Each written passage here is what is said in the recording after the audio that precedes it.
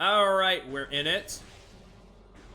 We are in the endgame of Prime 2. Look at the red and the purple. Could it be anything else but endgame? We're here. Just to clarify for the VOD heads, there have been, not only has it been a month, and I'm a little sorry, but not too sorry.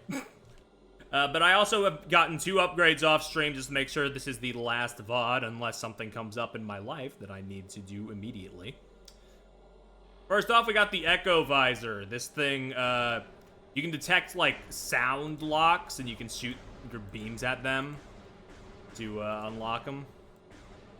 That's where the Echo subtitle comes from. not actually, but, close enough. Secondly, we got the screw attack. I can't really show it off. Actually, yes, I can. Hold on. You got jumps. You got multi-jumps. You can go real far with that, unless you hit an invisible wall like I just did. We're gonna do our best. We're gonna wrap things up today. If I remember correctly, I should be right outside where we need to go to fight Quadraxis, the final boss of the area. That's the ammo station. Yeah, it's the door directly across from me.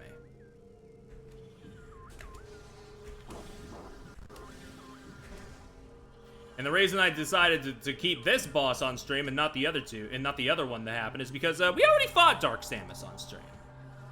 And I felt like if I needed to finish something, if I needed to finish today and there was one boss to cut, it was probably that one, especially since there is a 3rd match at the end of the stream.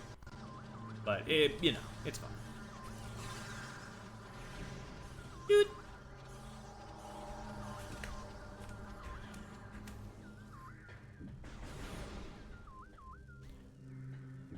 But yeah, Quadraxis, I remember this guy being a good-ass fight, so we're gonna... What's all this about again? Eco acknowledged. Final log deactivated. You may now access the temple. Right! The boss is, like, right there in the temple. As they all usually are. You can tell it's been a while. Set him in. Whee! Yeah, no, like, for a game where... Look, I love Prime 2 Echoes, but for a game that doesn't have very many, like, distinct colors in its art direction, Sanctuary Fortress, and especially the Dark Sanctuary Fortress, very much stand out. Oh, buddy. Look at that thing.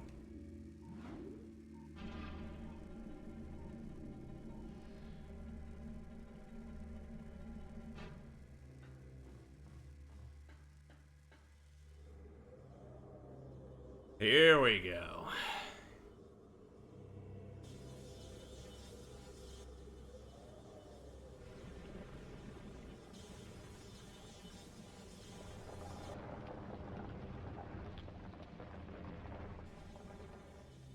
The big man himself.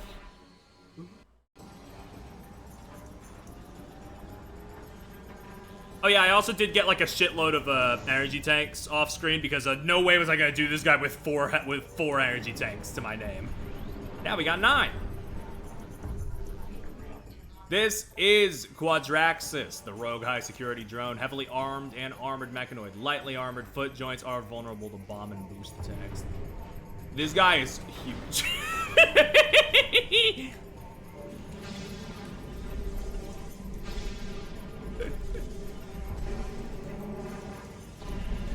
Big fan of them just going all out and they're like, fuck it. The giant. They were like, we got a couple years before Shadow of the Colossus comes out. We can do that. Oh man, okay, give me that. Oh right, and he's got like spider tracks on his feet. Yeah, let me hop on that. Where'd they go? Oh, yeah, okay, no, they're there. I just didn't see them because of the angles. The only problem right now is that it's going to be a little hard for me to get on the spider tracks with, again, D-pad movement. But I've been getting reacquainted I've been getting reacquainted with the D-pad movement for the morph ball. And that I am tolerating it. I'm not accepting it, but I'm tolerating it. Very different thing.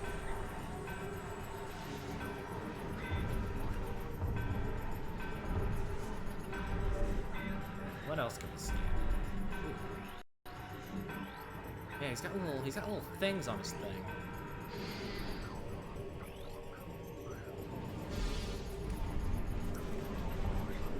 Oh yeah. No, yeah. Okay, I see where the trail leads now. Gotcha.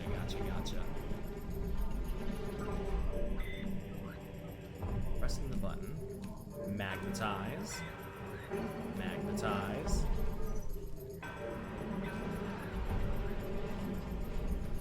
Magnetize. Magnetize. Magnetize. Oh, they're not magnetized. They're not like lit up. Interesting. What else does that log say? The Kodrax's unit went rogue and entered the service of the Ying. Its primary weapon system fires destructive matter, antimatter, blast. It uses a powerful missile battery for long-distance attacks. The Kodraxis is incredibly durable and well-armored, but its leg and foot joints are vulnerable. Damaging these joints will eventually render it immobile. That basically was just a longer way of saying the exact same thing that I just read.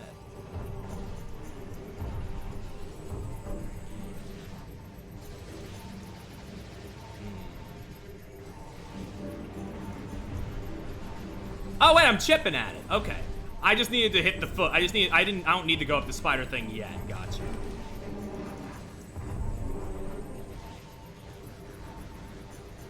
Wait, no, I'm not chipping at it.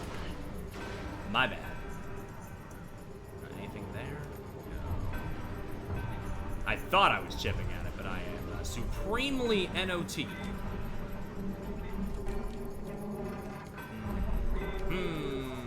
Okay.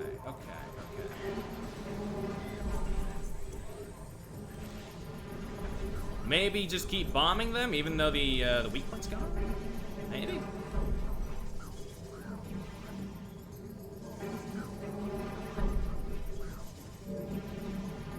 Okay.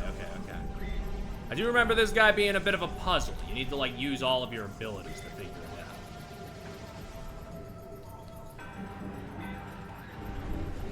Let's try and, in turn, to figure it out.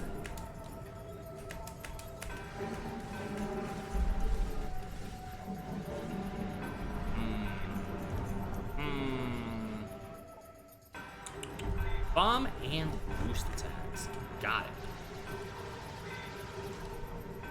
Yeah, no, that's a spider track, but I can't use the spider track.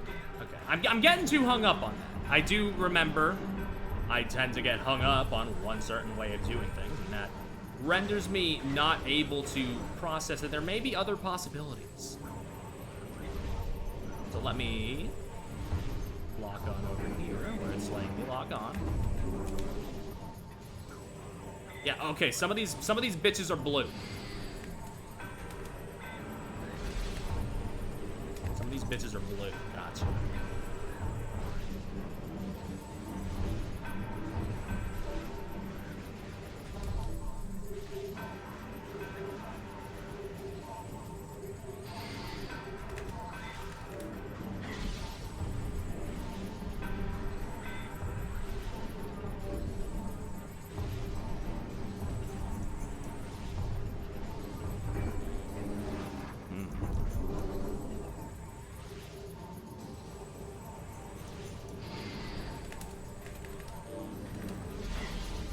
Okay, there's still one more. It's blue.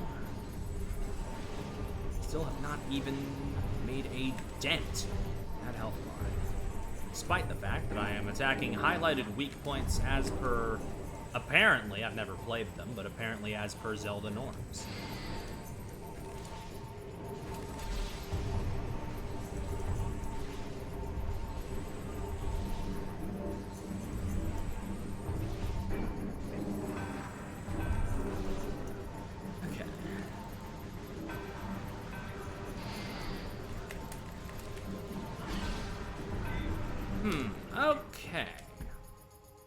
Okay. Gotcha.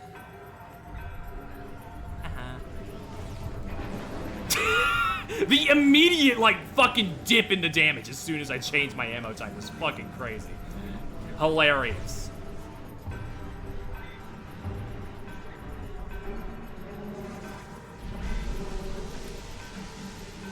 Well, this is almost definitely not the take anymore, but you know. I've never been one to quit. I've never been one to just give up. Hold on, can I have that? Thank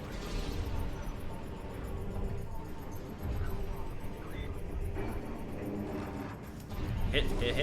Hit the ship that goes blue.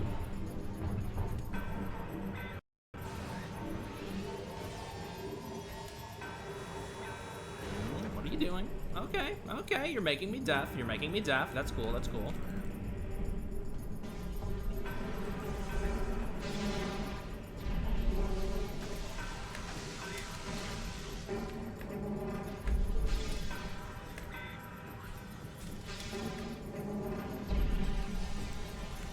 Hold on. Give me those, please.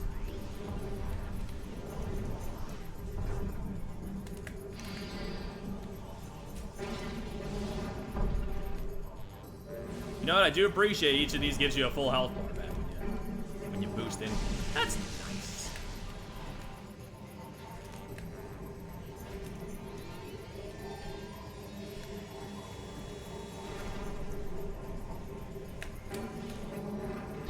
Damn, I missed.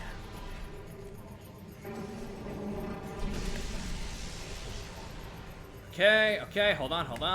I'm making my way over here. Making my way over there.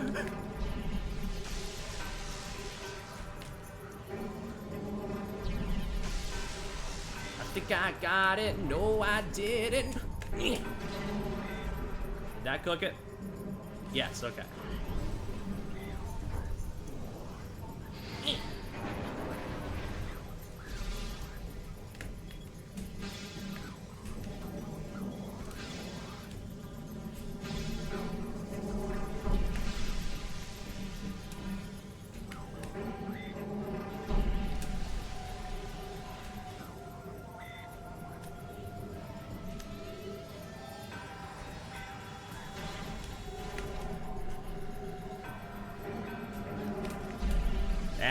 One second too late. Whoa, shit! Forgot about that. Forgot you did that. Forgot you did the spin attack.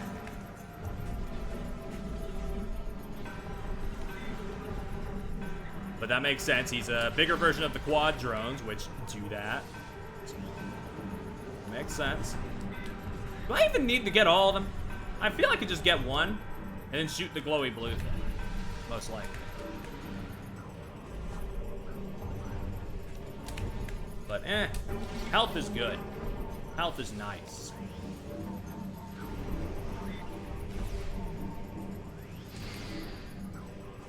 Okay.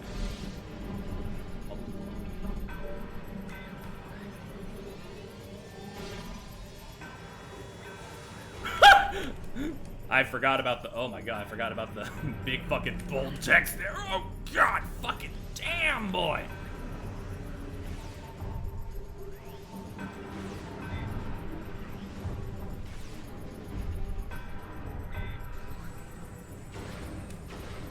Which one is it?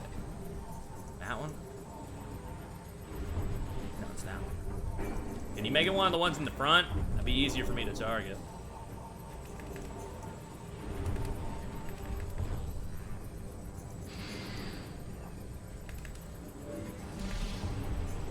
Okay, you're just being very picky.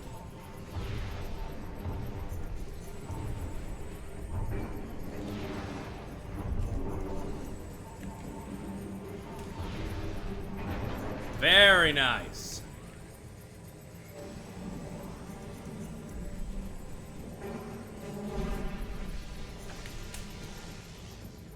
And my health is pretty much full.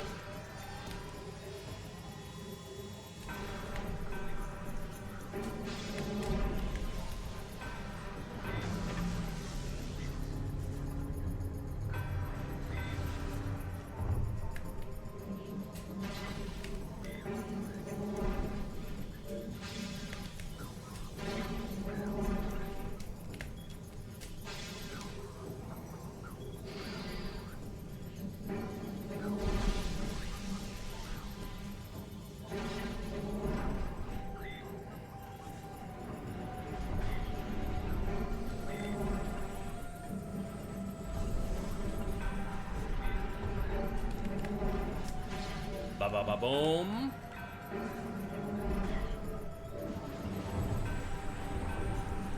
Come to me.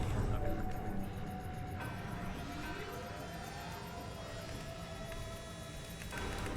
Oh. Well, it happens. Take the damage.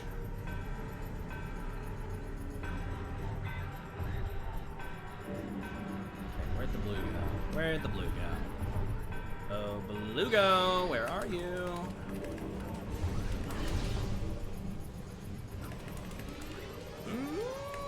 No, thank you.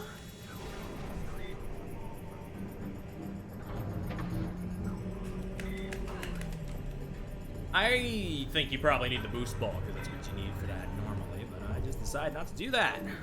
Okay. Can you please, may I please have the thing that I need over there?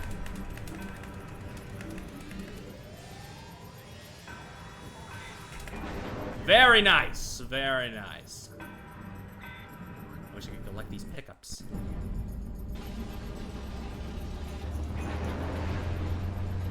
But that's okay. I have a few more seconds where I don't need them. He's about to shift into his second phase.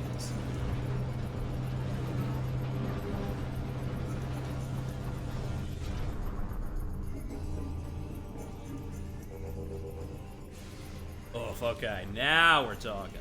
Give me everything.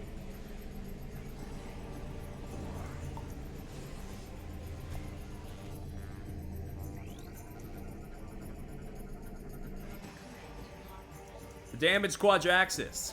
The main body has been rendered immobile. Sonic tactical data burst detected. Destroy transmitters to disrupt operations. And that's for this guy. Oh, he's trying to deafen me again.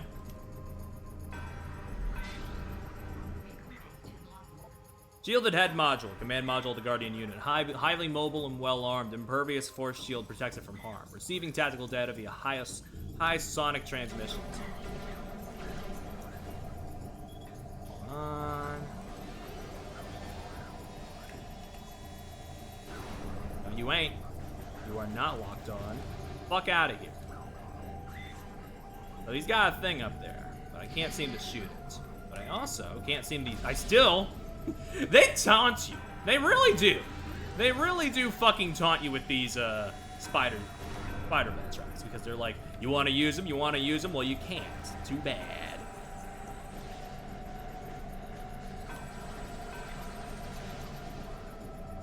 What do I need to, like, shoot it at the head?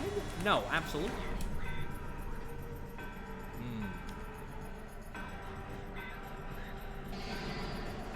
I guess the antenna, but it's not really working for me here, is it? Like, I'm shooting basically up its urethra. It's not going.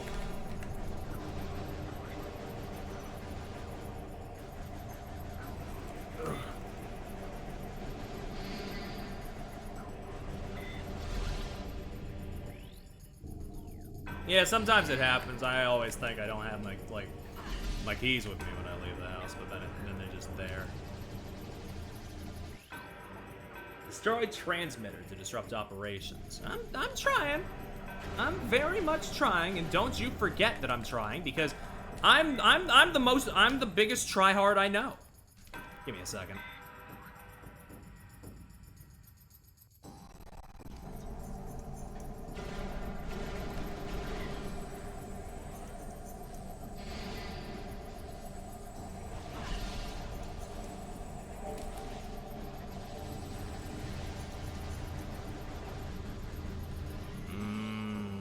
Okay, I'm thinking. This is once again not on me. I will try and convince people. Because they only ever use the Echo Visor up to this point for like, They only use the Echo Visor up until this point to say like, hey, use the dinghy. Use it in the dinghy. But then it's like, but here it's like, no, you can use the Echo Visor to basically figure out where to put it, and then you shoot the thing with a missile. It's like, okay, I never did this before, but sure.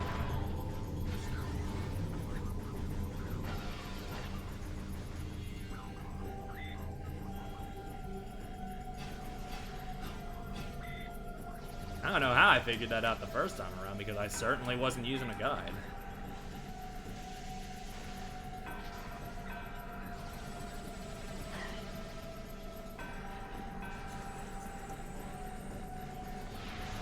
Doink.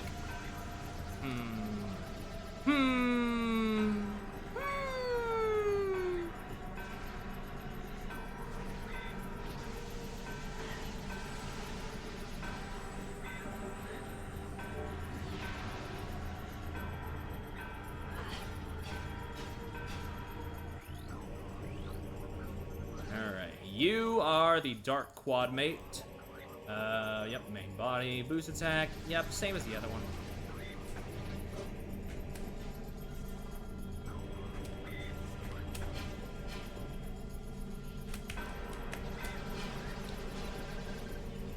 Where are you? Where are you?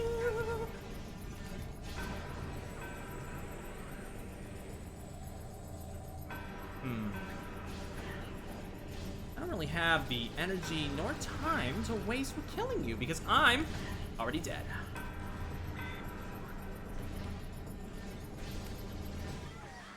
That's right, baby. I'm already dead. Don't you fucking forget it. Where's this put me?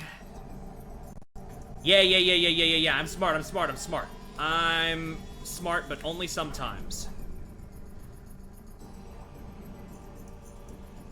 But not actually. I'm actually kind of stupid because I put myself here with only 4 dingies.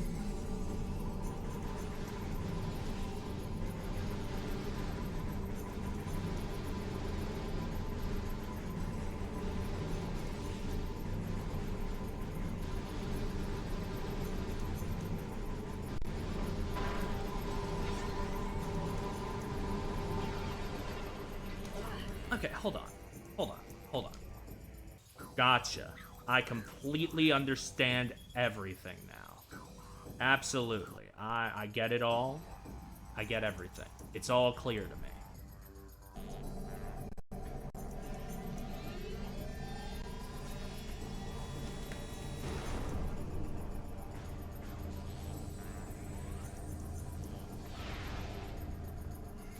It's all clear to me.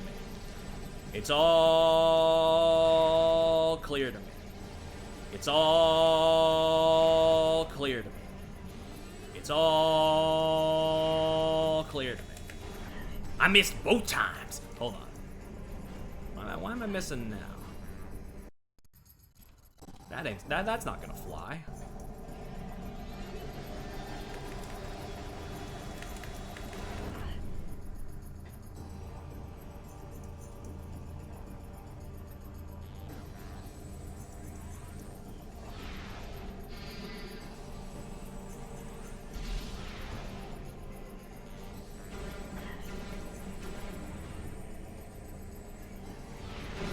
There we go.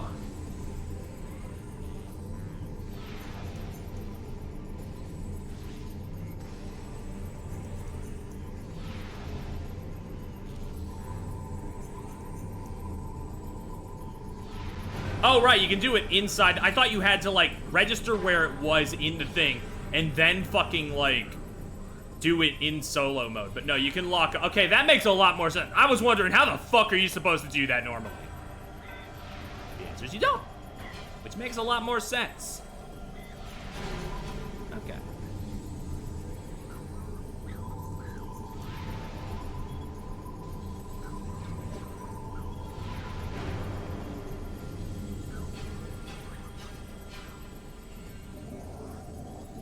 Yeah. Okay, it's all coming back to me.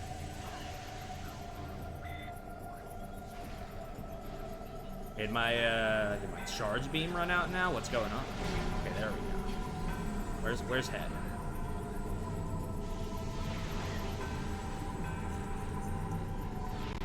Bada boom.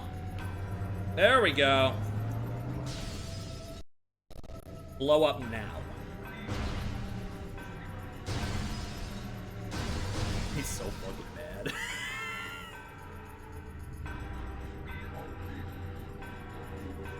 Okay. Now you use the spider bomb, but spider ball, not spider bomb. First, let me grab all these.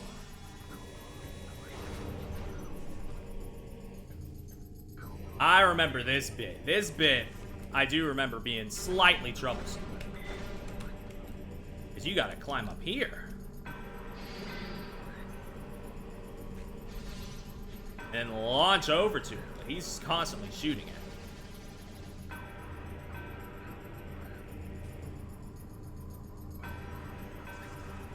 Wait, no.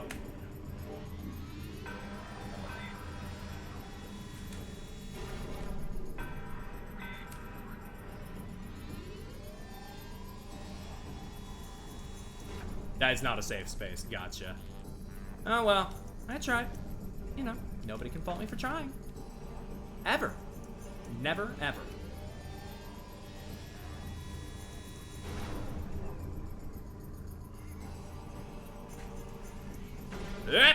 Nope. Okay, sorry. You know what? No, actually, you can fault me for trying, and I'm sorry in that case, okay? I'm sorry for trying against you. That was an honest mistake. Won't happen again. Will never fucking happen again. You can fucking tell that. Yeah, you know? You can absolutely, like, fucking take that one to the bank and cash it in, okay? I will never try ever again. Ignore the fact that I am charging myself up to get on top of you right now. In case you couldn't tell, I've been playing this game for 3 hours before the stream. That's why I'm so irritable.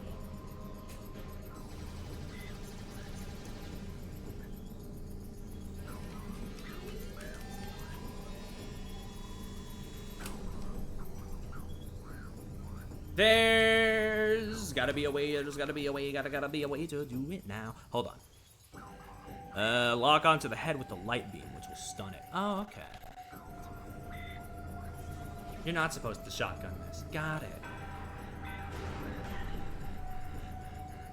Got it. You know, I'm glad there's such clear tells at all times to tell me what I need to use where.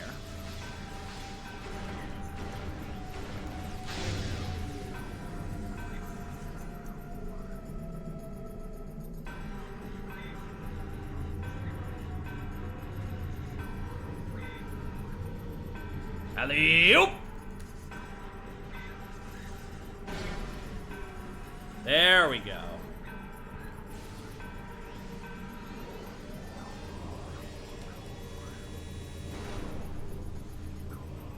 Hey, come here. Oh, he's like on fire. I saw that. You can't hide your flaming cranium. There's a band name for free, Flaming Cranium. That's a real one. You coming around? I'm waiting for you. I'm on quad. Oh my god, he's going the other way. You motherfucker. You motherfucker. I don't have enough ammo to do this. I don't have enough ammo to do this again, so let's line it up and pray it works out. It might be over. But that's okay, because I just remembered that you don't need light ammo.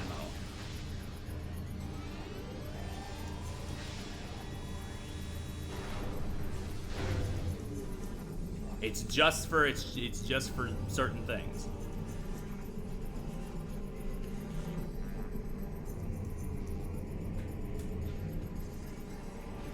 Okay, hold on, and wait, no, other one. That one's on fire. Bada boom. Good stuff. He's down. Only took me 30 minutes in the VOD.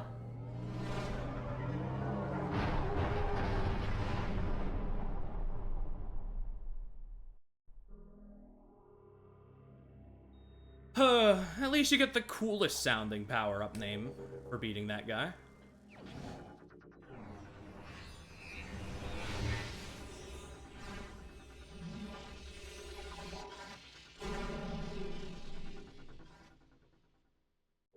We got the Annihilator Beam.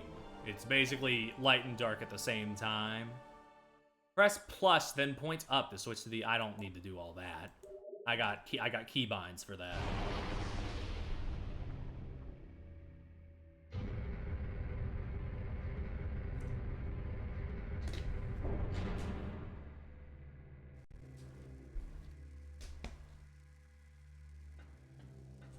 Okie dokie. Give me those, please.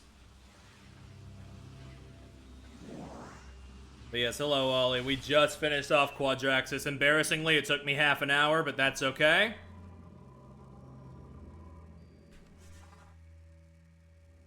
For one reason or another. Couldn't tell you why it's okay, but all I know is that it is.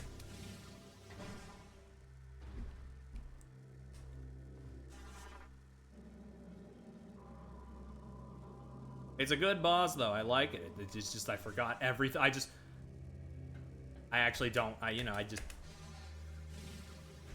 Hey guys. It's a good boss. I'm just bad at it. Apparently, I forgot everything about it.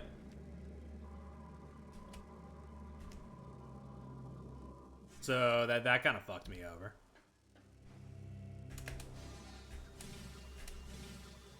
There we go. Easy peasy.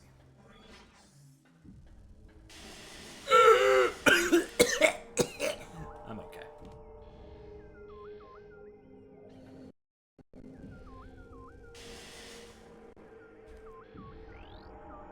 Forgot about the Ing Storm. A cluster of corrosive darklings. Contact with target swarm not recommended. Capable of corroding steel.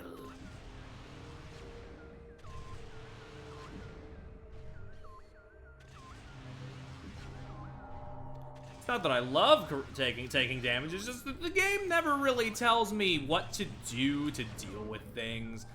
It just tells me to not touch them, and I'm like, that's not particularly helpful. Unless I'm supposed to, like, I don't know, Seeker Missile all of them, but that's not gonna happen.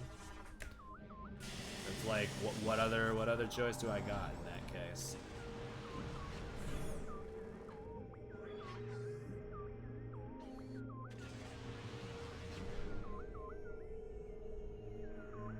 Okay. Now our goal is to get out of here. Actually, no, it's not. We need to get to the temple in the light world, right?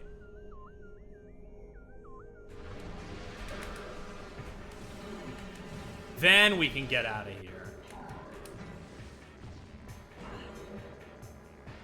Man, I really fucking shouldn't have, you know? I really fucking shouldn't have, like, abandoned this game right before the finale. I'm just forgetting everything.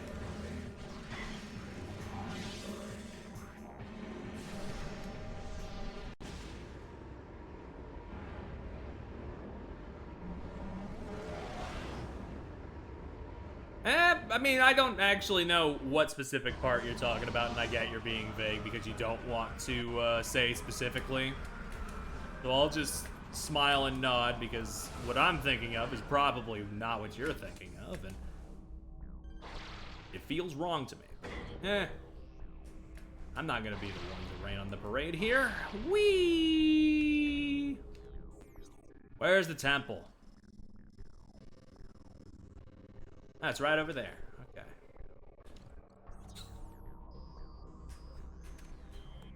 Around somewhere. This is the main gyro temple. Oh, okay. Okay, I thought you meant, like, specifically the first one, and I was like, ah, I don't understand.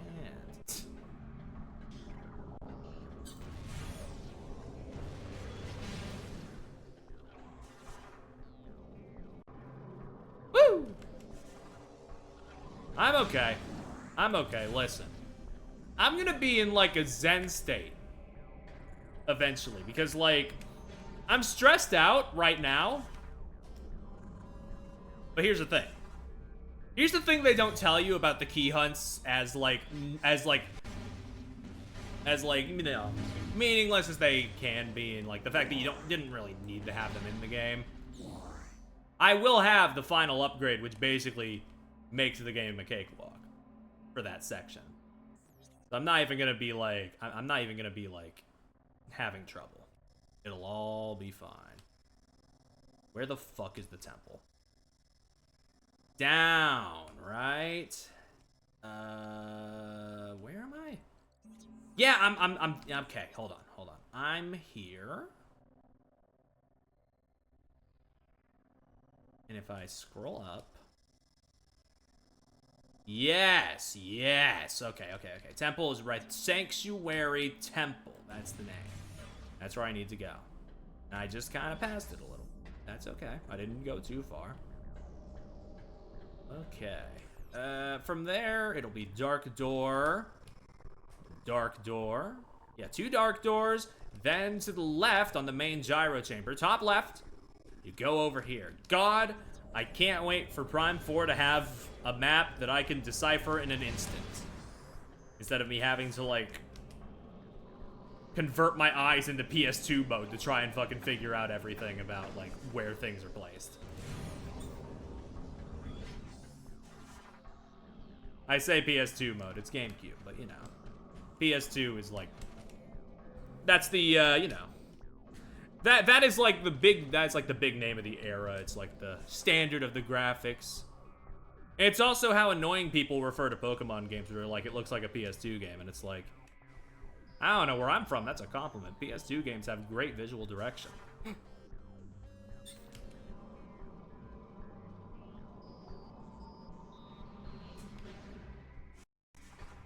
Fuck. Fell down here.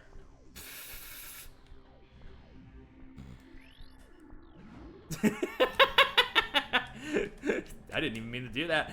That just sort of happened. I'm like, you know Jak and Daxter came out on the PS2, right?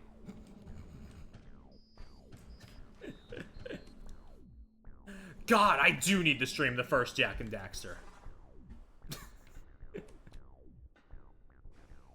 I really do. God, that game is great.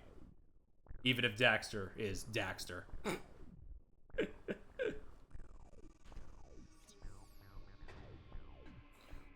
Also, retching. I stream Sly. I already streamed Sly, so I'm good there. Oh wait, you're just talking about games with good visual style. That's fair. That's fair. That's fair.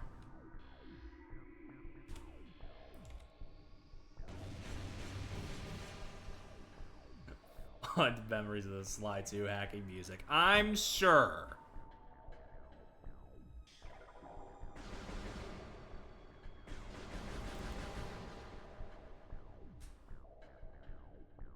Sorry, I got caught up on this again.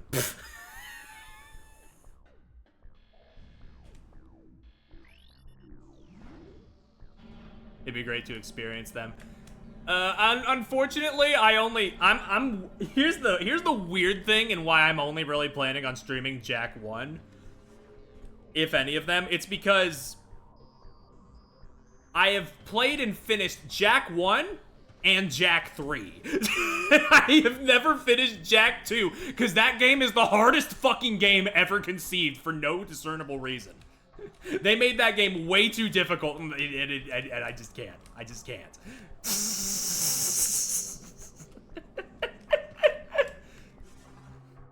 But hey, Jak 1 and Jak 3 are great. Here's the thing, I have heard that they are like, that like fans are doing like one of those PC decomps for Jak 2, since I believe Jak 1's already gotten one. So like, my main prayer is like somebody, you know, mods it to add more checkpoints. Because that, I feel like, from my memory, that is the biggest sin of that game. You can be like knee deep in like one of the hardest like fucking missions in your life. You die, it plops you right back at the beginning of said mission, and you're just like, I'm tired. I want to go home.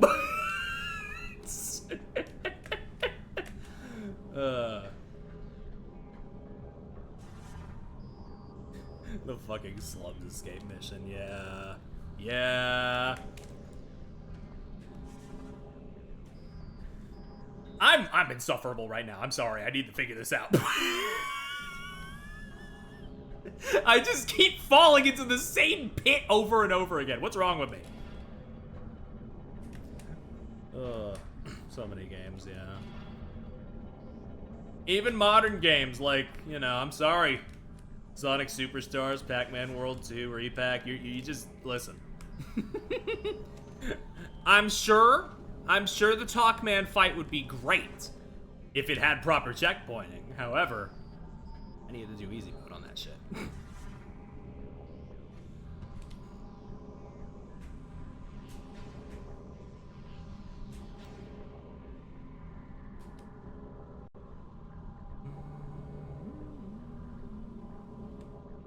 Hold on.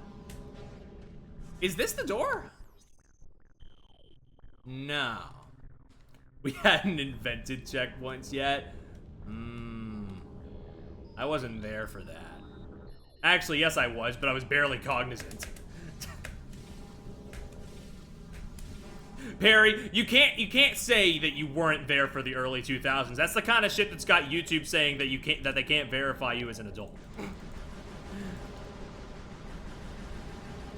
And I'm like, I don't know, man. I mean, I feel like I've kind of proven that, but I'm not gonna give you my government ID for that shit. Fuck out of here. Hold on. Okay. Because my main problem and why I'm not able to, like, get the information immediately is because it's a text guide. And it's a very handy text guide. However, it also hesitates to, get to the fucking point.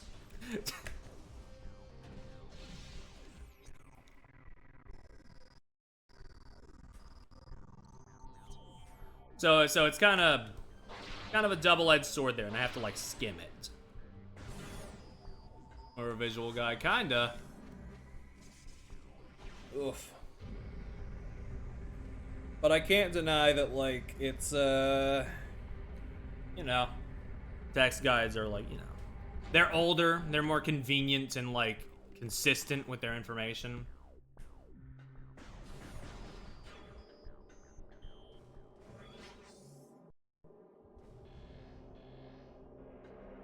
Please just answer my question. I'm telling you, yeah. Okay, I'm here. Now what?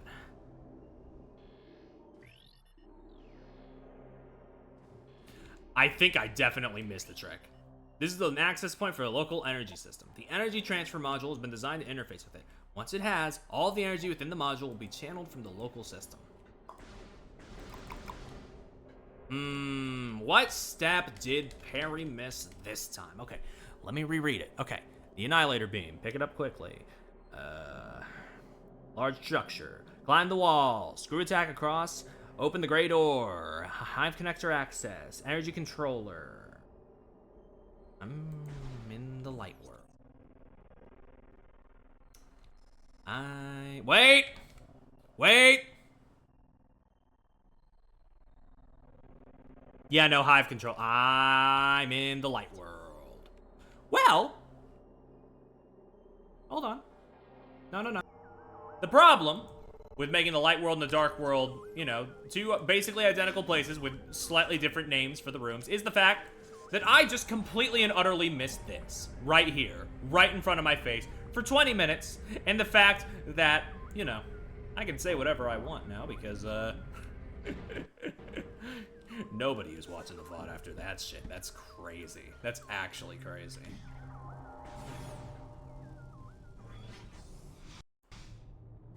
GG's, slide it in.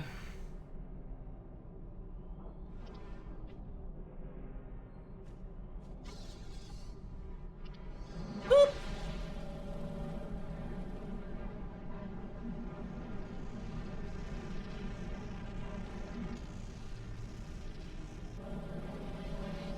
I know, I'm an embarrassment. But apparently that's part of my charm or something. I don't know.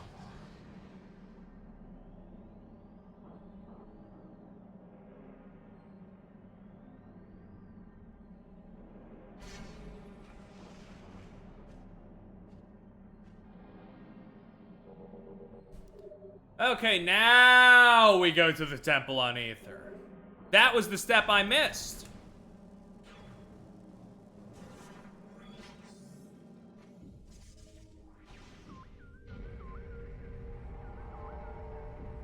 Oof.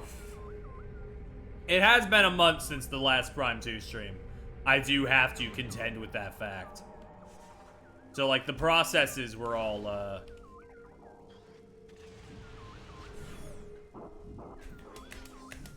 Well, the differences are small, especially on a text guide where they're like, okay, where they're like, go to the Hive energy controller, and I missed the word Hive, and I'm like, okay, go to the energy controller. That's on the light world.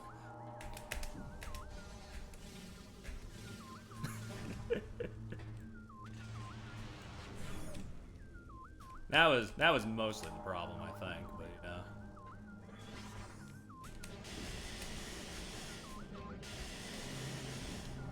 Whoop!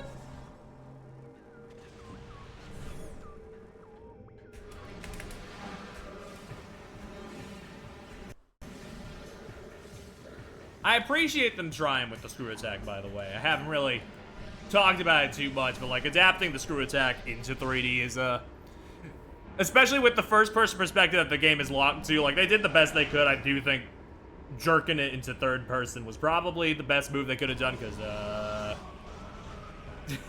I think not doing that would have resulted in like those like in a sensation similar to those first-person Sonic videos, where he does a spin attack and you start feeling incredibly fucking motion sick.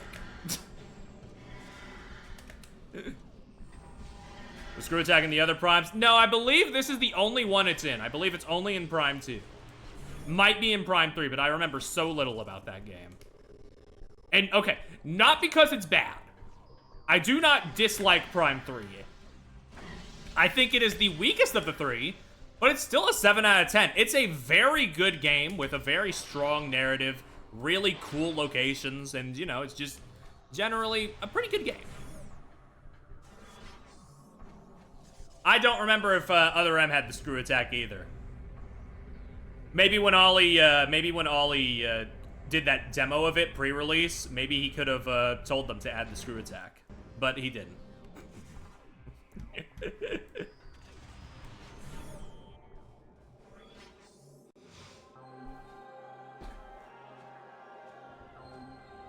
Ugh. I told them they left me. Man. Man, Ollie, I forget if you were there. Like, I'm trying to remember the order of events. I think I played the Metroid series, including Other M, on stream before you showed up. I think that was before I played Xenoblade.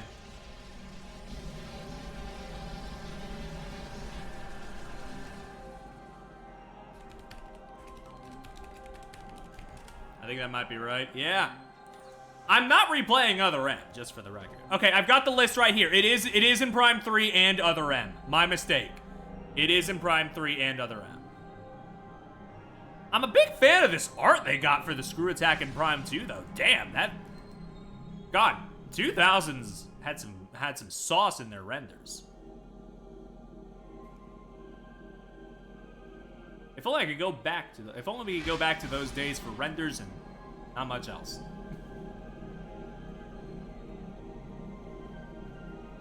Okay, the temple is all lit. We're all good to go. Ugh. I think about the, man, I think about the SA2 renders a lot. Very pretty. Very, like, radical energy that you would expect from Sonic. I wish we could get that back. But, you know, the games themselves are getting saucier, so I can't complain too much. Woo! All right. Now. We need to make our way back to Umos. I remember that much.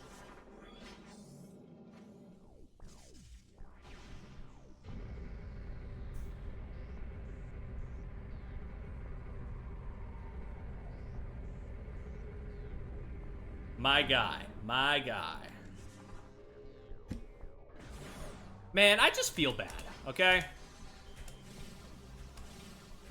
I just feel real bad, because I have gone on record saying, of the 3 Prime games, I think Prime 2 is my favorite, but I have done such a piss-poor job showing its strengths.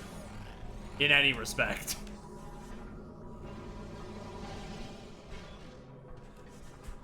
It's been such a scuffed stream series, like, through and through, and I just feel bad. Because, like, I swear by it. I swear by the fact that despite its divisive reputation, it's a great game. But, like, man, I really did drop the ball. That's what video essays are for. Hey, I don't really know if I got it in me to make a video essay for Prime 2 right now. I got too much else going on that I want to make. B, the Gaming Brit already made a really good essay on Prime 2.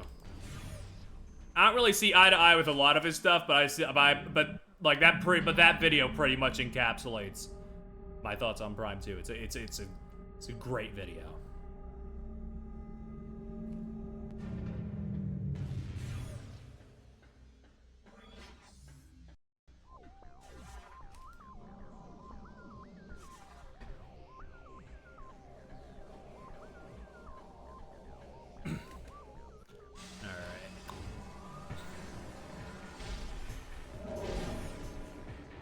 Okay.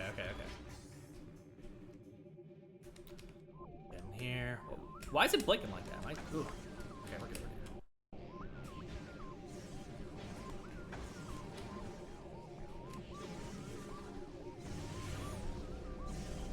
But yeah, no, because I'm on a much stricter time limit, watch the Prime 3 stream series just be like... watch that one be like the... Well, watch that would be my best work of the three. Because I can't take breaks. I do have to like stream all of it basically in November.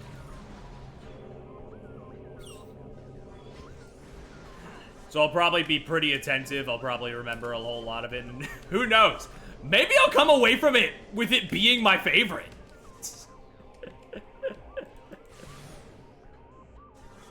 Who's to say? It's been 5 years.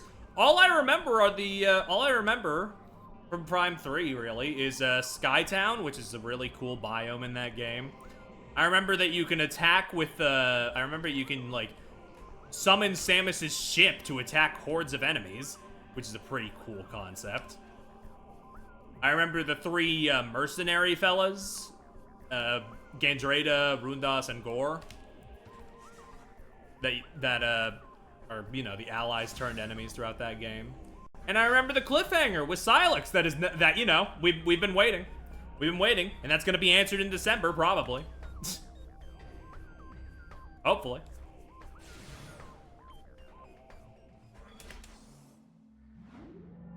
Ugh. You ever tried speedrunning? Casually. Not in like a serious manner, but like I do employ like speedrun strategies whenever I do my annual Donkey Kong Tropical Freeze streams. And I do speedrun other games here and there. I'm trying to remember them off the top of my head. God, man, I know I've brought this topic up myself multiple times, but when somebody else asks me, they just fall out of my head aside from Tropical Freeze. Tropical Freeze is the big one though. I do that annually. Oh yeah, I did casually speedrun Sonic Frontiers for about a year.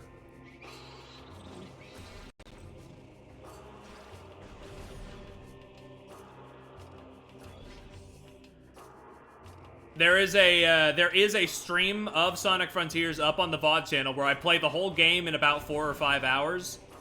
Which doesn't sound that impressive, but casually that game is like 25 hours, so like... when you put it like that, I think it's pretty impressive. Ollie was there for like the last hour of that stream.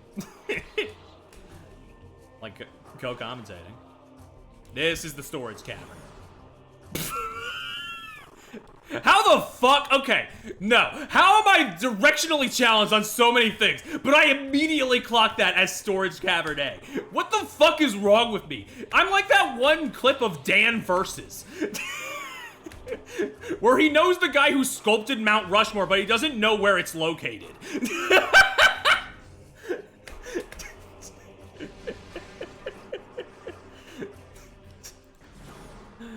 Which stream? The anniversary stream for Frontiers, where I beat it in 5 hours. You were there for like the last hour and a half of that.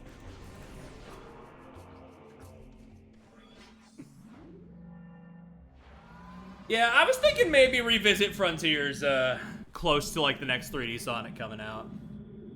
I wouldn't I wouldn't redo all the series like I do for a lot of build-ups because A, that's a lot of games, and B, you know, I'm actually pretty happy with a lot of the Sonic streams that are up currently. Like, the 06 streams, I think, are genuinely pretty good. I see that game on its own level, and I don't, like, blindly hate on it. I have decent fun with it while still, you know, critiquing it here and there. I'm fair, and, you know, I ran some good bits, too. I'm fairly proud of the 06 streams.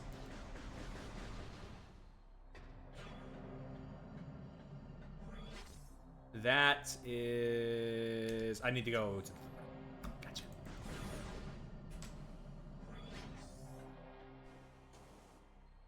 Oh, man. Okay. But yeah, no. Probably replaying Frontiers and probably Shadow Generations before the next 3D Sonic is probably the move. Because Shadow Generations, I played that in one stream on launch day. So I could definitely do it again, knowing the game.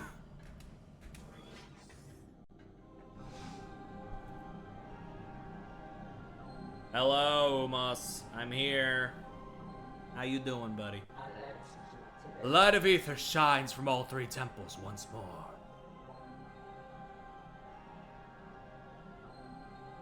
And yet dark Aether remains. One energy controller still shines in the darkness, sustaining the world. The Sky Temple, dark shadow of this hallowed place, holds the final energy controller. The greatest and most powerful beast of the Ing keeps guard over what you seek. The 9 keys to the Sky Temple have been hidden in each land of the Dark World. Finding them will be perilous, but I offer you this blessed suit of armor, energized by the light of Aether itself. Its power will help you reach these final keys. May it serve you well in the darkness. Holding on to the adventure games and maybe Heroes. Yeah, here's the thing. I streamed Adventure 2 back in the day, but that stream is no longer around anymore. But I've never streamed Adventure 1, and that's like my third favorite Sonic game, so of course I gotta stream it eventually. Actually, it's my second favorite. We talked about this recently. I think my top 3 from first to third are CD, Adventure, and then Frontiers. Dude, they blew her up. No, it's okay. She's fine.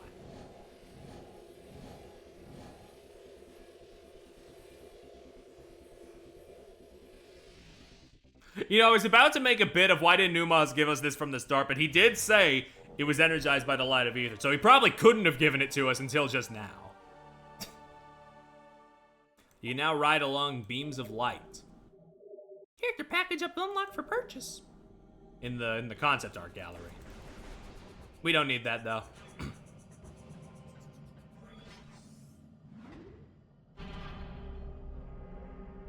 Now, first things first, before we go to the keys, I do need to make my way back to the Sanctuary Fortress entrance, because there is a light beam in there that gives you an energy tank. I vividly remember that. Yeah, I will definitely, like, here's the thing. If Adventure 3 is ever made, and I don't think that's what they're doing next. I think we're gonna have to wait a good while longer. However, whenever that does drop, I will probably restream Adventure 1 and 2, if I'm still streaming at that point. Heroes is an interesting question. Heroes is a very interesting question because, I have played all 4 campaigns of Heroes before. I don't know if I'd want to do that again. If I did stream Heroes, it would probably just be the Team Sonic campaign, and then I'd load a save file to go into the final story, because it's a lot.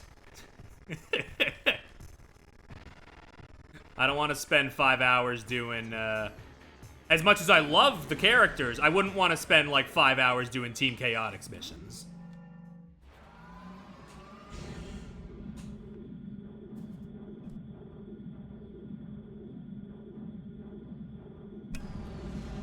And I feel like 5 hours is being generous.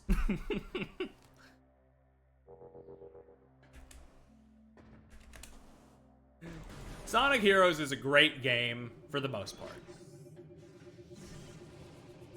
It just has moments where you can feel the extreme, and I mean extreme crunch it was built under, where Takashi Iizuka was left as the sole level designer on the Team Dark segments, and it's like, oh yeah, brother, now that you say that, I can feel that.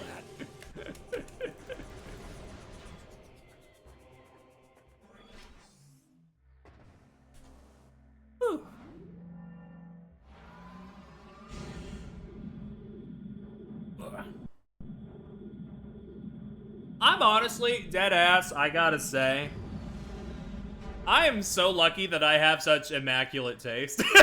Okay, this sounds really fucking presumptuous. This sounds really fucking egotistical starting up, but hear me out. That, like, I am, that I have, I would say, 10 games where the flaws are either, like, not there or so little that I don't even mind them. That I could just stream forever.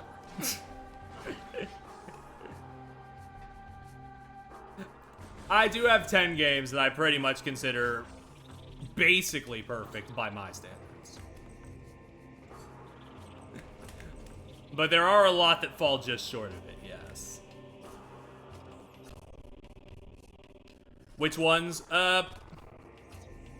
First Luigi's Mansion is one of them. I streamed that one annually. I know people have problems with the Boo Hunt, but I have played that game so many times that it is just not an issue for me anymore.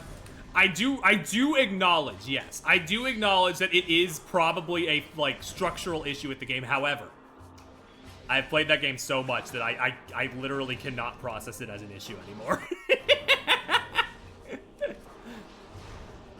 Ghost Trick is pretty much perfect. Great Ace Attorney Chronicles is pretty much perfect. I'm thinking. No, Hi-Fi Rush. I don't care for the I don't care for the middle sections and also the samurai enemies. That one's a 9. I'm thinking. Off the top of my head.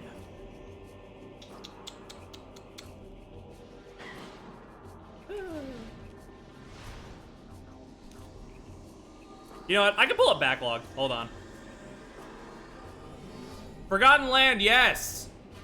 The mission, the way they reveal the missions is a bit rough, but otherwise, I do think that game is pretty much perfect. Punch Out on Wii! Punch Out on Wii! Punch Out on Wii is, like, I think, of my favorite games. I think that is the closest one to like, objectively perfect.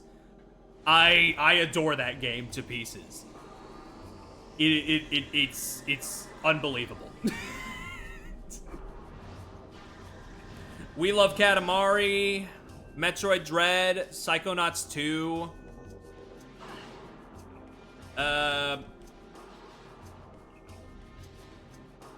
Guitaru Man. We played Guitaru Man this year, and that's already up there.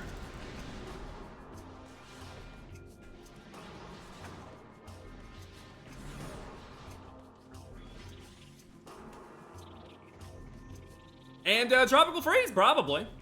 I think that's probably not 10. I probably lost count somewhere, but fuck it. You know, close enough. It's like in that bit in the Crossworld stream where they were like, name 20 cyberspace tracks, and I was just sort of naming 20, but I'm still gonna make the clip for my YouTube channel eventually. Surprise Bonanza isn't there. I feel it's a bit soon for it to, okay, I know it's real funny saying I just played Guitaru Man this year, but like, I feel like it's a bit soon for Bonanza. Also, there are a couple shorter layers that I'm not crazy about compared to the rest of the game, but don't get me wrong, the highs of Bonanza are like unbelievably high.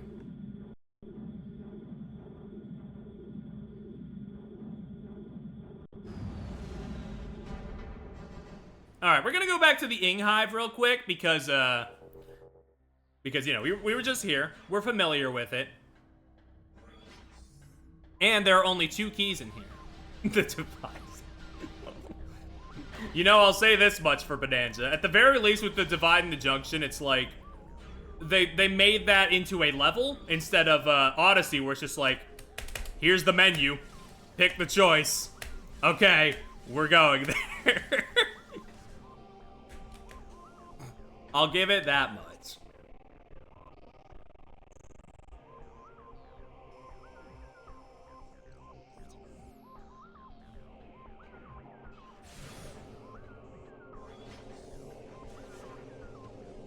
Okay, I need to find a portal. That being said, I do think Bonanza has a perfect finale. But you know, we've gone on about that at length multiple times. We've had that discussion a lot. But you know, I felt the need to at least shout it out there because like there are parts of it I think are perfect for sure. Did you stream this? Oh yes, I did stream the Psychonauts games long ago.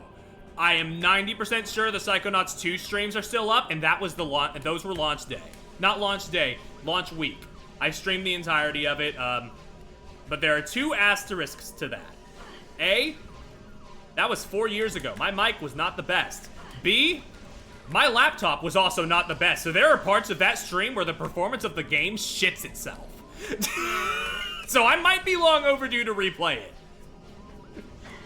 I might be long overdue to replay Psychonauts 2.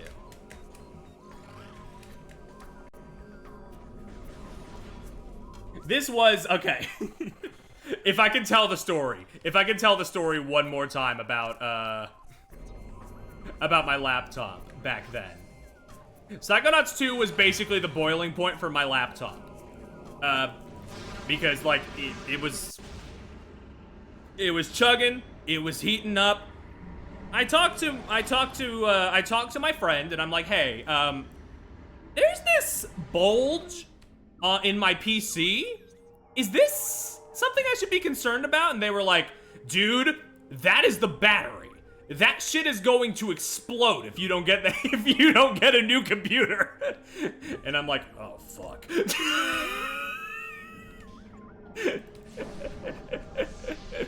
So Psychonauts 2 was one of the last streams I did before I got a new computer.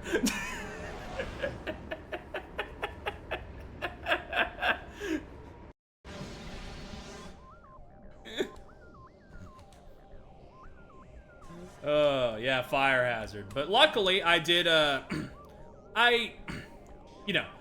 got the battery thing sorted out, and then I gave the laptop shell and all that to said friend because they wanted to tinker with the parts. So, you know, disarmed the bomb.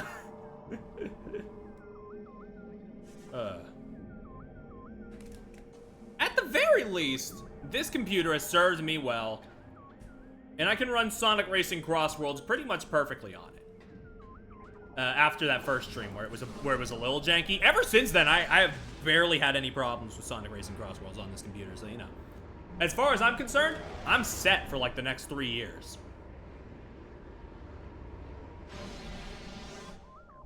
Where the fuck am I?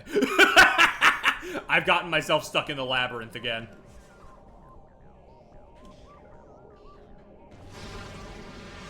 But yeah, no. Psychonauts 2 is great. I'll stream it again someday. Who knows when? But, yeah. Psychonauts 1 and 2 are both... Okay, actually, okay. Psychonauts 1 is an 8 out of 10 game for me, but, like... I do adore it. It's an 8 out of 10 that I adore, but there are some parts of that game that frustrate the hell out of me. If you've played it, you know the one. You know what I'm alluding to. But Psychonauts 2, I think, is pretty much perfect. Could not ask for a better game.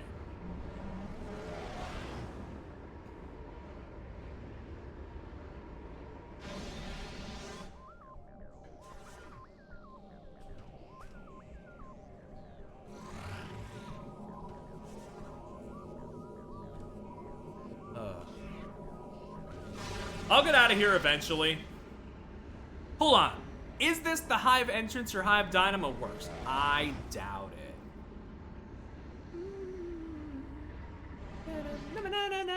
Nope, this is the Portal Chamber. Very apt name. Very apt name. We are in portals. And there's a chamber that I am currently stuck in. Everyone talks about that part, but it's just... It's a lot of, like, rough platforming stuff that I'm just not huge on. But, like... I'm not gonna... Okay, here's the thing. I can tell that even despite me having issues with it, I didn't have as much issues with it as most people. Because, on my backlog, when I reviewed Voodoo Vince, I said the carnival level in that game is what everybody thinks the meat circus is, which clearly means that I didn't have that much of a problem with the meat circus way back when. But I had problems with the carnival and Voodoo Vince. Fuck Voodoo Vince. Actually, that game's like a 6. It's not actually that bad. I get a little aggressive thinking about the end of that game, though. Sometimes the ending of a game can be so bad that it retroactively harms your opinion of the game. But that happens so, like, few and far between in moments with me that I'm like, it's fine.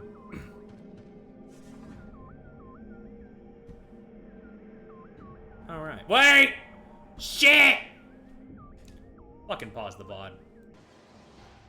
Yeah, Frogger 3D is the only game I've ever given a 1 out of 10. I'm pretty lenient. I'm pretty generous with, like, with games. I try to see the good in them. Hell, I played Bubsy for the first time. Not played for the first time, but I finished Bubsy for the first time yesterday. I gave that shit a 5 out of 10. There are problems, and the back half of that game is pretty bad. But, like, I really just don't see it. I don't see it being, like, the terrible end-all, be-all platformer. Now, Bubsy 3D, I'm bracing for that whenever I get to that. That is probably going to be my second 1 out of 10 whenever I get to that. However, I will say, Bubsy 1, I think they were trying. I mean, not to say they weren't trying with Bubsy 3D. It's a very complicated history with that game where it was before, like, 90% of 3D games, like, existed. Their only frame of reference really was Jumping Flash. But all the same, I think Bubsy 3D, not Bubsy 3D, the first Bubsy is okay. It is a solid, like, 5 out of 10. It's a 7 out of 10 for the first half, but then that final part's like a 3, and I'm like, I will say, it might have been alleviated by the fact that I had save states and rewind. That definitely could have helped. I'll be honest. Maybe that's why I'm like, it's not that bad. But I think, here's the thing. Here's the thing that I feel like most people didn't understand about the first Bubsy. That game is mean on purpose. It's not... People try and, like, they're trying to be like, oh, you know, like, it's like, what were they thinking with it? Did they think this was good? No! No, it was trying to be a slapstick cartoon platformer. You run too fast into a wall, he fucking bonks against it, becomes a flat fucking gets dizzy for a little bit. Like, you need to meet it at its level and realize it's just trying to be stupid and fucking goofy. It's not here to be like, it's not here to like change the game. It's here to make you laugh. And Bubsy himself, I guess, you know, he's a little bit annoying. Oh, here's the thing. Okay, here's the thing. Everybody always gasses up the fall damage. They love gassing up the fall damage. Here's the thing. If you glide at any point before you hit the ground, you don't die from the fall damage. That's the secret trick nobody ever told me about. You don't die from the fall damage as long as you hit the glide button before you hit the ground.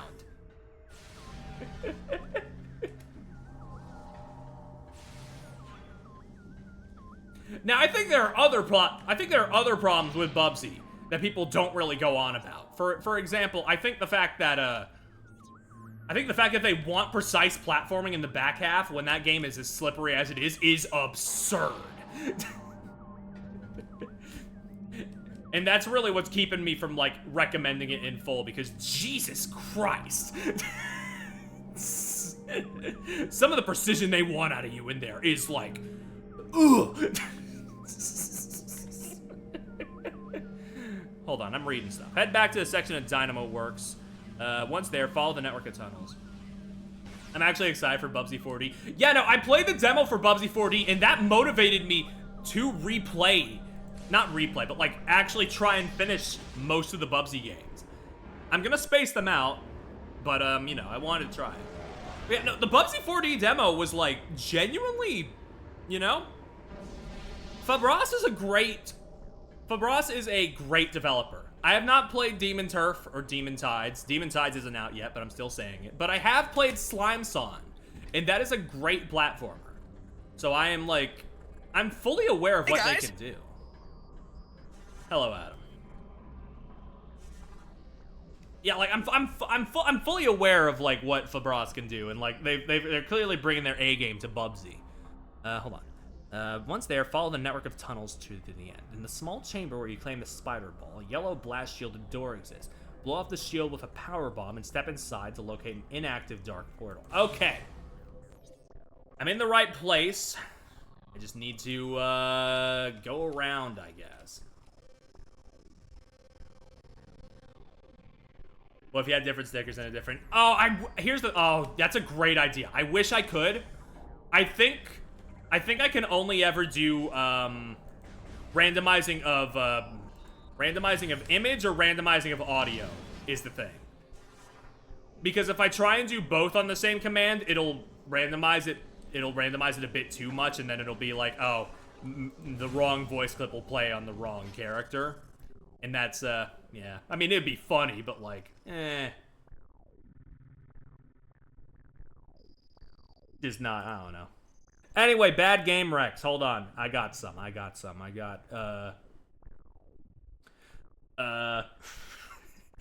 Fling Smash on the Wii, Super Monkey Ball Adventure.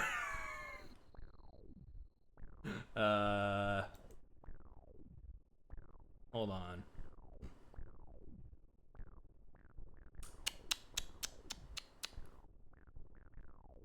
I'm looking through my list.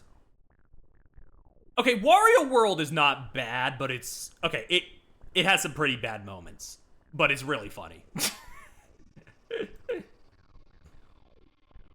I don't know. I'm looking at my low-scoring games on my list, and I'm like, I don't think half of these are, like, really bad in, like, a way where I can recommend them in a way to where, like, you'll, like, understand bad game design. I think I just didn't fuck with half of these. Ugh. And also stuff that I'm like, I'm pretty sure you've already played. Like, I'm like, August, you're like the other Resident Evil fan here. I'm pretty sure you've played 5 and 6. I'm not fond of those in the slightest. They're also very low ranking for me.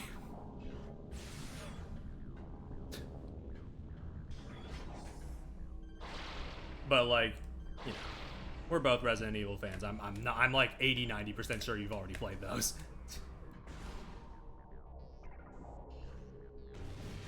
I haven't played 5 and 6. I don't even own 6. Oh, okay.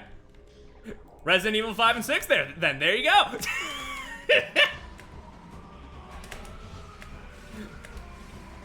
I do think probably Resident Evil 5 and 6 are fine if you have somebody to play them with. Those are clearly like 2-player coded games. Like, they're games made for like co-op stuff. However, I streamed those games solo. And in Resident Evil 5's case, I had the shitty PC port, where, I shit you not, one of the bosses, I had to change the frame rate in order to actually damage it. I don't know how they let that shit slide. That port is unbelievable. But yeah, I'm sure co-op RE5 with, on consoles, probably okay.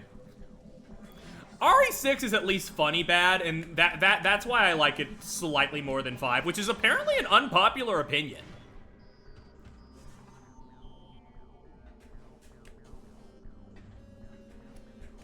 And yeah, those are the action movie Resi games. That was like when they took the wrong lessons from how well 4 was received, and they were like, fuck it. Just, I don't know. But I just like, make it stupid. Oh yeah, Sonic Generations also had like a really bad PC port for a while, but thankfully with Sonic X Shadow Generations, they have rectified that.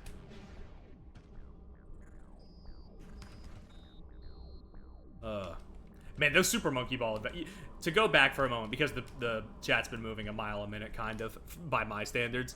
Super Monkey Ball Adventure is, oh my god, those streams. I hate to say it. Take me back. It's been a while, okay?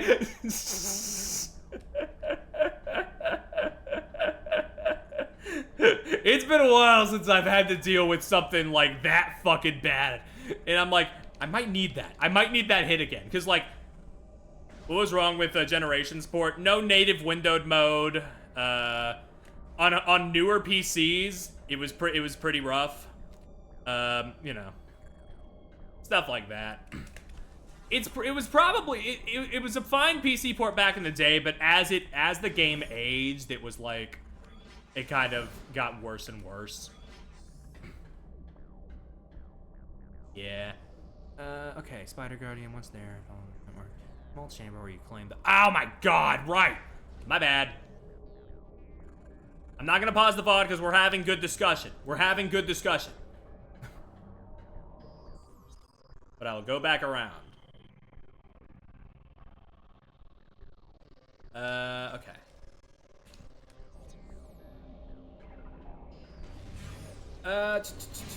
But yeah, no, but yeah, no, as far as other games, I like, I've rated low and I just don't fuck with at all, like, yeah, it's like, half of them are, like, probably objectively pretty good and people would have a good time with them, but I just don't like them.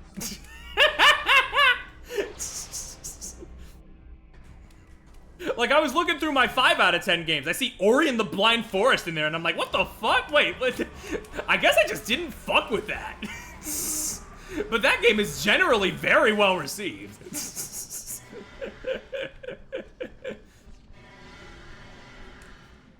That being said, Ori and the Will of the Wisps is better. That game's better. I can tell you that one for free. Regardless of my opinions one way or the other.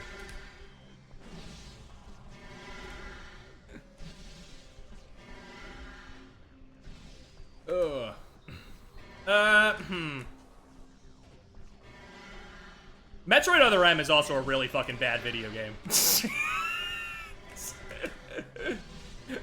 I'm not even gonna lie, like, everybody always talks about the story. Everybody always talks about the story, and rightfully so, it's worth critiquing. However, that is a 3D game that you control on a D-pad, if you want me to set the tone of that one for you.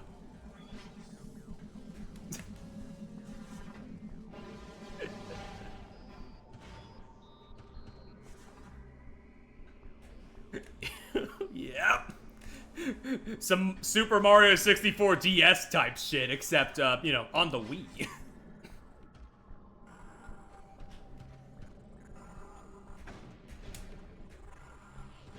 Some decisions.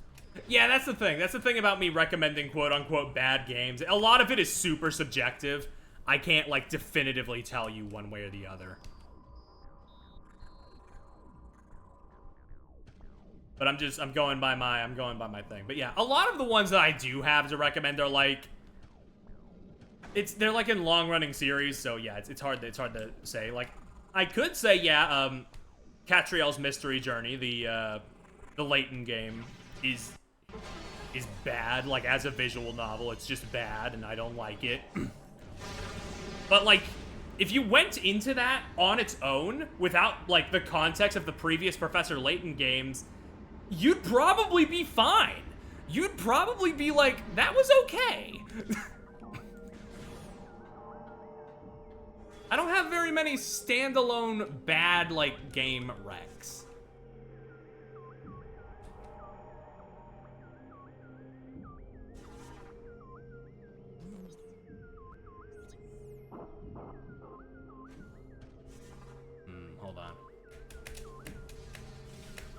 Because, like, another one, Kingdom Hearts Chain of Memories. Oof. Oof. Horrible combat system in that game. Not a fan of it. Story's pretty good. Not a fan of that combat at all. But you would need to play the first Kingdom Hearts to get to that.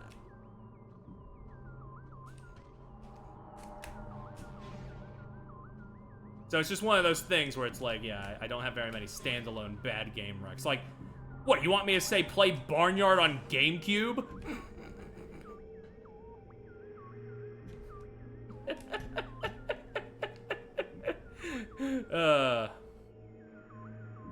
For the record, I'm not trying to be mean. I'm just analyzing my selection, and I'm like, man, I got slim pickings.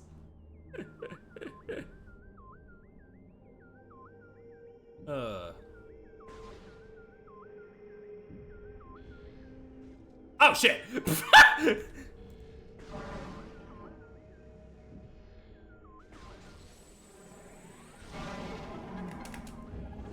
All right, number 1. Okay, travel. Hall of Combat Mastery I need to go to next. Okay, gotcha.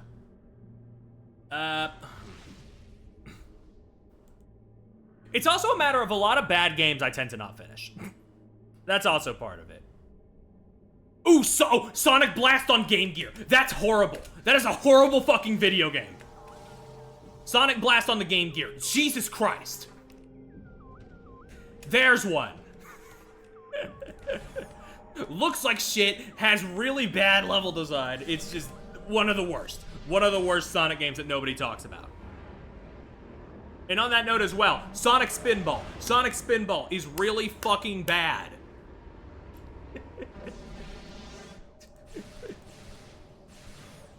Horrible soundscape on that one. They tried to combine pinball and platformer elements to basically the worst results I've ever seen. Just cannot recommend that. It's fine for the first level, but after that, it just gets real rough. Yeah, bad Sonic games are a fun conversation, because, like, here's the thing. I don't think 06 is in the bottom 5.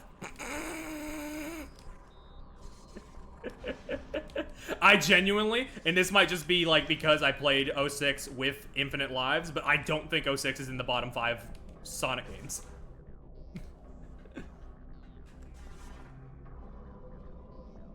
On that note, Mario Pinball Land is also awful. Mario Pinball Land is horrid. I hate that game. I really cannot stand Mario Pinball Land. A lot of pinball.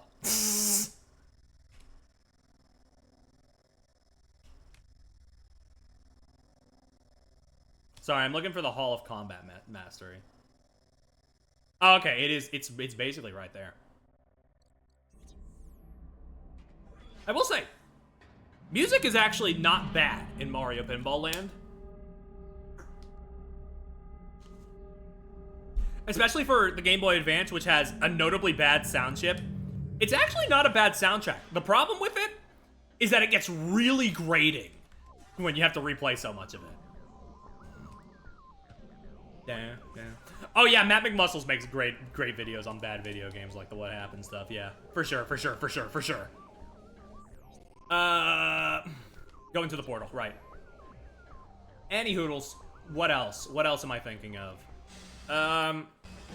Either version of Super Monkey Ball Banana Blitz, I would say, are bad for different reasons, which I know sounds crazy. I know sounds crazy from the outset. Because, like, what? That's just the port of, what? The HD version? That's just the port of the Wii game, right? No. The thing about Monkey Ball Banana Blitz HD is that they remove a lot of the guardrails, so you have to do fucking surgical precision on levels that you were not meant to do that with. The original Banana Blitz is bad just because it's like, it's mostly brain dead easy and you gotta use tilt controls and there's a jump button and it's just real bad. But Banana Blitz HD, I could definitely make an argument for that being worse, which is a crazy statement. Okay. Is that why I had trouble with it? I would say the first few worlds of Banana Blitz HD are fine, but once you get to like World 5 and beyond, holy shit, what the hell were they thinking?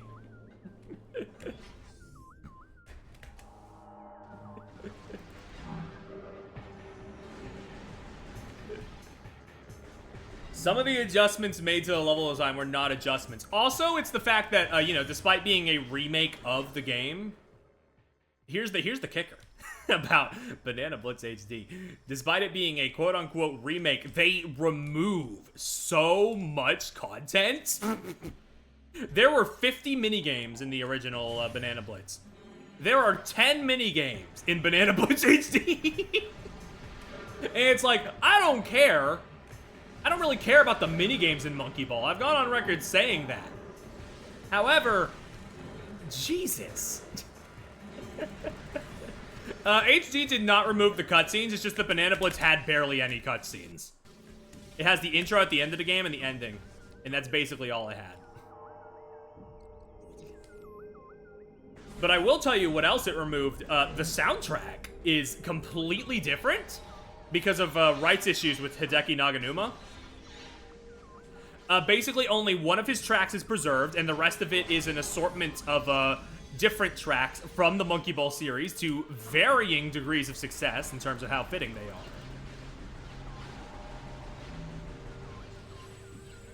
Oh, you might be thinking of Banana Mania, Adam. Because that's the Monkey Ball 1 and 2 remake, which I find actually, that one's okay. That one's okay.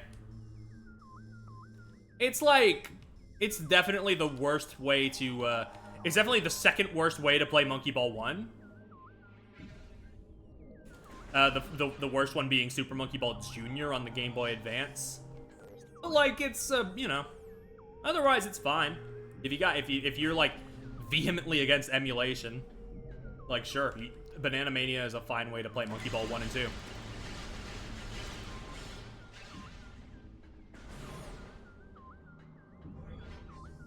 Alright.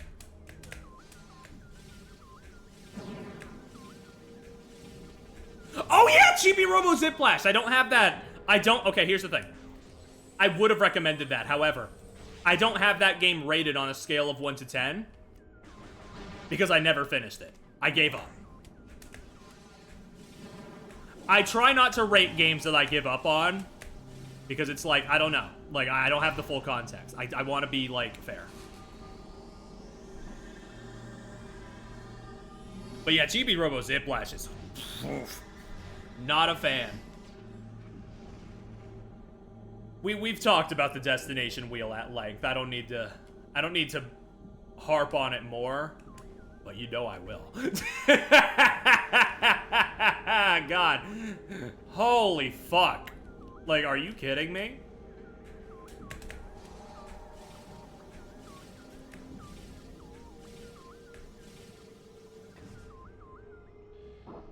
What were they doing?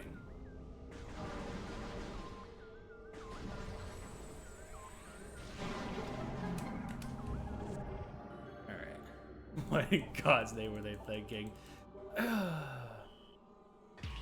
I like the other Chibi Robo games. I love the original Chibi Robo. It's on NSO. If you have the NSO expansion pass, definitely play it. It's an underrated gem. I like what I played of Park Patrol. I need to get back to it. Never played the Japanese exclusive one, Clean Sweep. But I liked Photo Finder on the 3DS. I think it's cute. You know, I think it's got a great personality. Even if it's not, like, amazing. It's like a 6 out of 10. It's fine. But Ziplash is such a sad whimper for that series to go out on. I'm forever mad.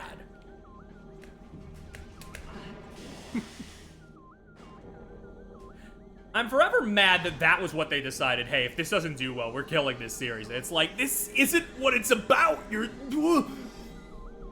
This is not even Chibi Robo. You're just... Ugh. I know there are worse things that Nintendo has done and things that I should rightfully harp on them more for. Them killing Chibi Robo like that is the thing that makes me the angriest, though. Like, out of pocket.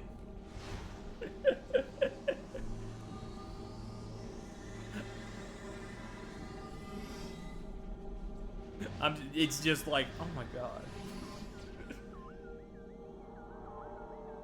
Oh.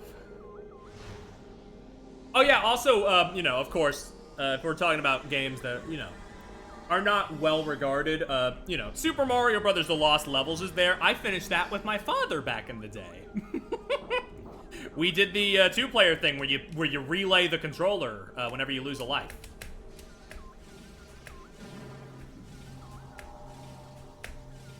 And yeah, that and Frogger 3D were like my earliest memories of being like, huh, video games can be bad.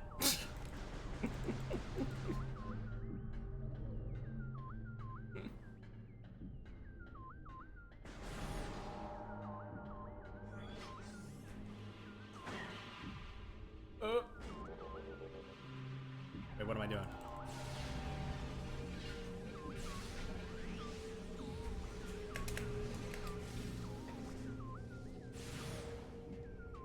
I just don't go out of my way to play garbage. I usually don't unless A, it's a sub goal, or B, I'm just morbidly curious about something.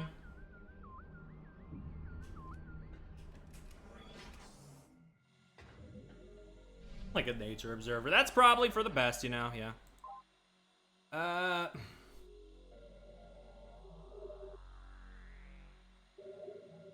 Okay. I'm gonna go to the bog next, since there's a portal from the fortress to the bog. Sorry, I'm looking through my list.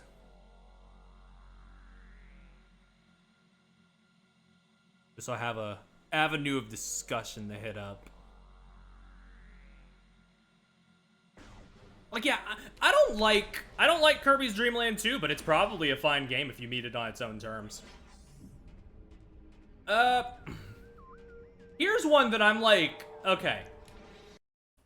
I really disliked it back when I played it, I know this much, but like, I'm sure if I went back to it, I'd probably be a bit mixed on it now. I'm sure people here, I'm not sure if anybody here's heard of it, but the game Nefarious, it's got a great personality. I gotta say, it's got a great personality and a wonderful concept where you play as the bad guy in like a platformer game and you like kidnap princesses and stuff. It's cute. It's a fun little parody on like the whole platforming spiel.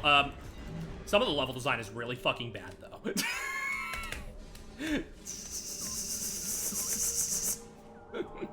Some of the level design in that is really fucking bad, but I don't think it's a bad game. I think it's, like, fine. But it has moments where it's like, okay, you're gonna have to put up with some shit if you want to check this out. But it's a cute game, wonderful art style.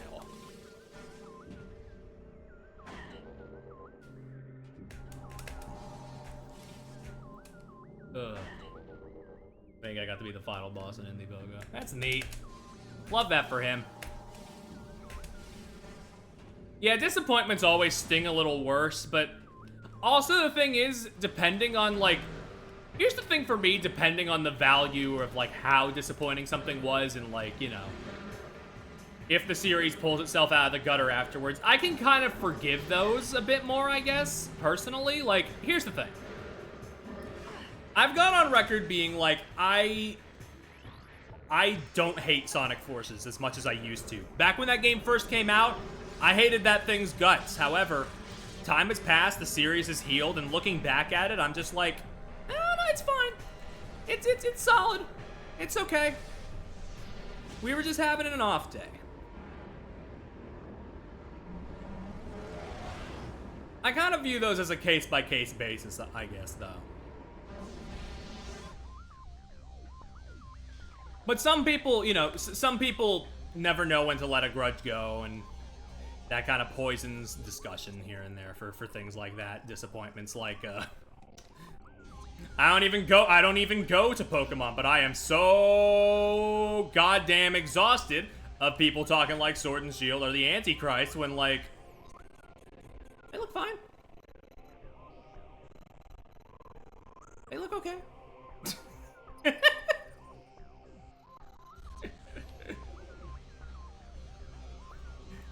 In general, it just feels like for one reason or another, that poisoned the well on Pokemon discussion forever, which is a shame because you know what the funny thing is? As an observer of Pokemon, everything after Sword and Shield is the shit I'm interested in.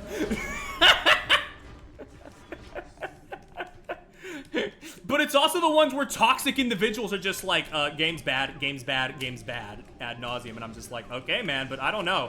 Did you see the fucking story and final boss of Scarlet and Violet? That shit's hype moments in aura. You should see the Legend Z. I need to tell you, Jacob. I've been in these fields a while. I think that might be the most forced discourse of all time. I gotta be honest. ZA discourse in particular feels so goddamn forced. Because everything I see of that game, aside from the graphics, which yes, they could look better, but like, everything I see of that game, it's like, this looks cool actually. This looks neat. Like, the characters seem really fucking cool. I have seen some really funny dialogue in that game. That game has an immaculate script. And I'll tell you that one for free. And it's just like, I don't know. I think, okay, here's the take, okay. You wanna know the take that made me go a little fucking, like, I had to, like, hold myself back from, like, becoming the guy in the comments defending the game I've never played. Somebody was out there being like, oh yeah, you know, you gotta like, you know, the game is like, you know, it's $70 and then you gotta get the $30 DLC and then you need the $500 console to make it run good. And I'm like, no you don't! The Switch 1 version runs fine!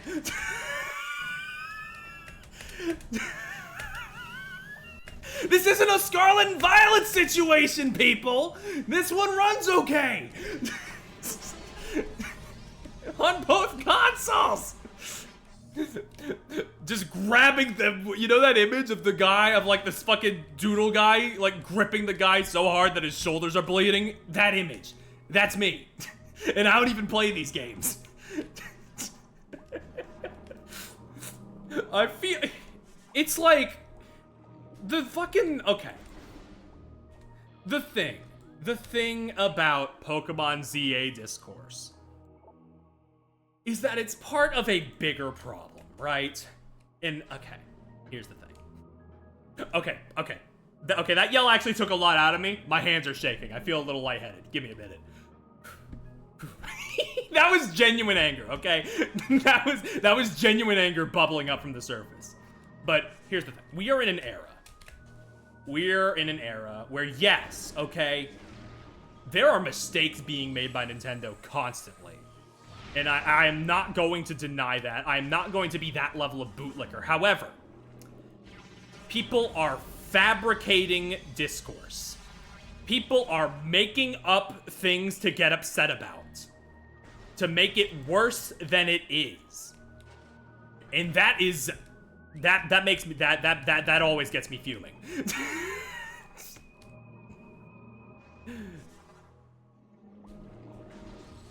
Like, the only, like, really? Like, it's already bad enough as is, and you want to make it, like, worse? You want to, like, poison the well even worse? You want to make it so, like, the people who are, like, have genuine complaints are getting, you know, fucking aired out by the people who are, you know, making up shit to be, upset about?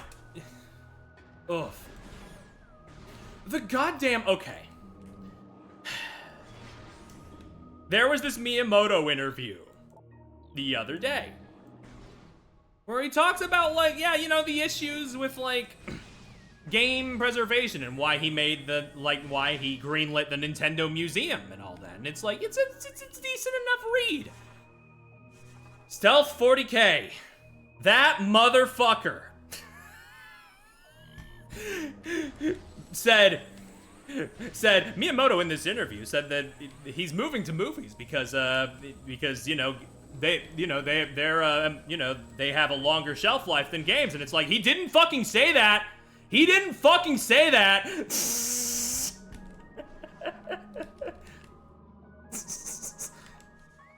You're making shit up.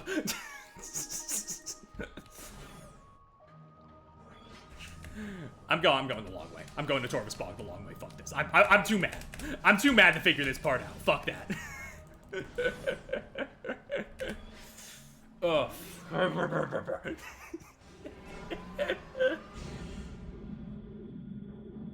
Here's the thing. I have been guilty of retweeting some of that guy's misinformation sometimes. I was not aware until recently that misinformation is kind of that guy's whole deal. If I knew that, I would have muted that fucking guy sooner.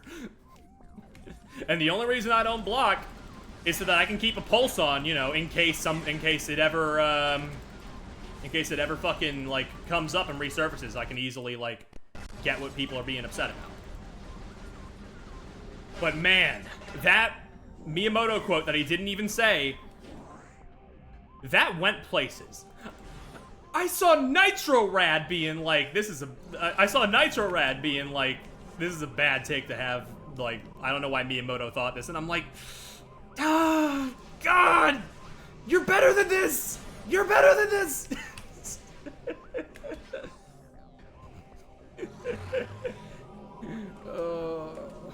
It hurts. And it's like, fuck, man, I want to be the guy. I want to be the guy who helps fix things, but I don't want to be called a bootlicker. So I just sort of sit there and I'm like, yeah, God. Being frustrated. And it's just like, oh. And I just get upset. And I'm mad. And I'm like, oh. I'm going the wrong way still. See, this time, I have reasons to get lost. I'm getting mad. Literally, the only winning move is to not play. Exactly, yes. I remember when the Switch 2 launched, people were going on about $90 games.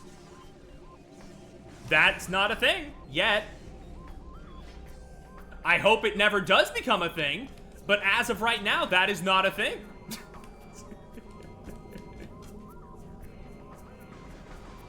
So far, it's been Mario Kart, and that shit's 80, which is not good at all. That's not a good price to have, but there are ways to circumvent it. With, like, the bundle and, you know, the good old classic of, you know, trading in games you don't play anymore. That's how I got Bonanza for 30 bucks, and honestly, if we're talking, like, games I got for 30 bucks, might be the best $30 game I've ever bought.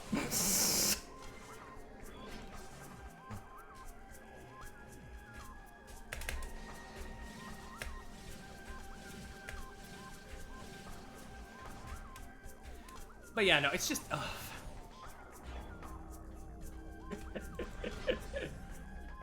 Yeah, I had a lot of games that I was like, wait a second, I don't play these or I don't like them. And I traded it in. I'm like, oh shit, 30 bucks? I could basically play Bonanza for $30? Hell yeah. Granted, I did buy the DLC at full value, so it's kind of evened out to 50. But you know, still a discount.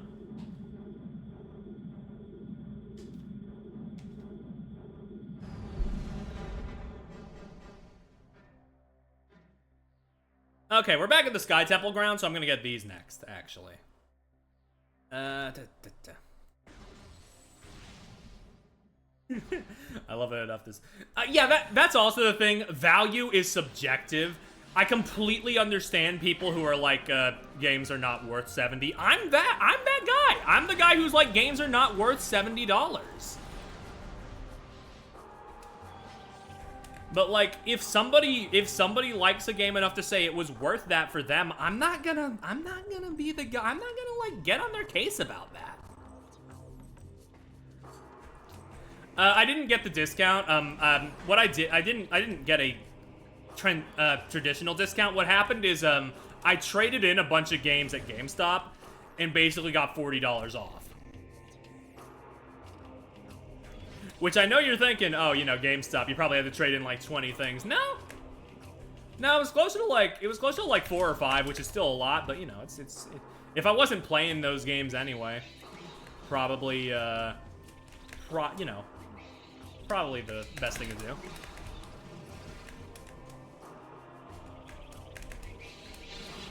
Aside from, like, reselling them on eBay, which, I mean, they were games that are not worth particularly much either way, so it was like, eh. If we're being completely honest,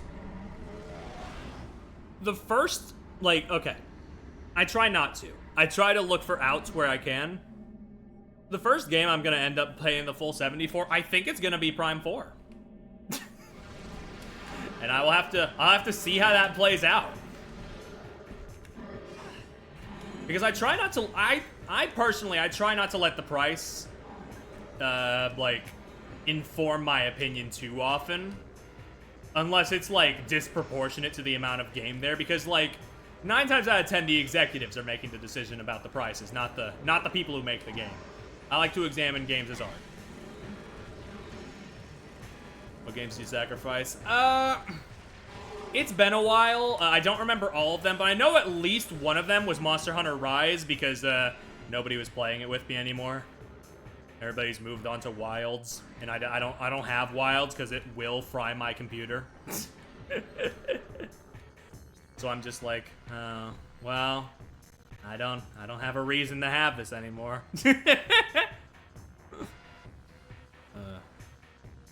Follow the path along Phazon grounds to locate the reliquary grounds. Reliquary. Oh, okay, that way. Gotcha. But yeah, that one and a few others priced similarly. I think I also sold Mega Man 11 because I have it on PC now, and I got that for like 10 bucks on PC. So I was like, I don't need the Switch version anymore. And I know for some people who are like very physical, that sounds like who like their game's very physical. That sounds like sacrilege, but like, just personally, just in some scenarios, I don't need 2 copies of a game.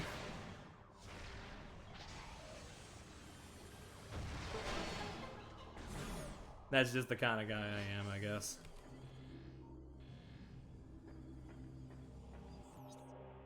Okay, reliquary access. I can understand getting rid of this. Yeah. It's like, okay, there are some exceptions where, like, I want to have every version of a game because I love it that much. I still own the DS version of Ghost Trick despite having the HD remaster because, like, hey, that's fucking Ghost Trick. Do you know how much the DS version of that game goes for? It's like, that's a $70 game, not because of market value, but because of scalping. I ain't getting rid of that shit.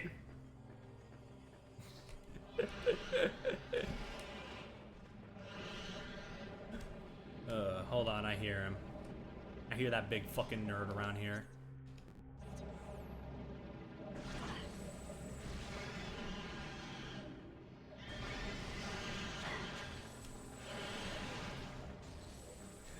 Childhood copies withers to death.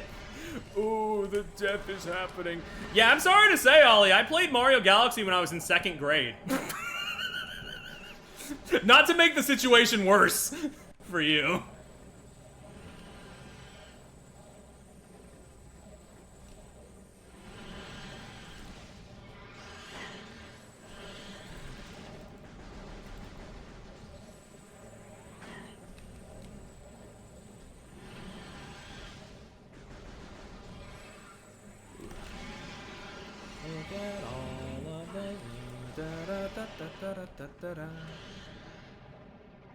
Do I need to kill these guys? Hold on.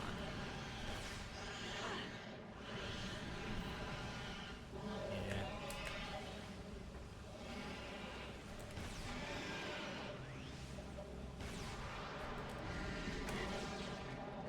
Hold on. Do I need to kill these things? Let me double check.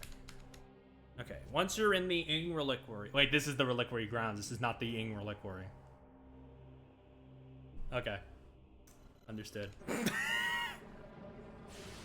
Once again, I read a keyword and I hyper-focus on it instead of, you know, actually knowing where to go. Fuck.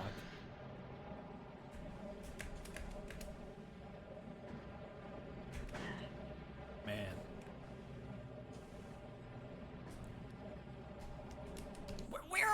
going? Oh, okay, you're like up top. Up top? Woo! Okay.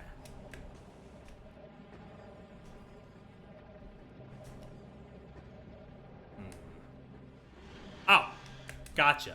It's a little bit of precision platforming. Heyo, Aiden. Thanks for the raid. Sorry, we are on followers mode right now. I'm in a bit of a bad headspace, so I'm kinda, you know, just kinda. Well, I mean, okay, I'm doing okay now, but like, I was in a bad headspace starting the stream, so I just, you know, just wanted to kind of limit the chat just a little bit. But you know, all the same, thanks for dropping by. I hope your stream went well. Y'all were doing Legends EA over there, right? We were just talking about that game. Didn't notice. Totally fine. It's okay.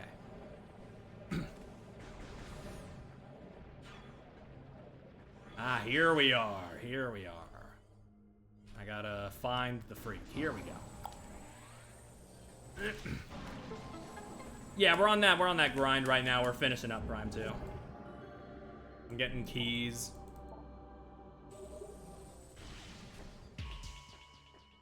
Ah, dex completion. Neat, neat, neat. Yeah.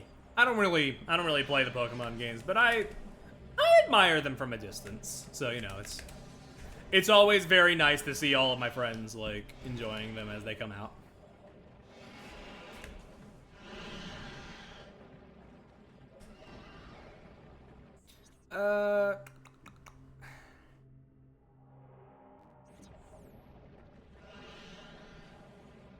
Have to raid and run, have a great stream. Totally fine, you have a good night.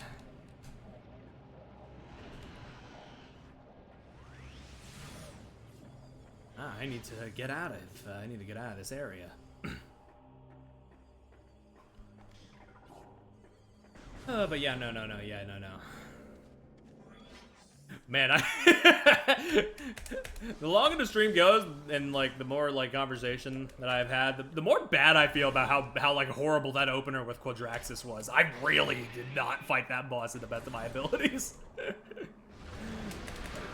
It's fine though. They're missing out, honestly.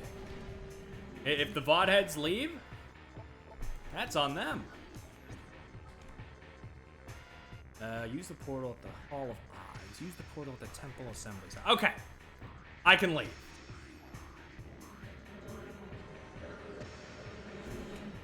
Oof. And this... Yeah, honestly, okay, here's the thing. I watched Ollie play most of Scarlet and Violet, and that was back on Switch 1 when the performance wasn't great. And I still think that game looked pretty good. Now that game runs at 60, I can honestly say I think that game would be great. I like, if you like Pokemon, if you have found yourself to like start enjoying Pokemon games, like definitely play Scarlet and Violet at this point. Like, it's rough around the edges for sure, but like it's got some great stuff, and also Toby Fox does a pretty significant chunk of the soundtrack, so you know that shit bangs.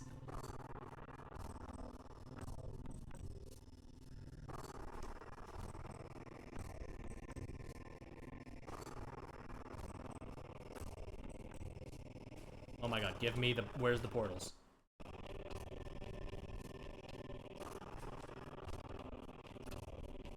Oh, I have the map oriented wrong. Hold on.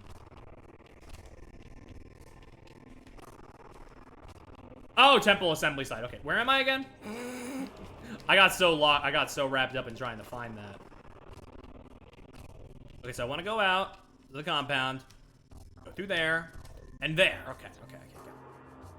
Now watch me check the map 5 more times on the way over.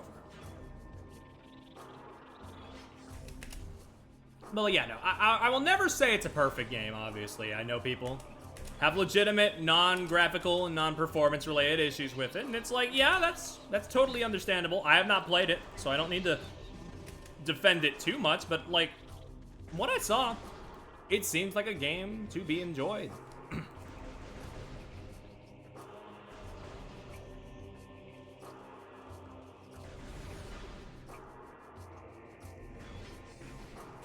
But also, I mean, I like a lot of stuff people don't like. I like Zero Escape, Zero Time Dilemma. So really, what does my opinion count for anything? No, come on.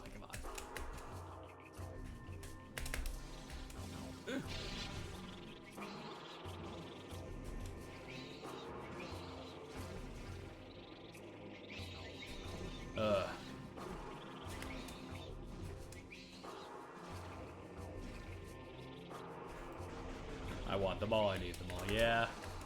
Trust me, I have a lot of friends who are just like you, and that's why that's part of the reason they play those games. Lest we forget the fact that, Chris was hunting that, shiny Eevee for, like, pretty much, I think, 4 years, and only got it on my Mario Party stream. Which is, like... You're welcome. I did that. For them. I arranged the stream in such a way so that the stars would align for them to get that shiny Eevee. Okay. Temple assembly site. Exit the room. Proceed beyond that to the accursed lake. Okay, go through the portal and then go to the accursed lake. Gotcha. Oh shit, there's a missile up there.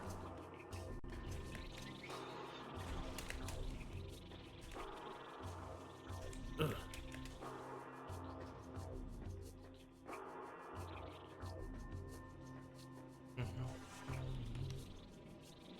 Yeah, no, like...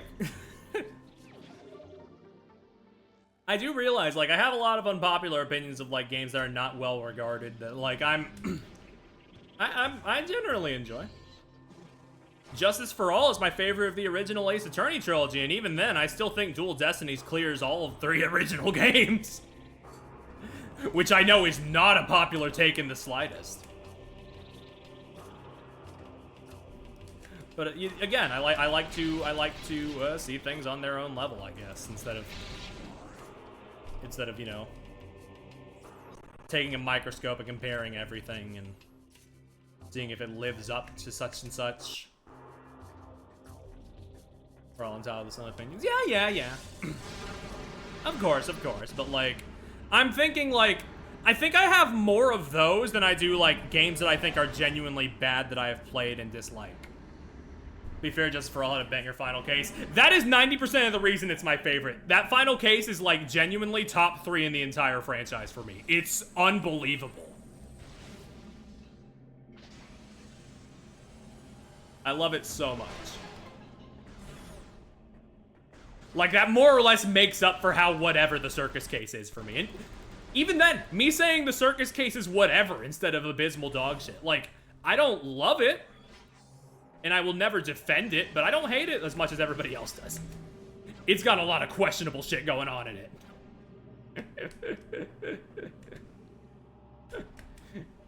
But I don't like despise it. I think there are worse cases in the investigations games. And that is all I will say on that for now, because Ollie has not played the investigations games.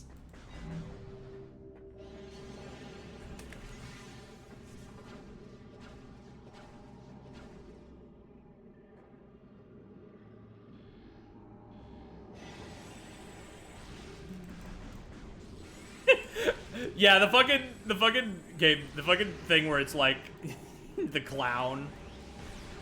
That shit is like that shit's really obnoxious and rough, but also like that is kind of the least of that. That is kind of the least of that case's problems. I don't need to beat a dead horse, but the fact that there is a minor in that case that 2 of-age characters like have the hots for, it's like,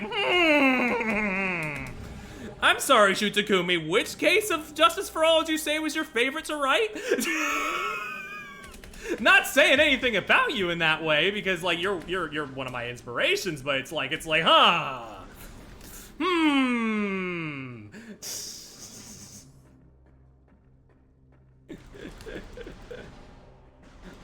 Also, hello, thank you. Thank you for stopping by.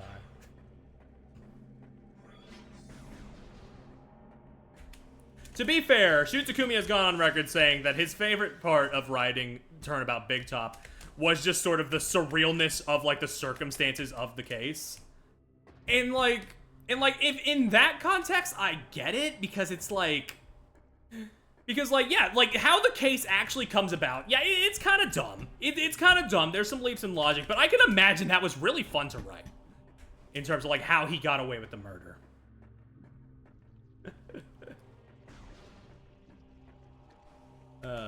But yeah, no. The circus stances. True! Yeah, we're just hopping about, talking about unpopular opinions, and it is kind of led to me talking about Ace Attorney again.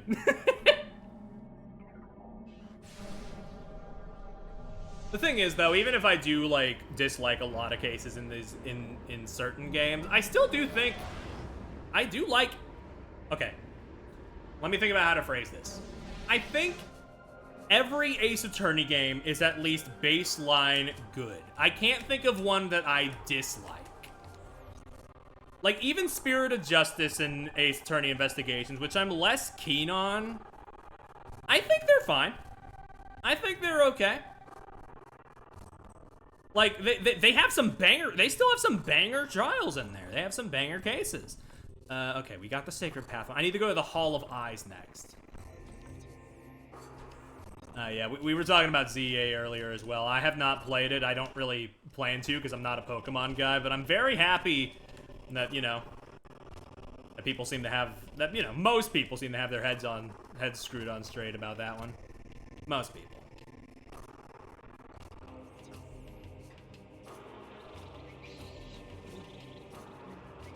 You know, like, yeah, that was a great stream. Ollie, why aren't the VODs going up? Sorry. I know you got so much more to deal with right now, life-wise, that, like, that's, probably lower priority, but still. Okay, I need... Where's the Hall of Eyes again? Over here. I'll just take the elevator. But yeah, no, I'll say it. And, my good friend Lucan, who is on the Mario Party streams constantly, shares this opinion with me. I think the chef case in Trials and Tribulations is worse than the circus case in Justice for All.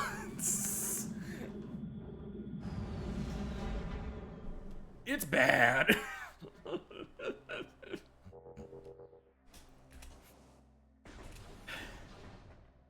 The chef case was made worse by what I did. But even beyond that, I just find it, like, structurally, it's more of a slog to get through. The old man is... Oh, don't get me started on that old man. Why is he like that?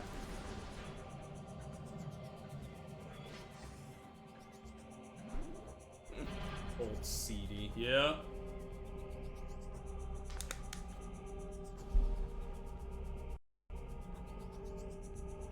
And it's like, I do really like the finale of Trials and Tribulations, however, and this might be, ooh, this might be an even hotter take than me thinking The Justice for All is the best of the original trilogy. I don't like the final case of Trials and Tribulations enough for it to balance out the bad stuff in Trials and Tribulations the way it does for Justice for All. They're great cases. I like a lot of what they do. But man, Justice for All is just like a way stronger final case, and it's more of what I'm looking for in one of these things.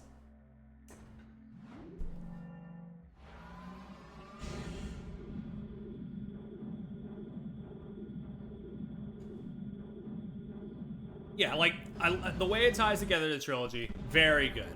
I cannot deny that. However, Recipe for Turnabout is... The Mask-to-Mask case is kind of whatever for me, and, yeah, it's just... When you put those two together, it's like... no. Is the Hall of Eyes this away? Yes! All right! Looking good! Woo!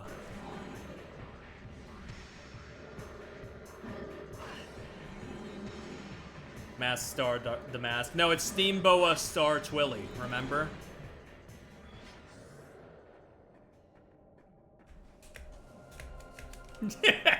And just like that, Ollie and I have started speaking in riddles. That only the two of us understand.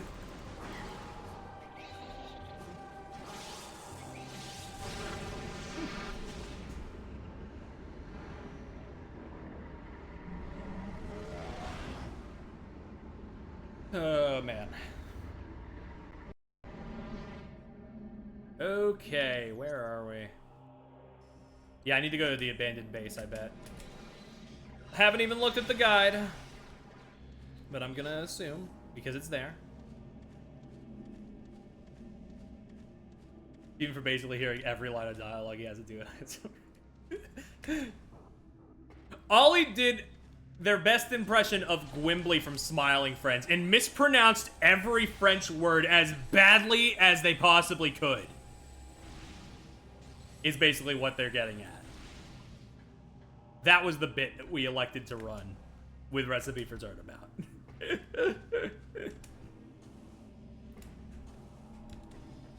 Which I will admit, kind of funny.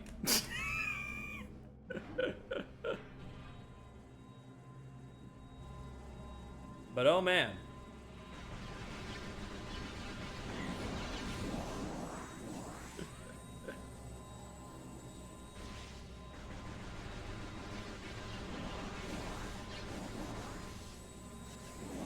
Fucking awesome.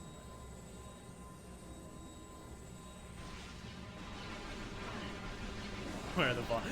Dude, honestly, whenever I say Ollie, where are the VODs getting uploaded, it's mainly for the Ace Attorney stuff because there is so much fucking lore that we have created that I feel like anybody trying to get into it through the through the streams is just gonna be so lost. They're gonna be so lost. Oh man. Is it the Defiled Shrine? Fuck, hold on.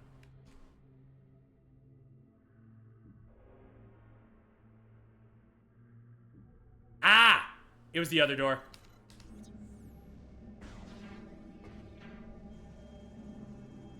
There's a one map. Oh, yeah.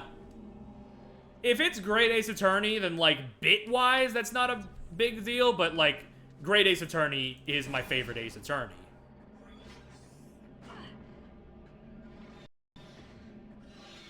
So, like, it's still a shame that we missed them. But if it's regular Ace Attorney, then it's like, eh. Yeah, that's pretty rough. Because then there's so many bits.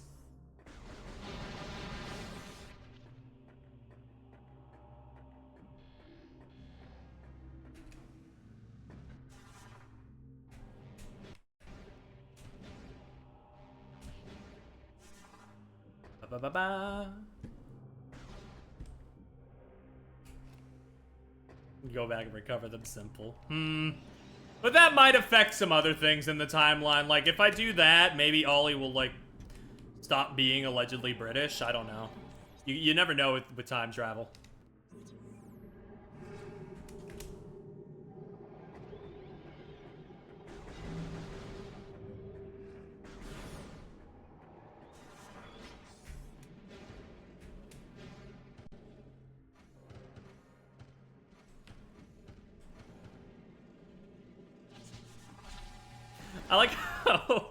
I like how I said that, like it wouldn't prevent them from being it, but he would stop. He would just stop if I went back in time.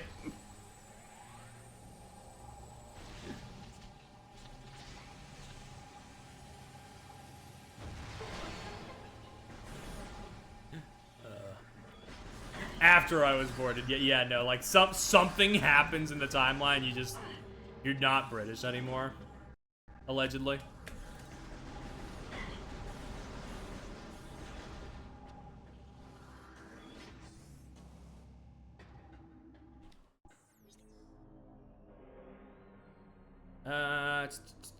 The curse. No, wait. Okay.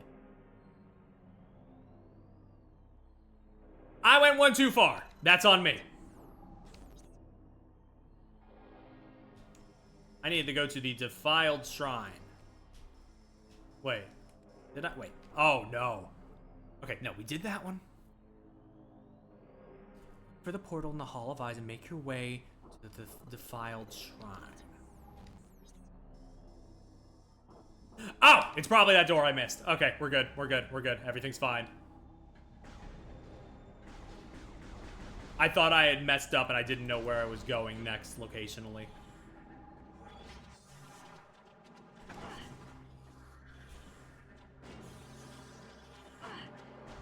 You guys fuck out of here, please.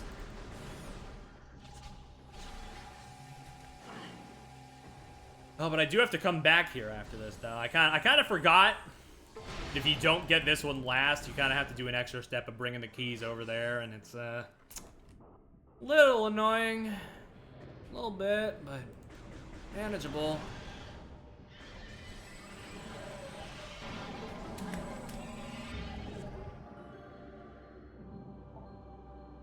All right, that is our 5th of the 9 keys. I'm glad we're doing this on stream, actually.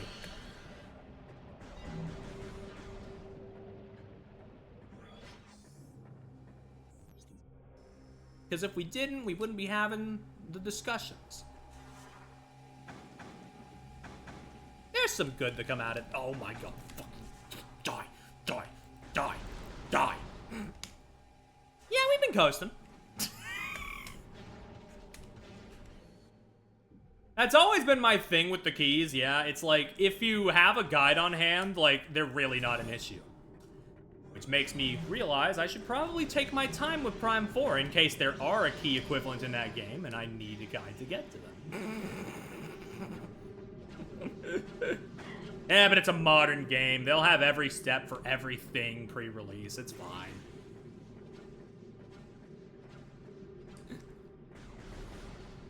Guides will be out before the review copies drop. Before the review copy reviews drop, I mean.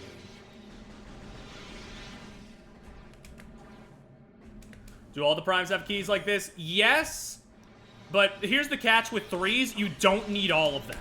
You only need, like, a select few of them.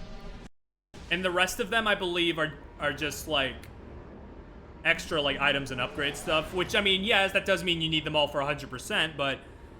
I mean, you know, it's 100%. You were going for all items anyway. But on a casual run, you don't need all the keys in Prime 3, if I remember correctly. Which is neat.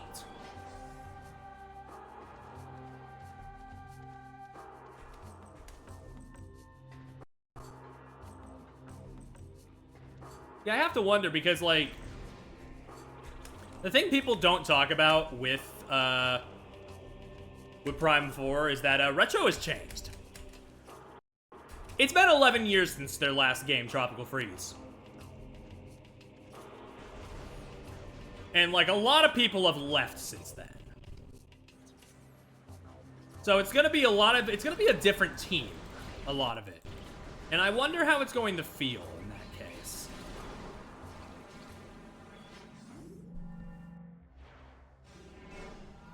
I'm just curious. I'm still, you know, I'm not one of those guys who's like, oh, if it's not the original team, count me out. No, like, I'm here for the art. I'm here to examine it for what it is rather than what it isn't. Travel to the poison bog and deal with the lone hunter. Standing guard, okay. You have not told me what the light ether equivalent of this one is like you did on all the other ones in the guide. It's fine, it's fine, it's fine, it's fine. Figure it out. It's not that much of a hassle.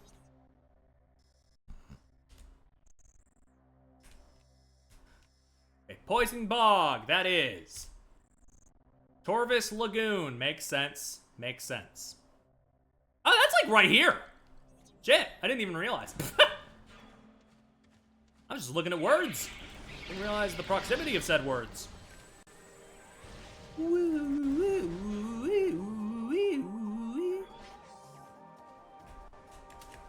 Yeah.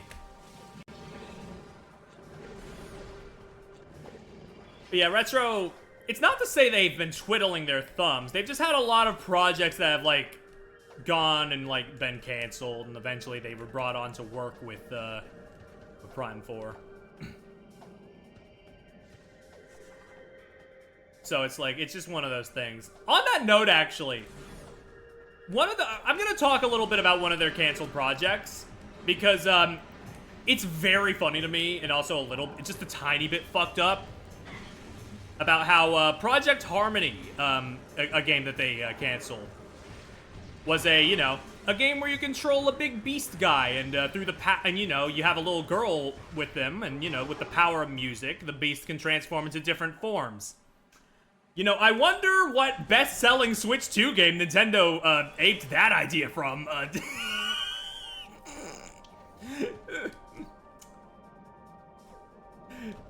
It's like, wow! I still love Bonanza, obviously, but, like, when you know that, it's, like, ruthless. It's like, damn, okay, shit.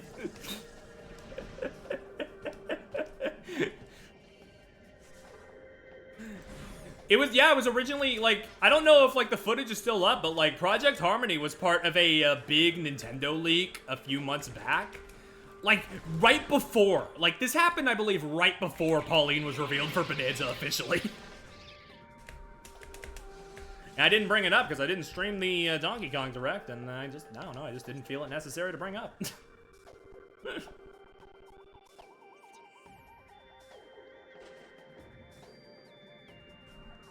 Oh, there's no bad blood, at least. For all I know, this could be the craziest coincidence of all time. However, I doubt it. I seriously doubt it. Like, again, if the footage is still up somewhere, go look at it. It's very rough, very early tech demo stuff, but, like, you can kind of see it. If you go into it looking at it, like, with the eyes of, like, comparing it to Bonanza, you can kind of sort of see it. They don't have the destructible terrain thing going on, but, like,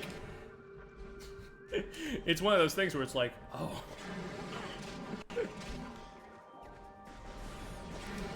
Although that does lead me to more questions. That does only lead me to more questions. Like, maybe it's not they...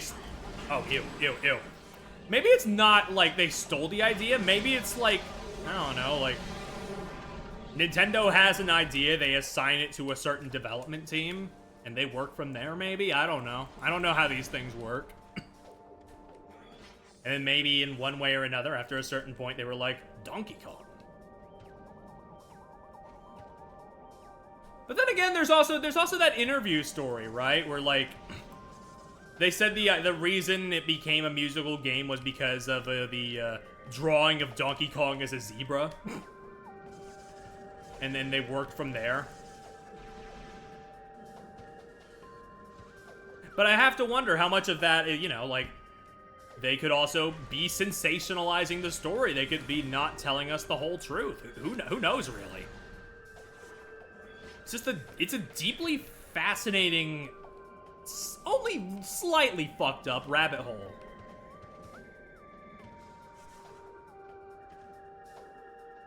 Chat, how do I get to this portal again?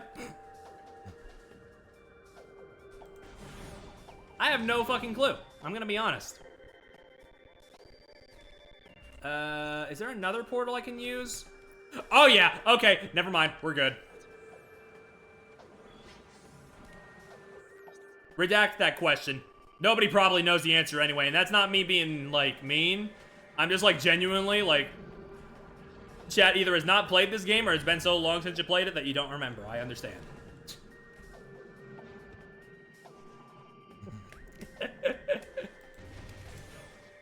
I have a guide on hand. I should be able to, get this shit sorted. I need to go to the Forgotten Bridge. Kirby and the Forgotten Bridge? Ugh, hold on.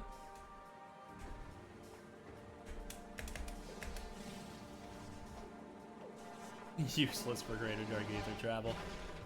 I'm glad I realized, because if I had banged my head against that for even a little while longer, I would have been I would have been a little mad. What I was trying to say. I don't know why I turned into Porky Pig for a second there, sorry.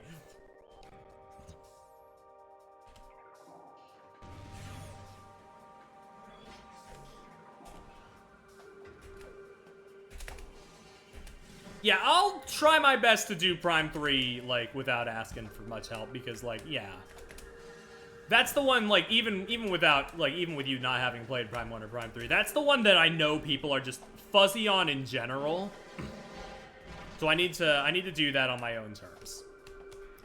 And, you know, maybe gain a higher opinion of it in the process. Oh, brother.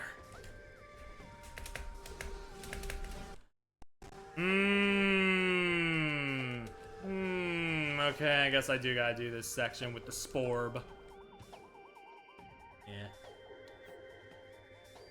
Anyway, speaking on Nintendo stuff again, cool that they released a Pikmin 4 update.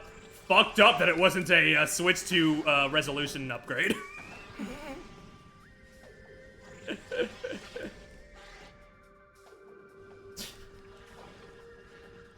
I'm glad that game has a hard mode.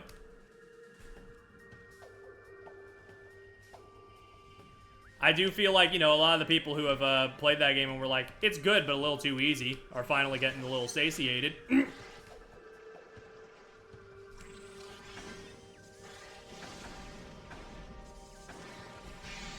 You know, maybe I'll stream the Pikmin games at some point, you know?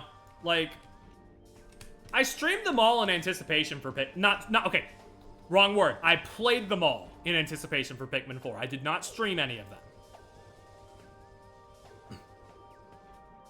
But I could replay them.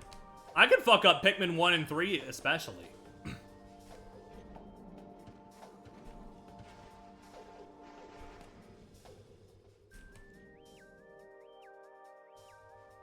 Not to say I dislike the dungeon format, it's just less replayable for me, personally. Just kind of a taste thing. But, you know, they're a good game.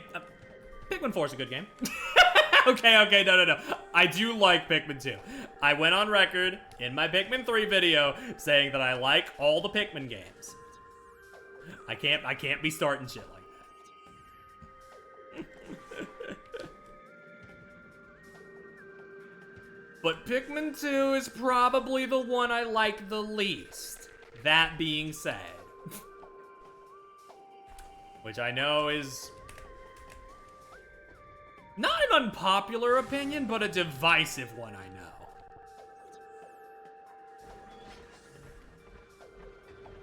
Because the people who like Pikmin 2 fucking love Pikmin 2.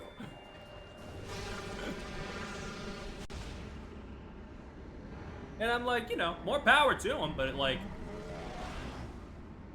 it's not for me. I think a lot about the rocks that randomly fall on you, you know? Like, somebody in that studio was pissed off and wanted to take it out on the player.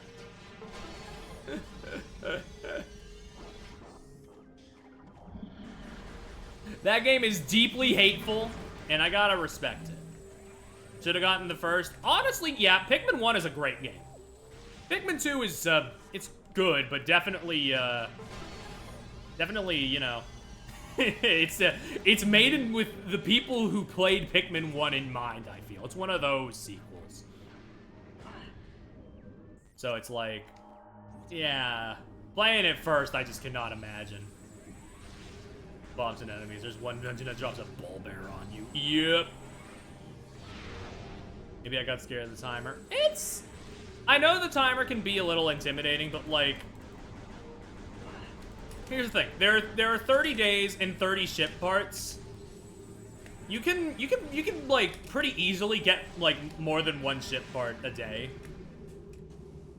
All things considered, it's not a lenient timer, but it's you know, it's like it's less scary than it lets on.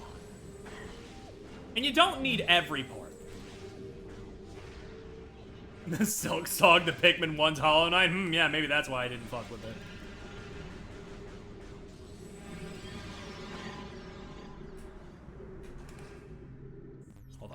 Travel to the poisoned bog.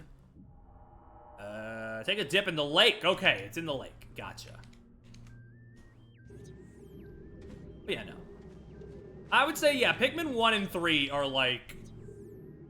Okay, Pikmin 1, 3, and 4 are like the best, like, first step Pikmin games. Pikmin 2 is there for like when you're real acquainted.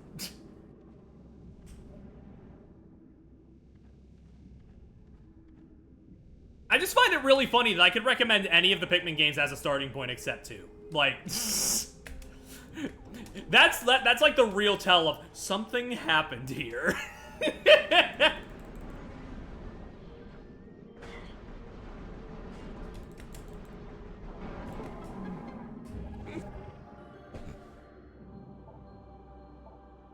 I would say, honestly, Pikmin 3 is the most beginner-friendly one. Is that a...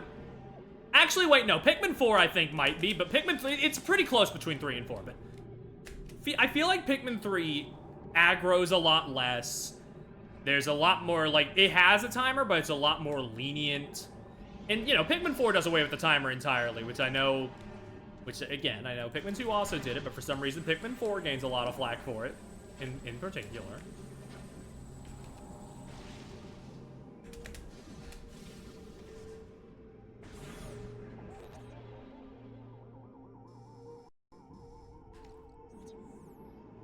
Wait. Yeah, don't go in there. We gotta go here. Yeah. Yeah, Pikmin 3 is probably the best beginner point.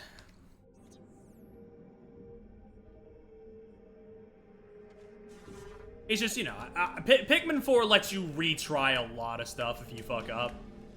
So that's why I sort of had a conversation in my head of like, which one is the real best beginner point, I guess?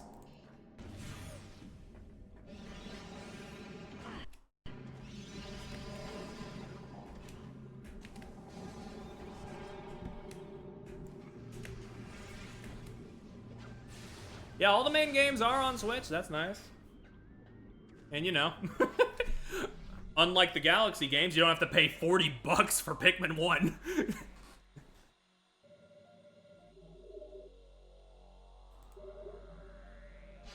only 30, I think, right? If you don't get the 1+2 thing. Ooh.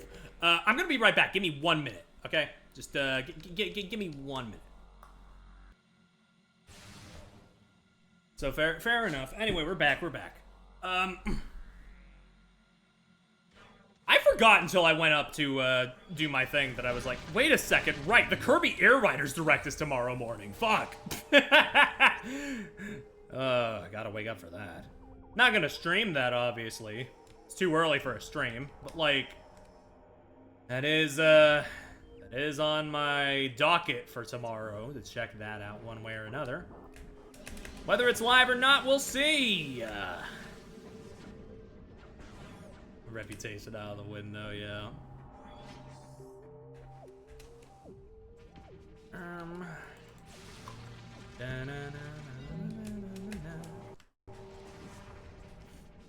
Really? That's just like... It's just such a what the hell sure Sakurai moment, like I said on Blue Sky, because like... The fucking second direct is even longer than the first one. What is in this game? What did he put in what did he put in Air Riders that would warrant 60 minutes? And also, if it's 60 minutes and they don't have Taranza or Adeline as a playable character, I'm starting to riot. Full stop.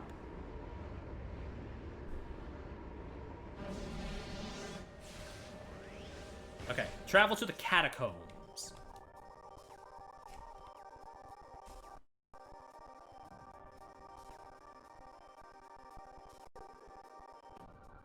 I want playable Wispy Woods. Oh, man. Hold on. Catacombs. Look for the word catacombs. Catacombs. Come on, baby. Okay, here we go. Here. I need to find the elevator. Where is the elevator? I'm doing this. My sequence is so fucked. Okay, here we go. Do-si-do.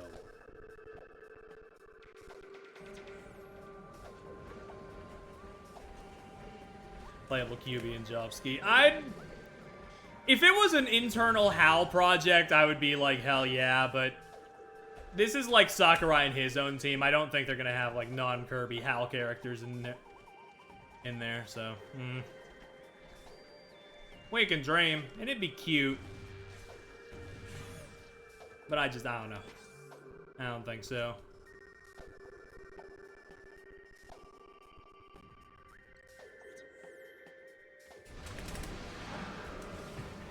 If they are in there, though, then, like, I'm happy to be wrong.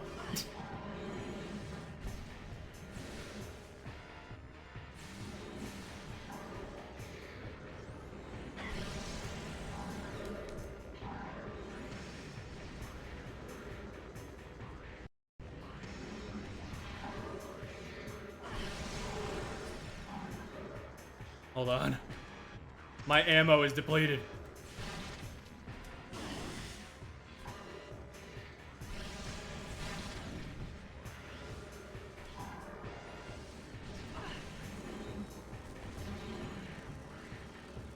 Motherfucker. Ugh, the fact that I have to deal with these guys again is a bit annoying. For some reason, this is the one encounter that's really grating on me. Because where the fuck did they go? Oh, he was... It's literally the bit of he's right behind me, isn't he? That's crazy. He was quite literally right behind me. That's insane. Give me these pickups.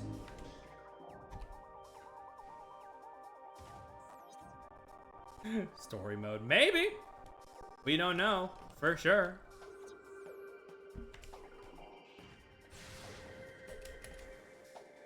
At least some kind of adventure mode like World of Light, bare minimum, I think.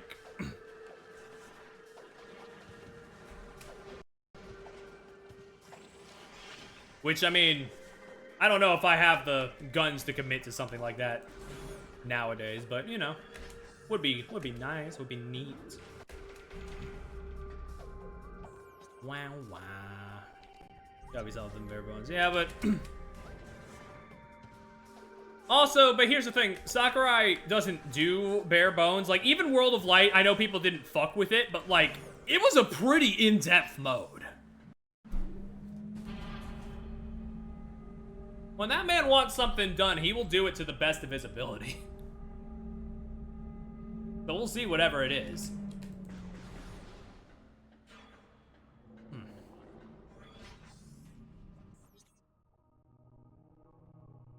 Okay. From here, we need to go through this dark door. It's like, there are moments in World of Light I enjoyed. That finale's wonderful, but like... Generally, I wasn't huge on it. It was alright.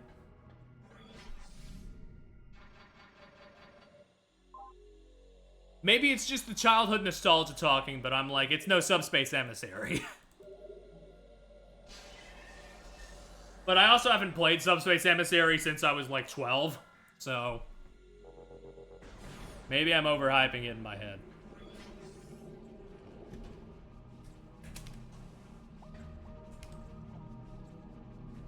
Shoutouts to the Ancient Minister. Oh god!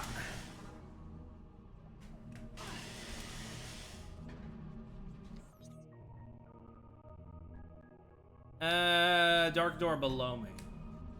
Subspace is overrated. Damn. I mean, that's fair. I do feel like people sensationalize it as in terms of like fighting game story modes because like it has the most spectacle. But like, yeah, it's like it's like a platform. They turned the platform fighting game into a platformer for the most part to mixed results. I do remember the Great Maze being fucking horrible.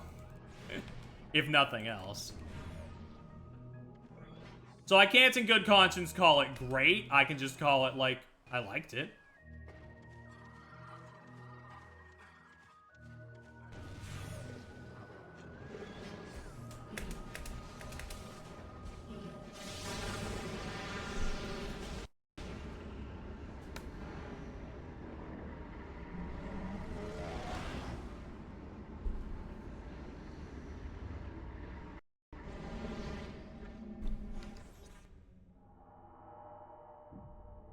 Yeah, it's just one of those things where it's like, I don't know what, not to say what possessed them to add that. It's like, it's just like, what, like, for what reason, I guess, is it there, is the thing. Like, I feel like it was building up, good enough. And they could have just done, like, I don't know.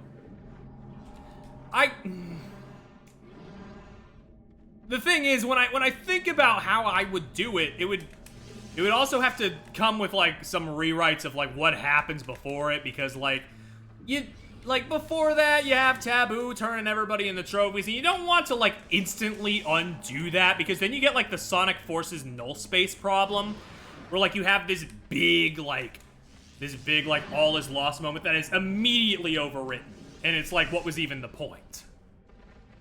But then, you know, but also, you know, I guess maybe just, I don't know, like a shorter level, you know? Maybe? Just don't make it a fucking maze? I guess? Like, fuck. Okay, step forward, turn right.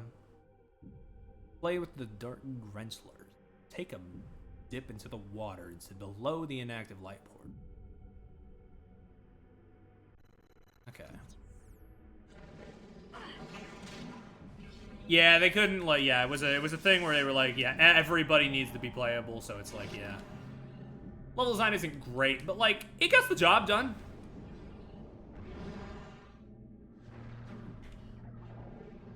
Before the Great Maze, I can't say any of it was, like, bad. It was just kind of whatever. And I mean, like, for as weird as they are, I do kind of rock with some of the character designs for the original bosses. Gallium kind of goes hard, and I'm not afraid to say it.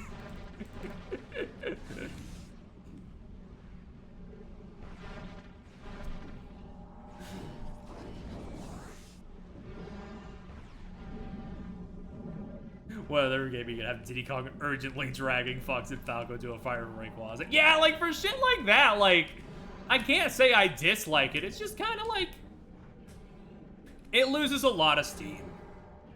You know, we were talking about, we kind of like, brushed on the subject, but like immediately discarded it of like games that like drop the ball in like the final act, and like, yeah, that's definitely one of them. Which is a shame. Oh, there you are.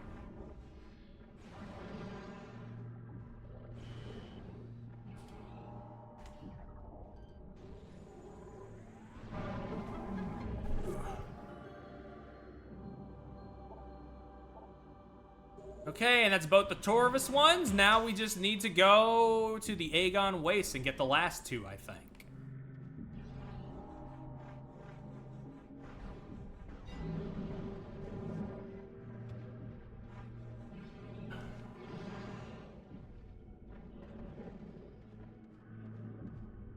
It really is just a matter of, at least they tried, and I respect them for trying.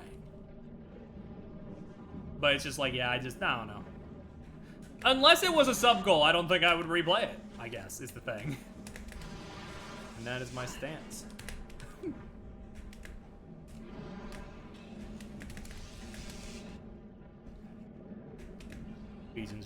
Wasn't Game & Watch in there as well? Wasn't he also in that? I find the Game & Watch lore really funny in Subspace, where it's just a fucking, like, shadow homunculus. That, like, makes up some of the enemies, if I remember correctly.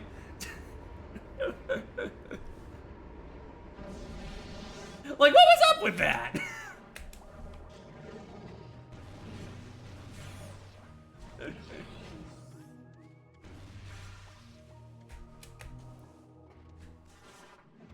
Like, at least with the Rob Ancient Minister thing, I can kind of, you know, I can kind of be like, oh, you know, like, Rob is an important part of Nintendo's history. It makes sense that you would want to give him a role with prestige, even if it doesn't entirely line up with what he is. He's a dinky little children's toy. But, like, the Game & Watch thing is so funny to me because, like, what was the thought process? Is it because, like, Mr. Game & Watch embodies, like, all the Game & Watch games, so he can, like, shapeshift already? So, like, why can't he just shapeshift into a fucking mecha or, like, a smorgasbord of, like, other enemies? Like, I don't know. Blowing up his own people. But, like, he's an important character in the game, is what I'm getting at. He's, like, the main antagonist until he realizes, hey, wait a second, this is fucked up.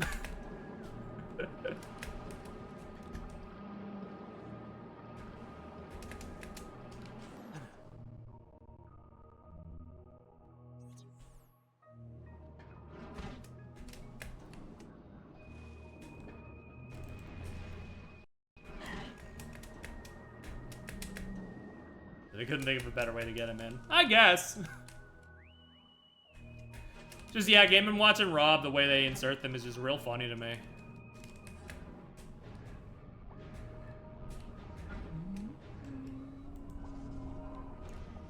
Yeah, it's like one of those things where, like, he just sort of lost his way, I guess, yeah. Just one of those, yeah, it's just one of those. Oh, shit! That's the Sanctuary Fortress thing, right. Well, I don't need to go there. I need to go to Aegon Wastes. Is there a portal to Aegon Wastes around? Oh my god. I might be a little dumb. Hold on. Toon Link. Well, yeah, Toon Link, Jigglypuff, and Wolf were, like, added real late in development, so that's why they're like that. Same with Sonic. That's why Sonic only shows up in, like, the last fucking cutscene to kick the shit out of Taboo and be like, I did something. All right.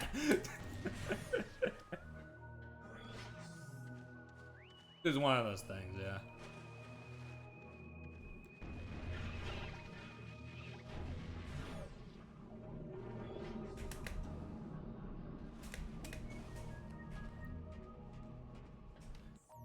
Ugh.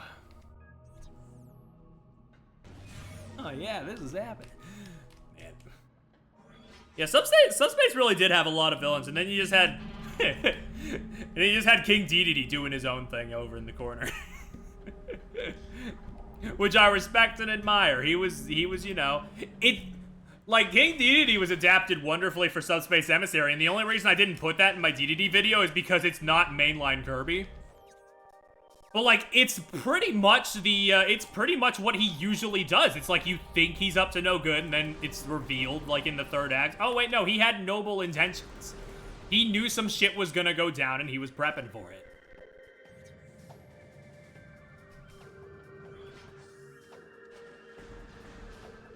And I fucked with that.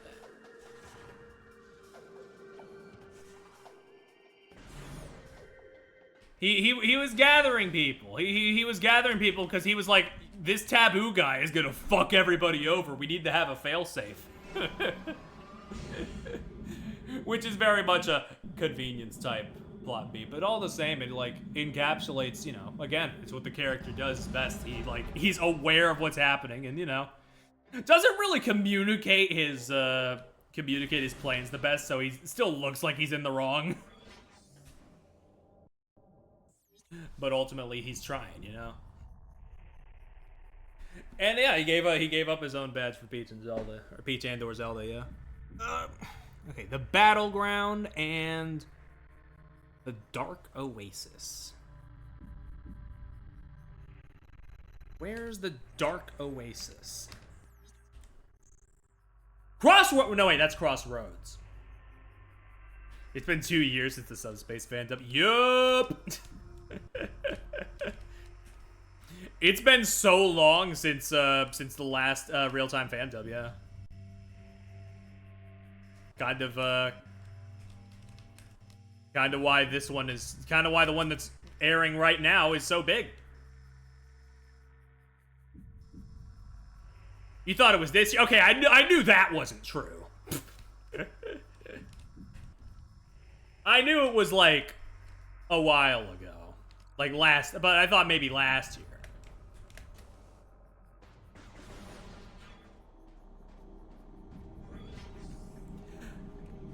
No, see, I can No. Here's the thing. I remember it was 2 years ago, actually, because we referenced it in the Murder of Sonic the Hedgehog stream, which was also 2 years ago.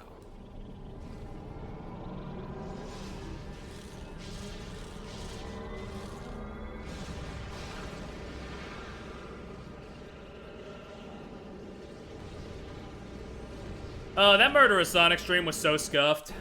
Great time, though. That was before we, like, really locked in on doing, like, our visual novel bits, so we couldn't, like, keep track of, like, who was doing the Tails voice when we were alternating between you, me, and Nuz. You're a crocodile. I'm actually a gamer. That is one of our best bits. I'm sorry to say.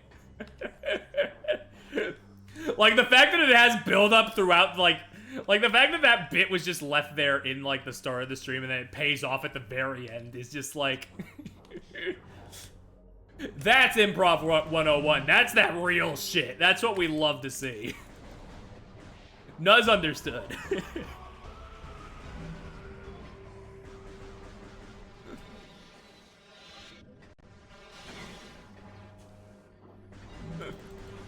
I do gotta work with Nuz more often, because, like, if there's one thing I know about when it comes to, like, comedy and streams and stuff, Nuz knows ball. he knows this shit. They.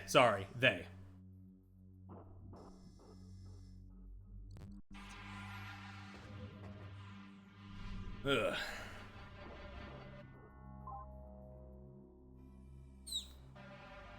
They should make a sequel. I've always been kind of flip-flopped on it. I've kind of, like, been of two minds about a sequel to Murder of Sonic because, like, it's so good. It's such a genuine, like, parody visual novels usually fall into the rut of, like, you know, disdain for the source genre, but, like, Murder of Sonic the Hedgehog clearly has such reverence for it, and it's lovely, and I would love another one. But also, I feel like doing it twice would be like, okay, you're kind of milking the joke, I guess. So I'm like, I'm a little split, I guess, is the thing.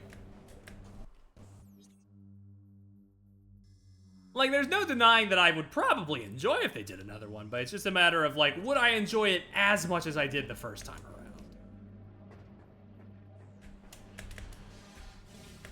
And I mean, if they had a different gameplay loop for, thinking about the, like, clues, maybe that would be enough. Maybe that'd be enough to sway me.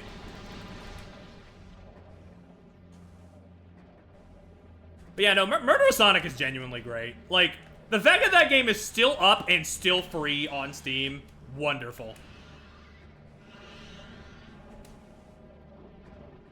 So many April Fool's games just disappear after the holiday, if they're even made at all. Really, the most annoying April Fool's joke to me is like, April Fool's, here's this really cool game that you might have wanted. It doesn't actually exist. Like, fuck off. Fuck out of here, man.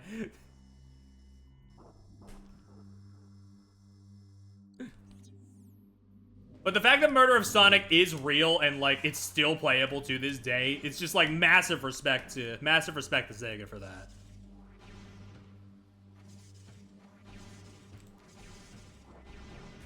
I'm not getting that shit. Get me out of here.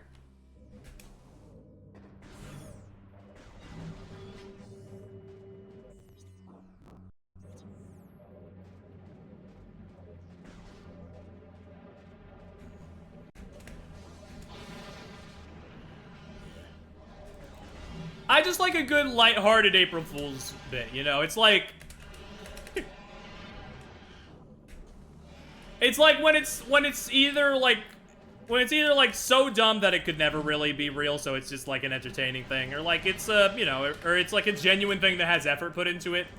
Those are the ones I fuck with.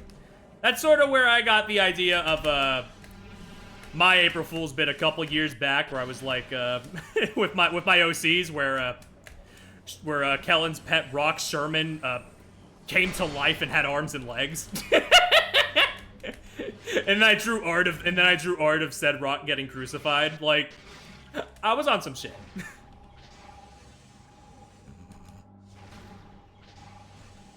That wasn't canon, I'm sorry to say. But no. Day Sherman like. Yup. I mean, who's to say he doesn't always live, and that was just the day that he decided to show it. I'm the lore maker. I can do whatever I want. Oh, man. I need to get back to work on All Bets Are Off. It's been too long.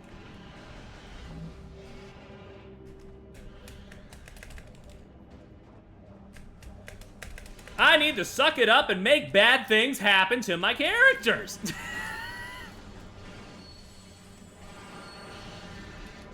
You have any OCs that beef with Sherman specifically? Not super beef, but like, I do have a couple characters who like sort of give like the side eye about like they don't they don't understand like Kellen's situation with him.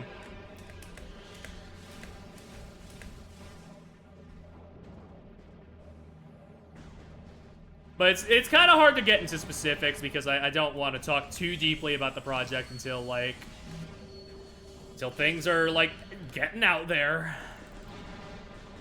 I wrote the prologue earlier this year and still have yet to finish the first chapter. So that's a problem.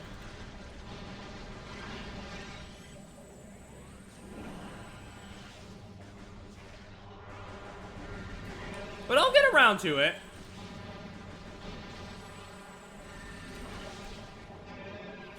I have been getting ideas recently, I will say. And I mean, when I say I've been getting ideas, that's not to say, oh, I'm still getting ideas for how to execute the story. No, all the plot beats have been pretty much finalized for a year at this point. It's just a matter of, like, the bridges between them and, like, actually executing on them. It's been tough.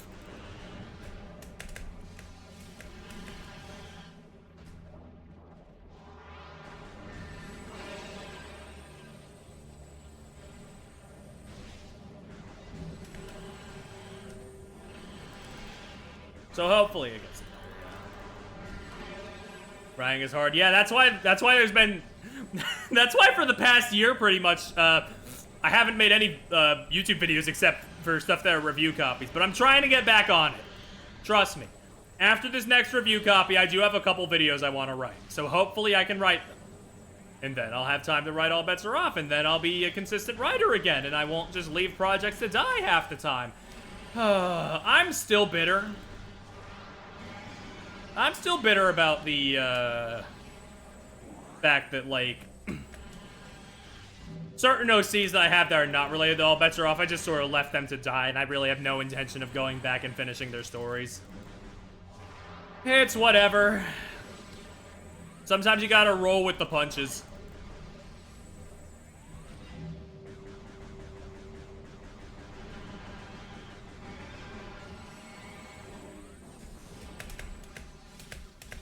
But, like, yeah, you know, for Fuga, like, you know, I played Fuga. I have two characters that are in the same universe. I had a story for them. I am probably never finishing that story, which is a shame.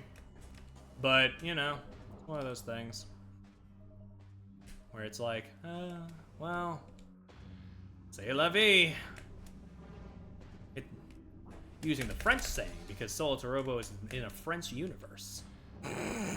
Saying French universe like it's a type of cinematic universe is kind of crazy, I'm not gonna lie. Oh my god.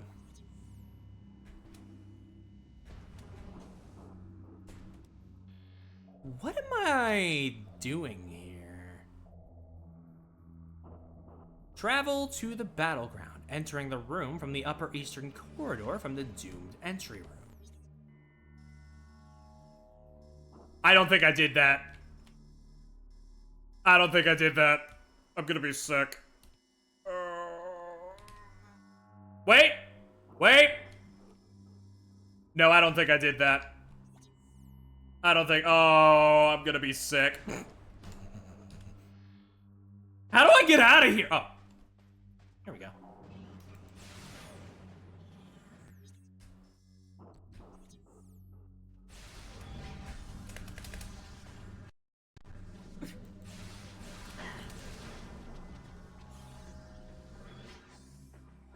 That was a lot. That was a lot for me to contend with, but it's okay. I'm getting my head out my ass now. We'll be good to finish it. Yeah, no, like, usually, here's the thing. Okay.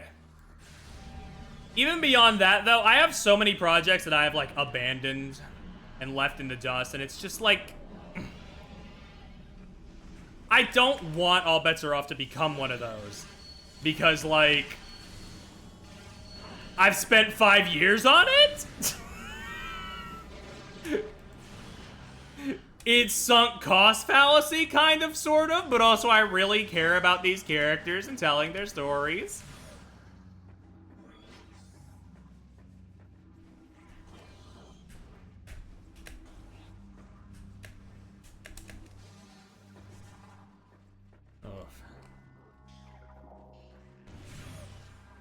And yes, I know, it may sound sweet, but also it also involves killing some of them, so you know. Maybe not actually fully sweet, but you know, like, there is sentiment laid in there.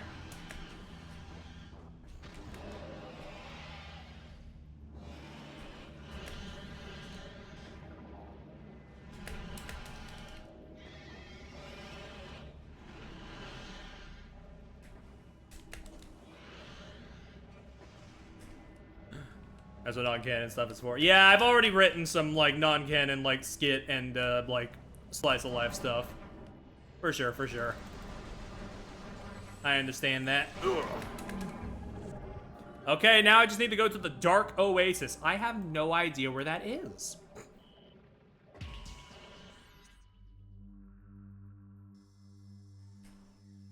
We might be here for a bit. Yeah, All Bets Are Off is sort of a, it's sort of a murder mystery thing, but, like, I wouldn't call it Danganronpa. I would call it more of a, I would call it a more, like, Deadly Zero Escape, because it's not like the people are killing each other. It's more of the fact that they are being held there by the hosts, and, like, they have to escape these death traps that are laid for them. And there's, like, a grand overarching mystery beneath all that. The reason I went for that angle instead of the, like, traditional Danganronpa murder mystery thing is because one of my friends was already writing a Danganronpa murder mystery, and I was like, I kind of want to try something else. Not to discredit them, they did a great job, but, like, I feel like I want to, like, try a different avenue, I guess.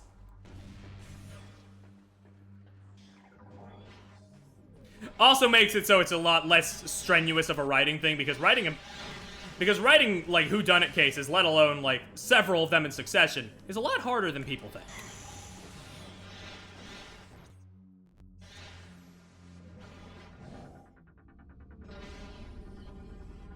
So instead, it's more about these people, like, being trapped in an unfamiliar location, learning about the mystery beneath it and why they're being held here. And, you know, hopefully getting out of it? At least some of them.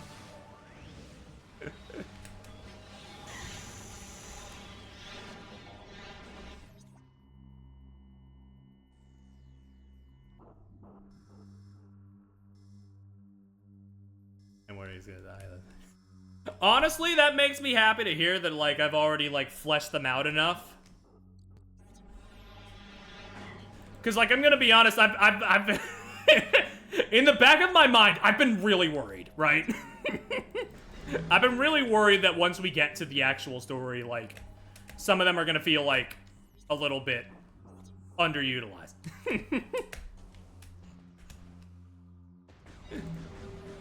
But I feel like through, like, the flavor stuff that I've done, that, like, I guess, you know, through the flavor stuff and, like, what I've drawn, I guess there has been enough to, like, flesh them out enough. It's just a matter of, like, yeah. I will say, yeah, because, I mean, I said it before because I said all the plot beats have been realized. Yeah, everybody who's going to die has been finalized, so. I've been eyeing, you know, I've been keeping an eye on the pulse. And I have been trying, and I tried my best not to let personal biases of, like, fan favorites sway me one way or the other. That's all I'll say on that, but I'm not gonna get any more specific than that, obviously, because then I run the risk of, like, just giving everything away.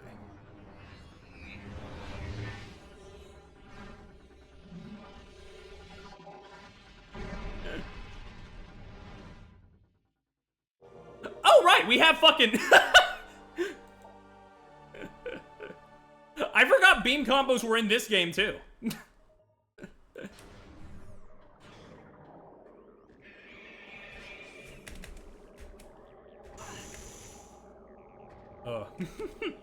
I will say though, don't underestimate the fact that, like, I feel the same pain y'all will when y'all see certain characters die, because, like, there was, in fact, and I wasn't actually going to reveal this until, I actually got the story, like, done, but I feel there's no harm in saying it. There was an earlier draft where it was a lot closer to Zero Escape and nobody actually died. Like, on the, like on the real path. Well, okay.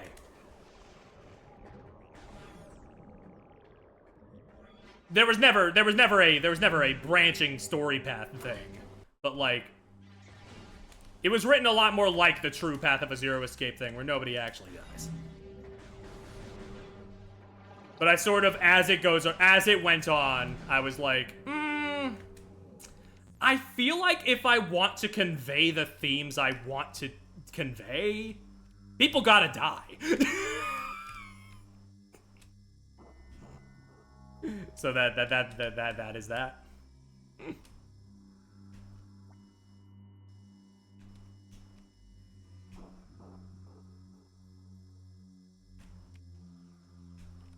Oh shit, you're over there. That's Dark Oasis. Where am I? Oh shit, not too far.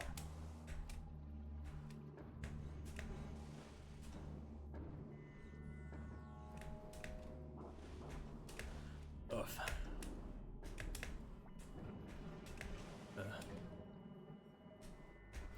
Killing characters is always like, yeah.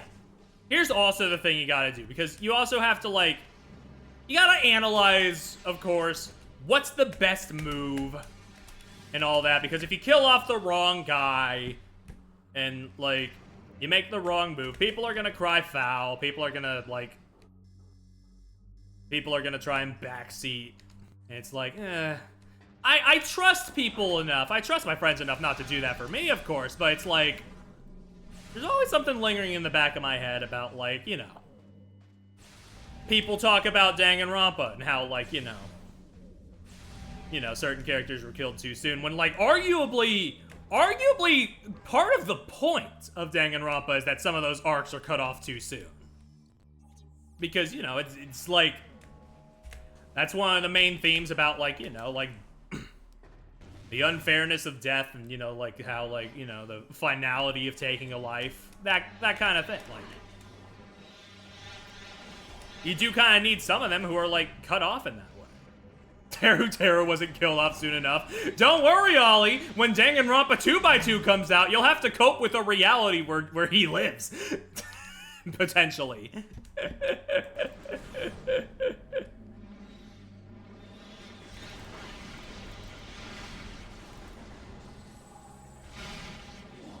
I know, I'm so scared about that. Woo!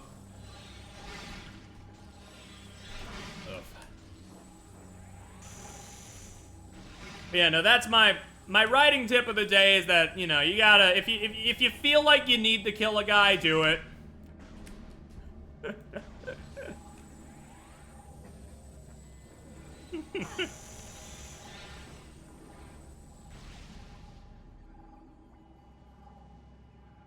Discover a large cracked rock wall. Dismantle it. Dismantle the rock wall with a power bomb is a really funny way of putting that. This guide's got away with words.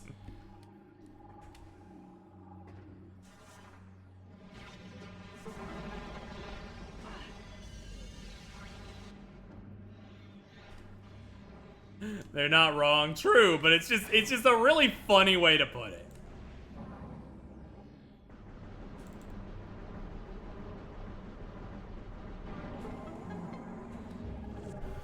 Okay. One of the 9 keys. Yes, yes. All of them found. Use them at the temple to gain entry. We're good. I can close this window. Yeah. Oh.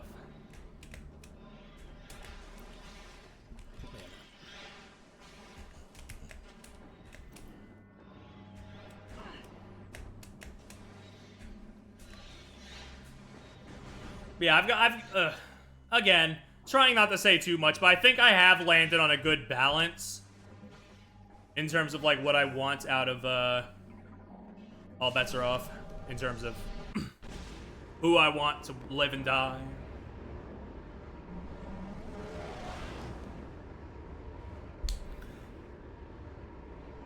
And I do not expect it to go over smoothly, but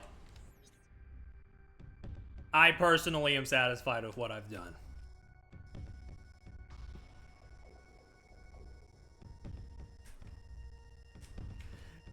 And that is the extent of what I will say, because again, going any further, you risk some stuff. You risk saying too much.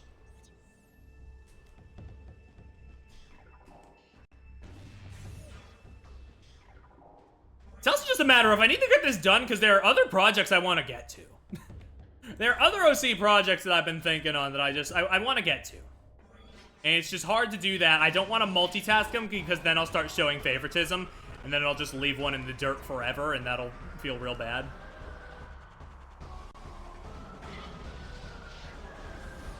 So I'm holding on to some stuff right now for after All Bets Are Off. And that's what I'm...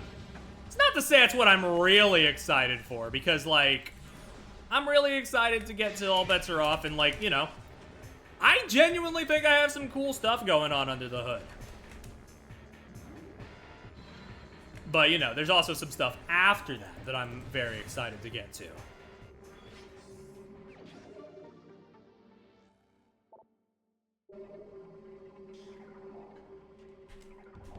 Boink.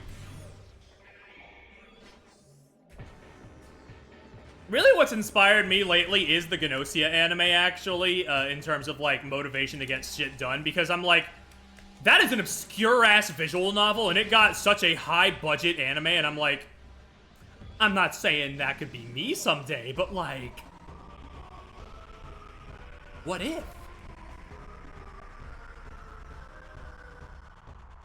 No, the Grenchel room's in Torvis Bog. That was not the Grenchel room.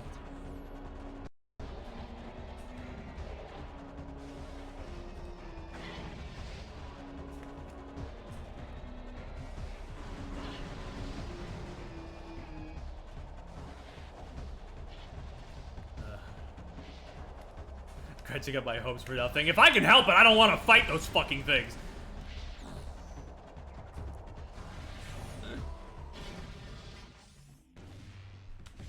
Horrible creatures.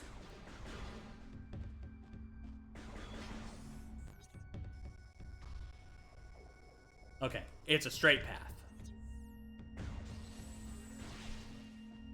Ugh, okay.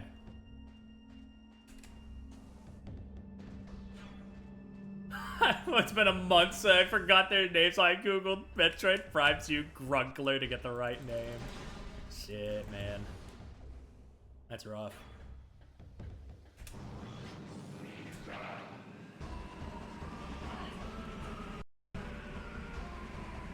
God. See, that's also the See, okay, to go back for a little bit, that's the problem. I want to talk so much about All Bets Are Off, but yeah, like, so much of it is the murder mystery. Not the murder mystery, but the mystery that has murders in it.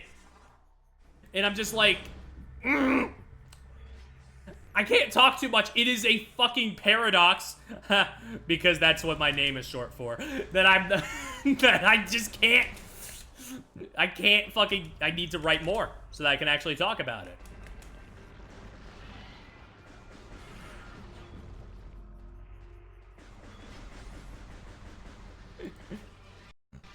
Perry lore, I didn't know that. I used to go by Paradox. I used to have a longer name that Paradox was part of, and then Chris shorthanded that to Perry, and then I was like, hey, I like that, and then I just became Pure Perry.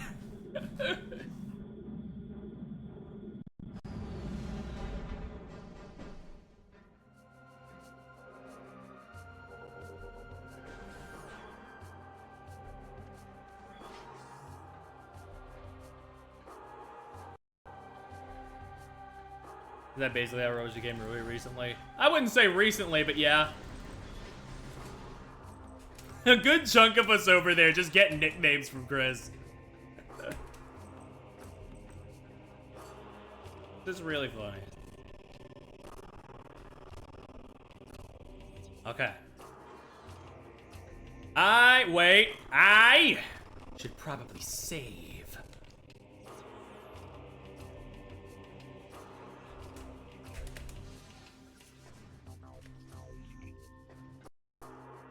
I will say this, I do want to publicly post some of the, like, shorter slice of life stories I wrote for All Bets Are Off last year, because I think some of them are genuinely really good still.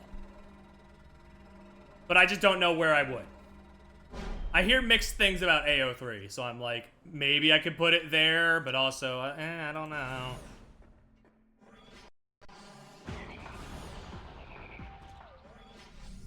And Toy House is a good site for OCs, but you need like a fucking... You need a fucking code in order to make an account there.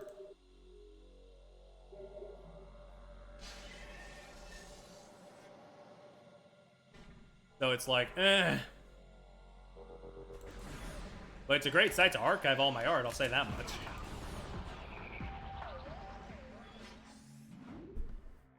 Oof.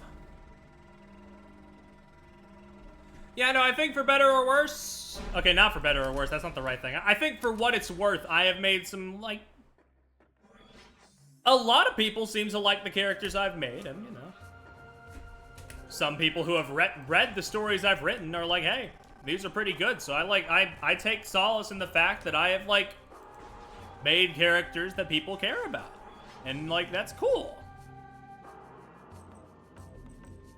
I just need to get back to it.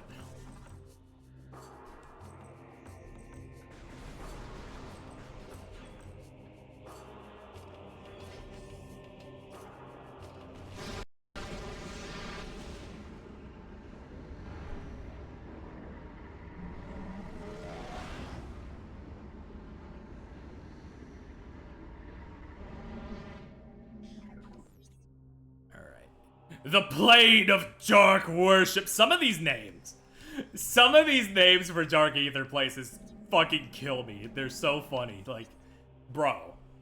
The Plane of Dark Worship. The Accursed Lake. Come now. Oh, this is the wrong place. My bad.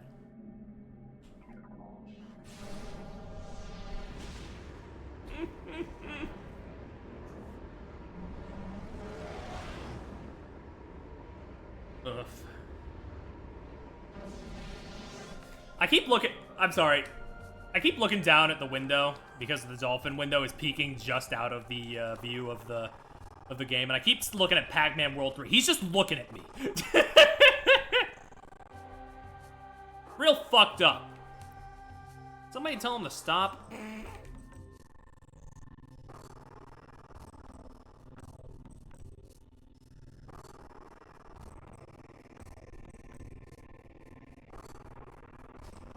Monitoring your progress. Somebody has to. Sorry, I'm like cross-referencing. Okay, so it would probably be at the Hall of Eyes I need to go to. Gotcha. Oh, that's a bit of a ways away.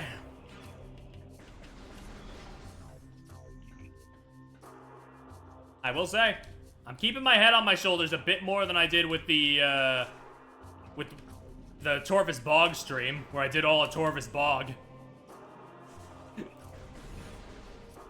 I'm able to keep it in mind and just go. All of Eyes.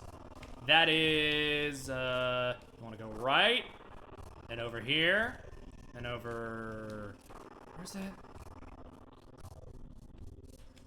No, right. Wait. Okay, as soon as I say that, I lose track of the fucking Hall of Eyes. Where is it? Down here? No, it's somewhere with a P, Perry. Come now.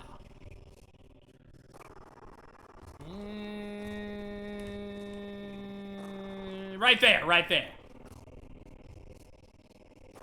Might honestly be better to, like, go into the elevator. Hold on.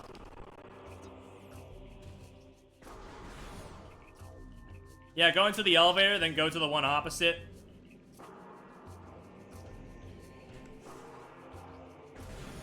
Oof.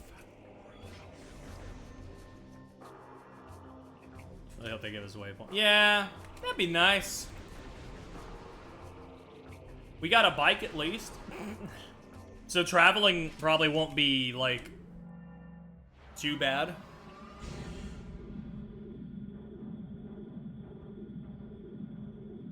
Even if the bike, from what I understand, it's like Epona from Ocarina of Time. You can only use it in certain places. But, you know, that's understandable. It's a fucking bike. I wasn't expecting to do fucking wheelies on, like, on top of Silex, but, like, it would have been funny.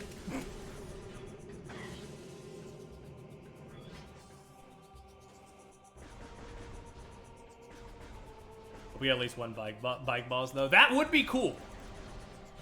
That would be cool. Imagine, okay, getting my hopes up a little. Imagine Silex has his own bike, and then there's like a fucking rival battle.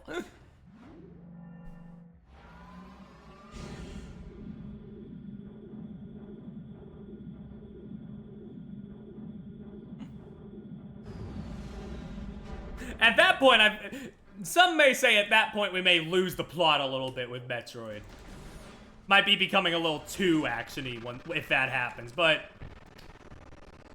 I don't think the bike's coming back after 4. I don't think it's like a forever jump the shark moment. It's just like, just a fun thing to have for a single game.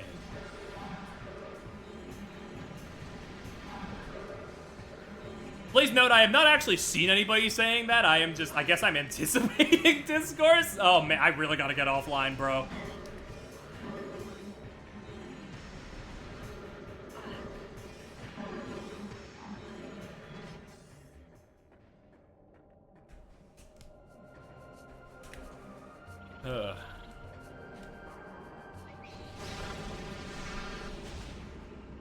Because, like, here's the thing.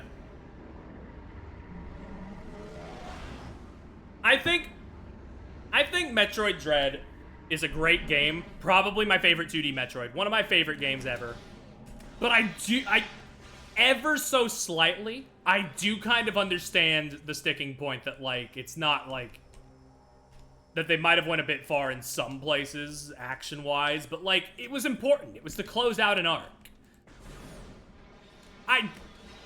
I do feel like they might dial it back a bit with the next Metroid and make it a bit more about the ambiance that people care about. But I think Dread had, like, the right balance for what it was. I don't think that's the norm going forward.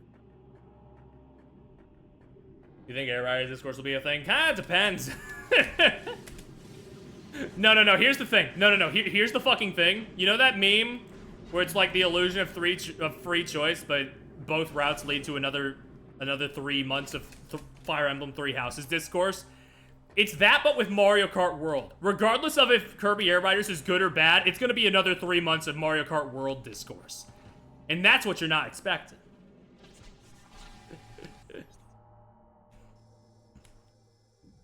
Sigh. I'm tired too!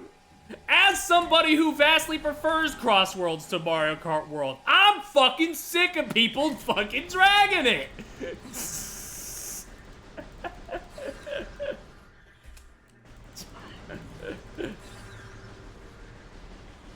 Both can exist!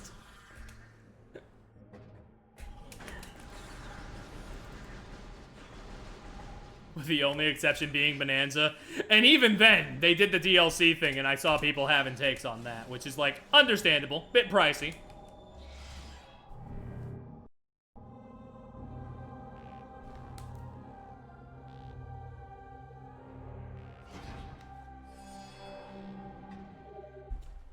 You can now enter the Sky Temple.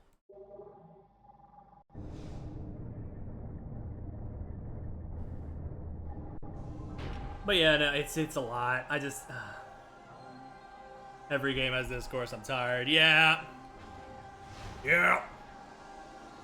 I'm hoping... Listen, this is why I'm like...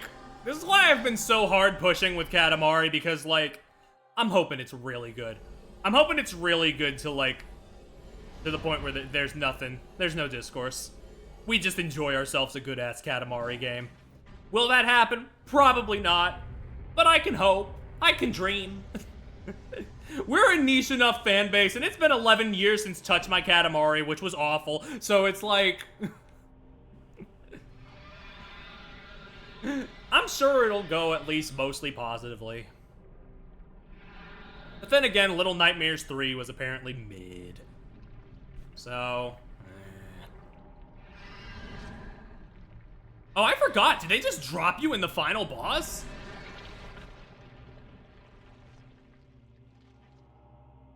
No, okay, there's a little bit more. Okay.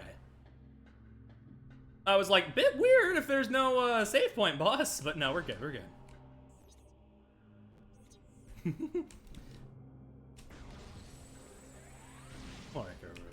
It's like, oh.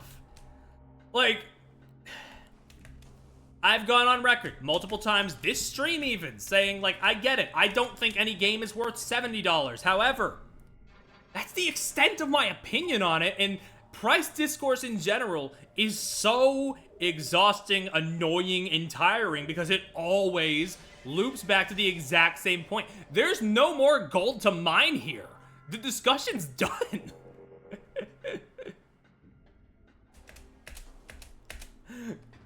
It's like, what do you want me to say? Like, yeah, I agree, it sucks out here, but like, I can't really say much more than that.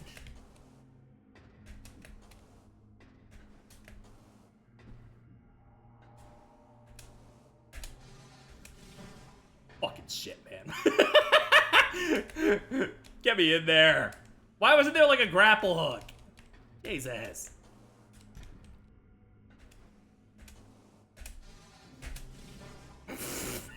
Come on! Come on! I'm just a bounty hunter. I'm a bounty hunter and it's my birthday!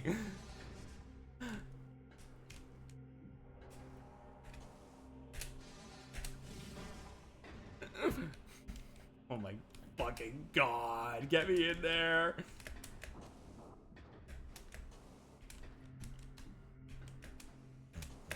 It is not actually my birthday. My birthday is in April.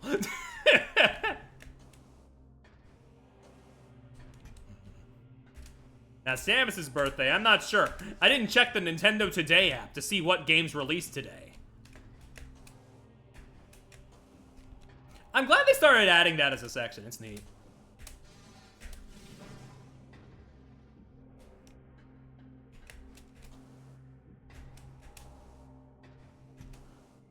Good way to keep track of things.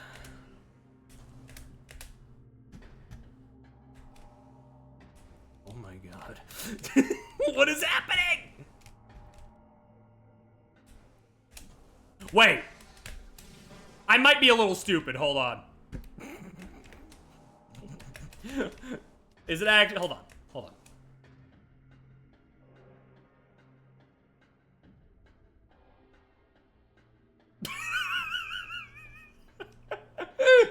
We do not speak of this. We do not speak of this.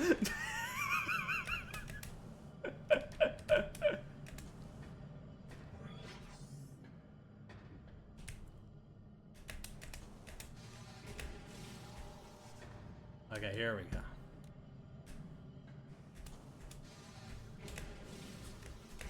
Man, these wall jumps are real funny.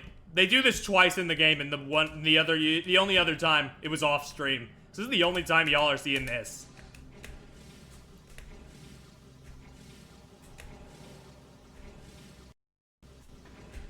Fuck! There's one that released today, Triforce Heroes, yeah. I hear that's okay if you have people to play it with. Fuck, okay. The problem I have with this wall jump, actually, is the fact that you can't, like, if you slide for even a second, if you, like, you have to go. You have to go quick and in succession. Maybe that's why there's not many of these. Because they're very finicky. But there we go. All good.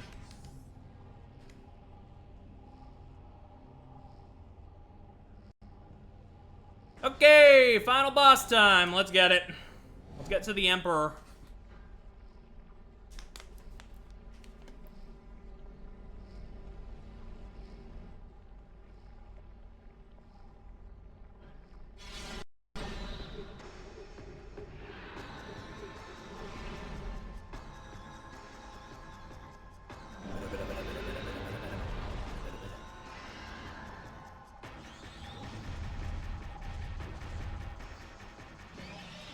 Here we go. The horror.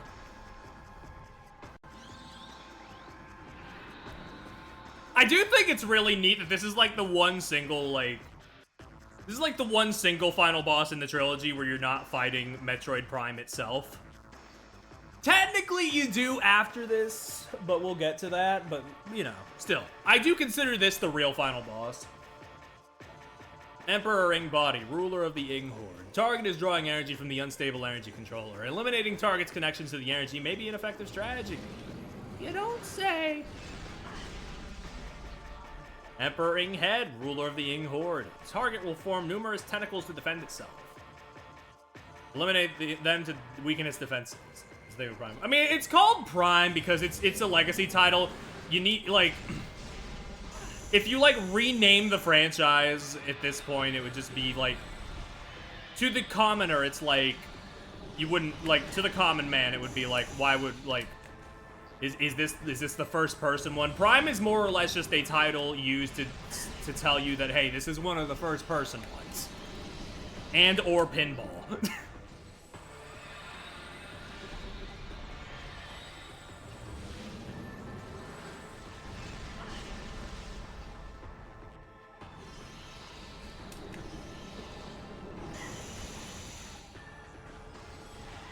Oh, gotcha.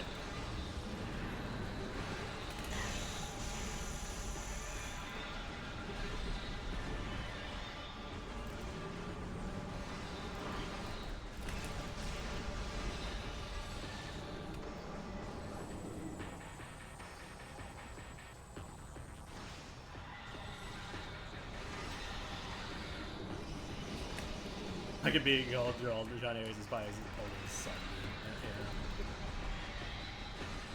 Yeah. Or something, I don't know.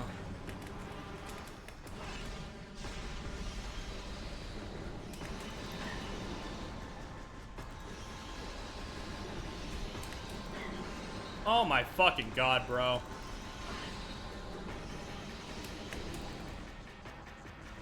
Got one of the tentacles at least. How was that neutral? I hear it's kind of ass. My friend Hana gave it a 5 out of 10, so it's not the worst thing ever, I guess.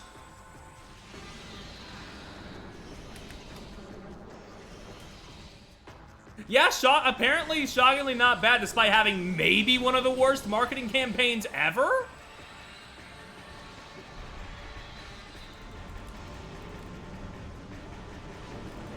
And Jared Leto, that is true.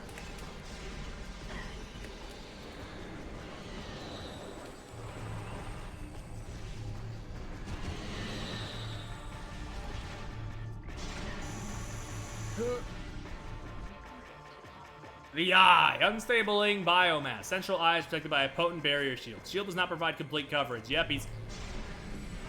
You know, this is kind of... I never considered this. The first boss of Metroid Prime 1, the Parasite Queen, is protected by a shield that, you know, has some openings in it that you can use to shoot and kill it. Same with the Prime 2 final boss. It's bookends. Ignore the fact that there's a third and soon to be a fourth one. Who is Jared Leto? Asshole creep they keep casting in movies for some reason.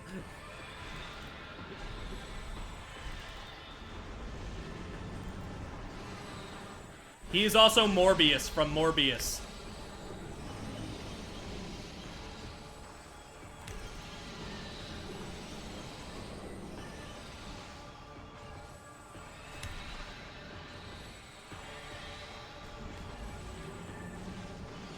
He's one of the producers and directors.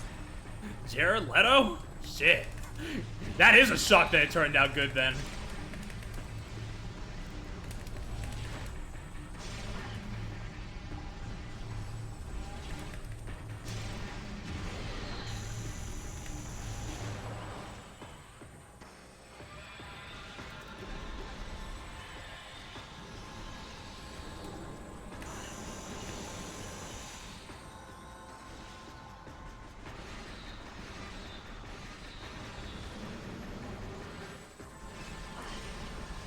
Now I would be a little mean and ask, you know, are you only saying Tron Ares isn't bad because your standards have been so lowered by how ass War of the Worlds 2025 was? But I can't really do that. I watched it too.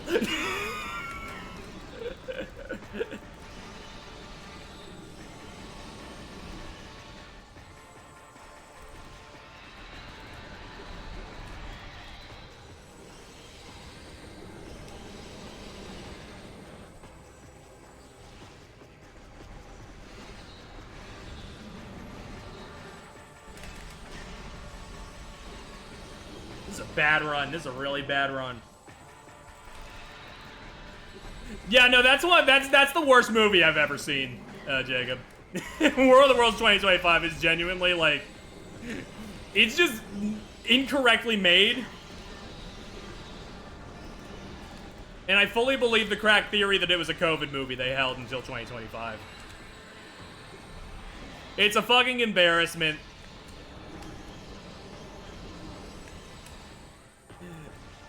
Ollie's a lot more passionate about how bad it is than me, but I still think it's pretty fucking bad, obviously.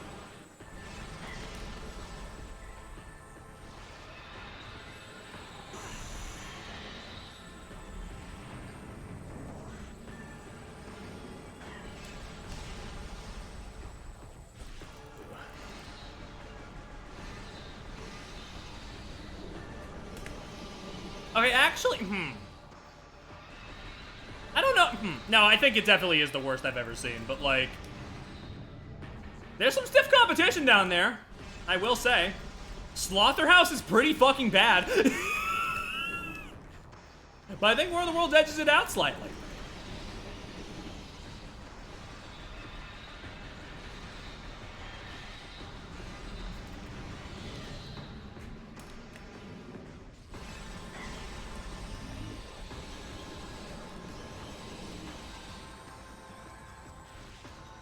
Ugh. Okay.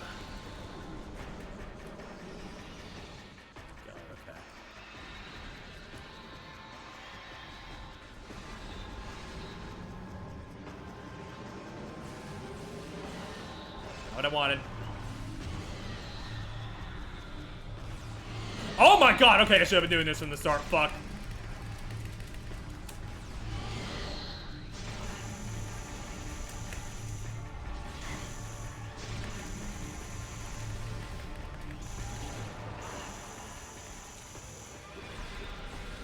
Wait. Guys, I'm stupid.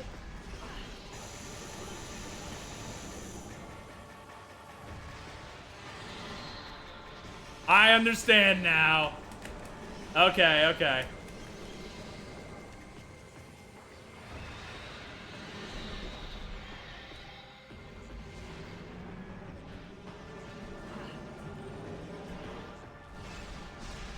You gotta get me on the 2005 War of the Worlds at some point, Ollie, because you keep saying that one's alright. And it's like, yeah, it's definitely gotta be eons better than whatever that was. Well, that we watched. What for you can't say the Minecraft movie. Chicken Jackie. Sorry, that was habitual. There was something deep-seated inside of me there.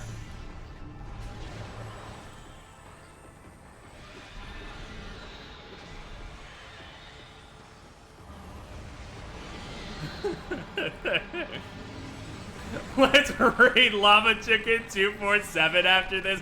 Are they still up? Are they still fucking up over there? Oh my god, I'm dying. Let me just load the state. I'm not raiding them.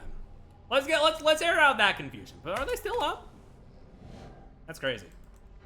That's gotta be a corporate bid at this point. Like, there's just no way.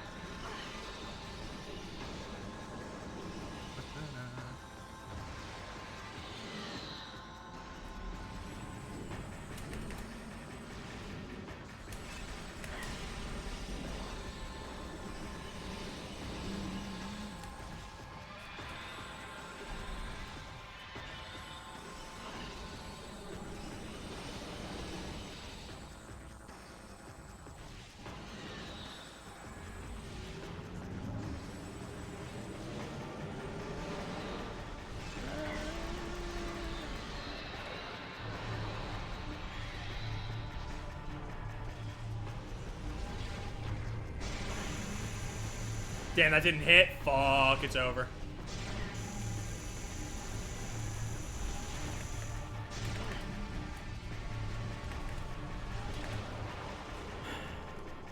What do I want to do? Start over. That's what I want to do.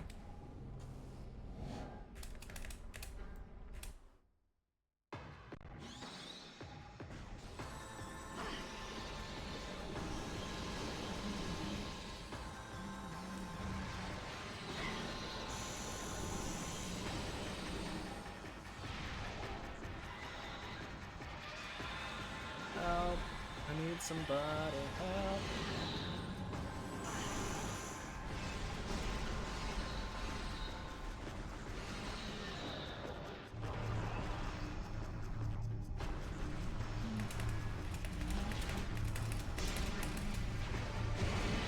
Let's go!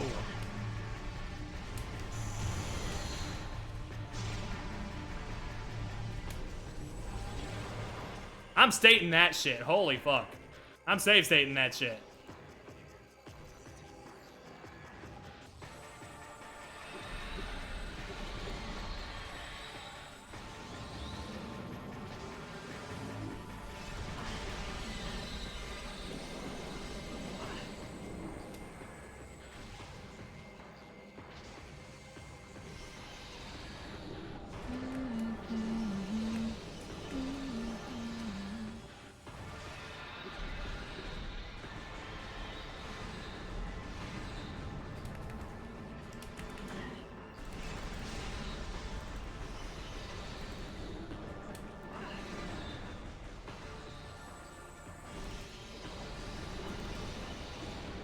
Oh my god.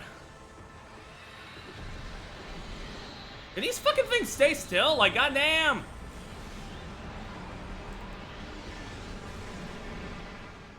What's going on? Okay, you're here.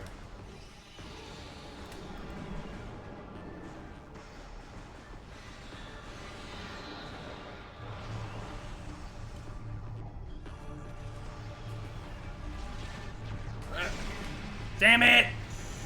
No!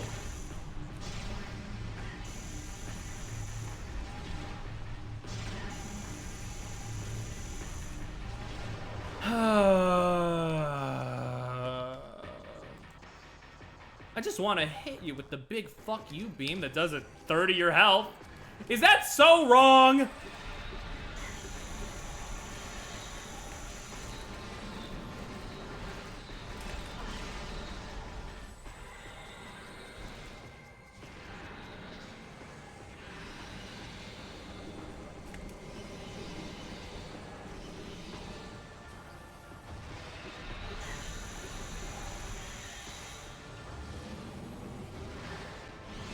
But yeah, no, as somebody who is working on a project that more or less has a legacy title, I can understand why Prime keeps the Prime subtitle. Sometimes you just get something that's, like, iconic and, like, recognizable. And even if you want to change the title, you probably shouldn't.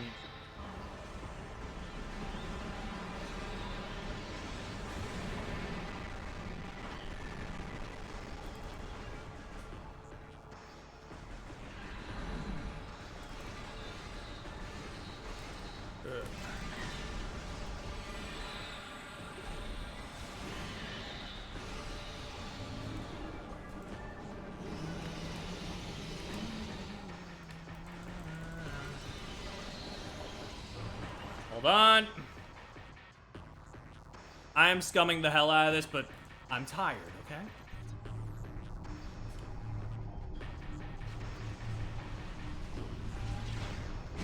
Yes!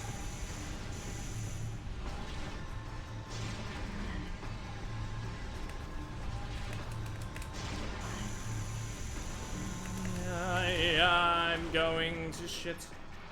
You know what? That's fine. I don't need to go back for that.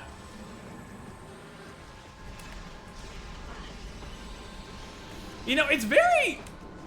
This might just be because I'm thinking of bosses in a darker sequel to a game. It's kind of Elder Princess Shrewish, I guess. I'm just thinking about all the tentacles.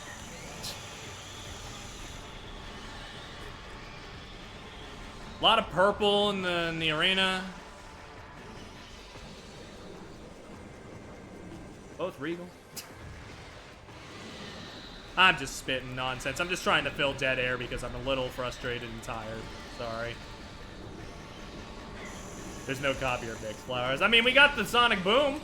That's doing some shit.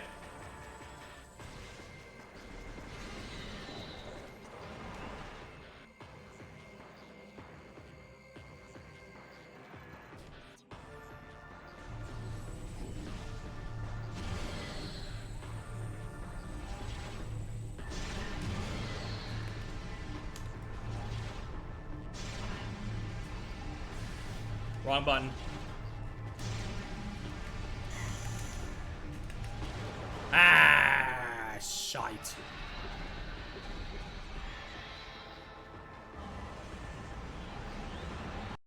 Load it.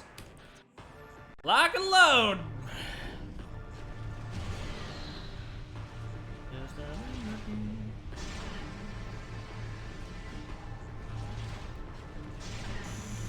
Can you stop shooting me? Wah, wah. Sorry. Had to let it out a little bit. I'm upset.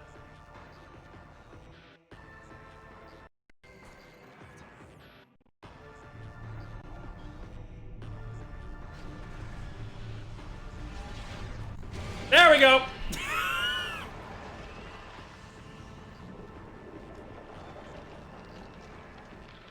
Phase 1 is down.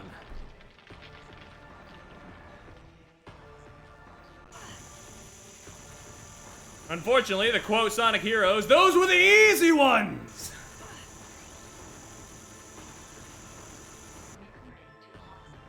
The Chrysalis, regenerating Ing Ruler, targets regen shells magnetically charged. 11 weak points have been detected. Target them with concussive blast to shatter the regen shell.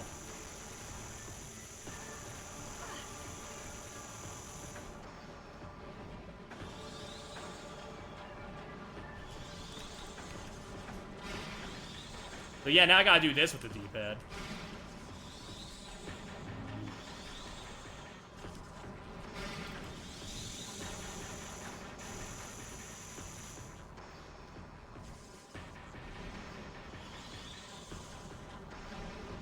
Man, I can't believe Sonic Unleashed ripped this off. That's crazy.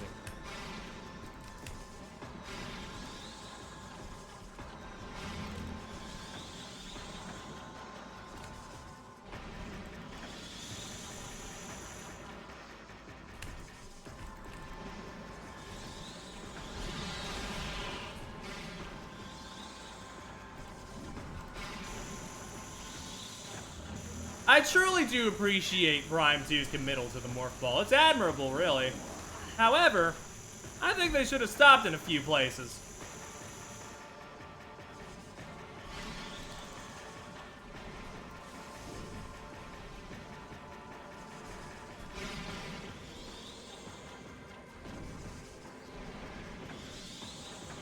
Help me. I need somebody.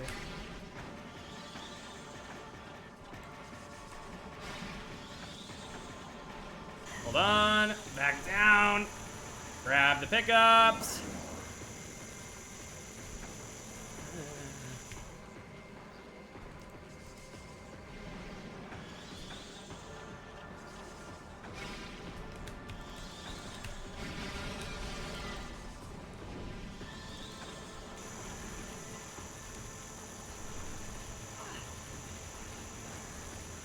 Give me.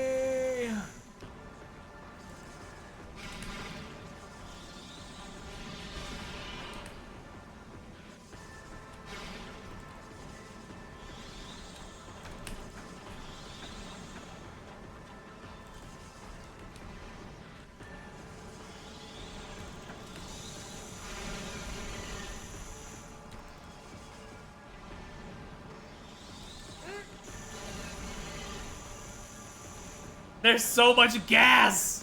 Fuck! Ah! I can't see shit!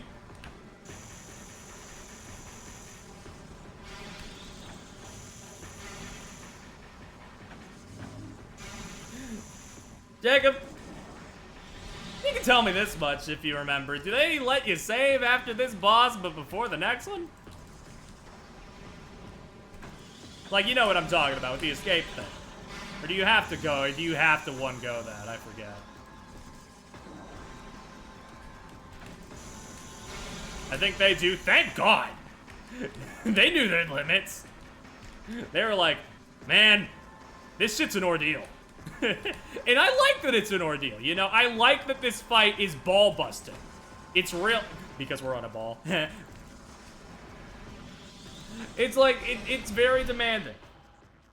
And I think that's good, personally. Like, you know, it's testing everything. And you get this drop.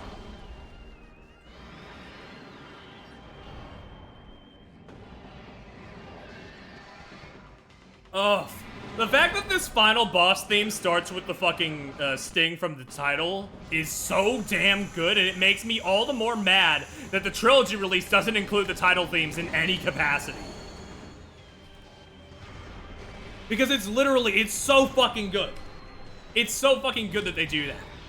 But it's lost on anybody who played it in the Wii version. Anyway, mutated Emperor Ring. Altered ruler of the Ing Horde. Further phase on mutation of the Emperor Ring has occurred. The creature seems to only take damage when its heart is light or dark. Find a way to change the heart to one of these colors.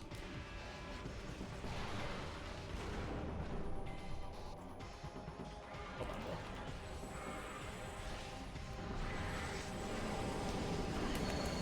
Oh, fucking shit! I forgot he... Oh my god, I've forgotten everything this guy does. This guy has been mutated by fate. Yeah, I guess that's their way of, like, being like, okay, it still connects. It still connects, guys.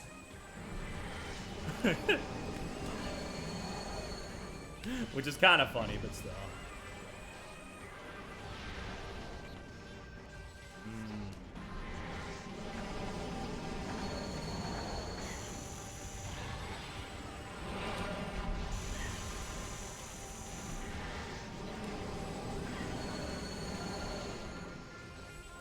I think they do, like, I think they do a little bit more of the lifting with Phazon and Prime 3 for sure. Definitely more than, like, its meteorites, if I remember correctly, so. Yeah. But that game has a lot to juggle in its story, and I think for the most part it does it well. It's just that I don't remember all the finer details because of it. Because of just how much there is in that game. Story-wise.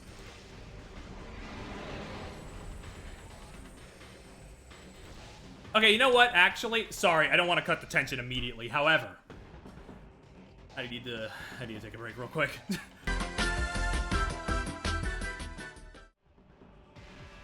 Okay. Okay, I'm here. I'm back. I'm back. Log in.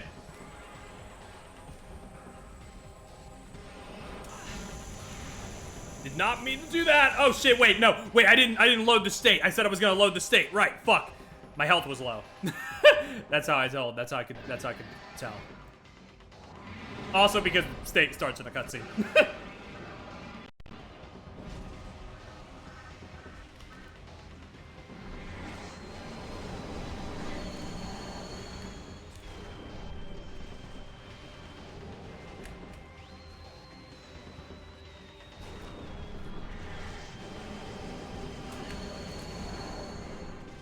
Fuck out of here.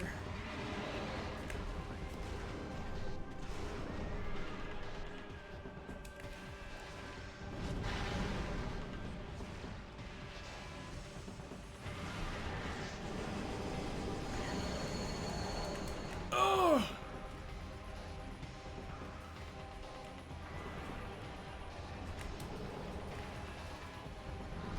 Oh, I don't have enough. Shit. Normal super missile then.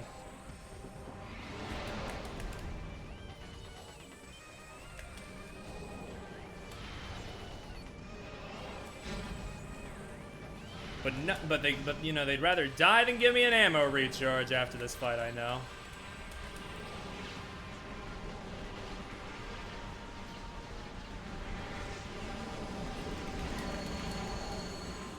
Well, give me a heal.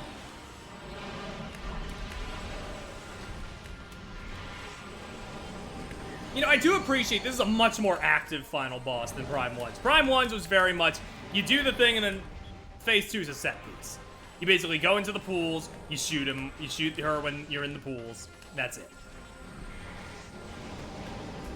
Even if I'm like a bit mixed on the fight itself, I admire the fact that they actually tried to do a real fight for the second phase.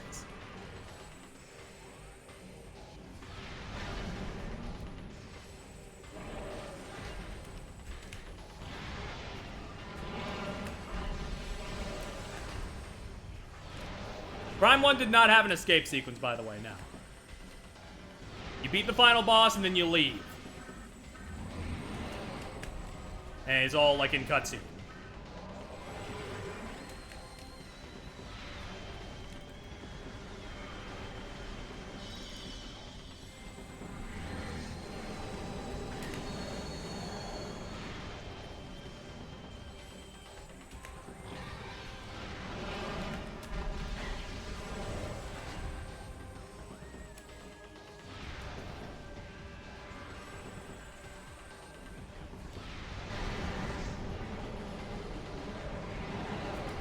What do I...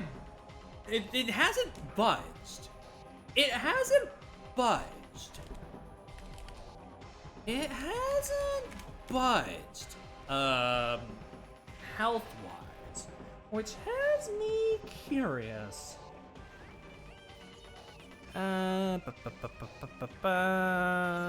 Lock on. Let's jump. Missile. Annihilator. Fire, strafe, okay. Light beam when the, okay, yeah, I just need to use the, I need to use the Annihilator beam, right? Okay.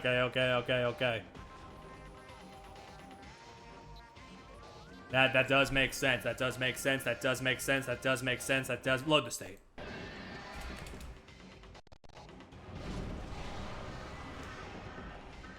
Once the heart turns a different color, I gotta use the Annihilator beam. It won't do anything when it's red, but when it's darker light, I gotta use the Annihilator beam.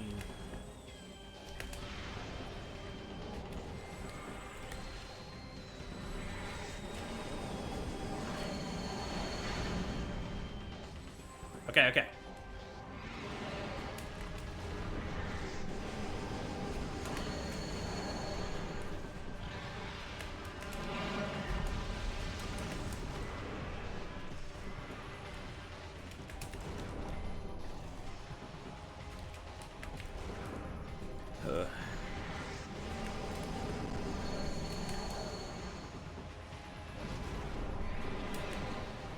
Why's he got the, like, Dark Knight Ultraness dim look from Bravely Default? That one's for me and me specifically.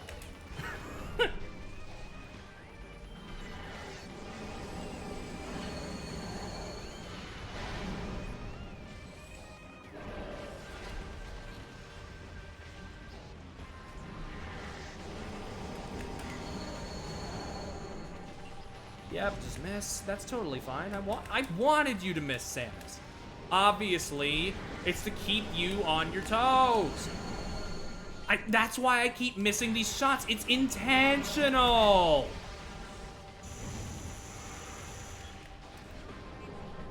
Obviously.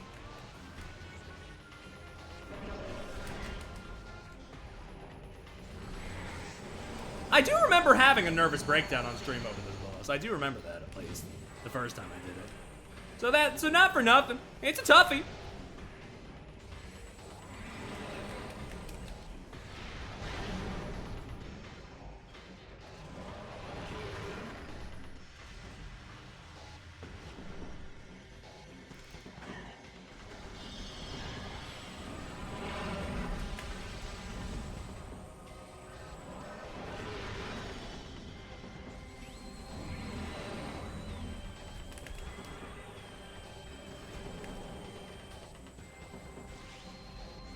Can you shoot out your little sperms again? Thank you.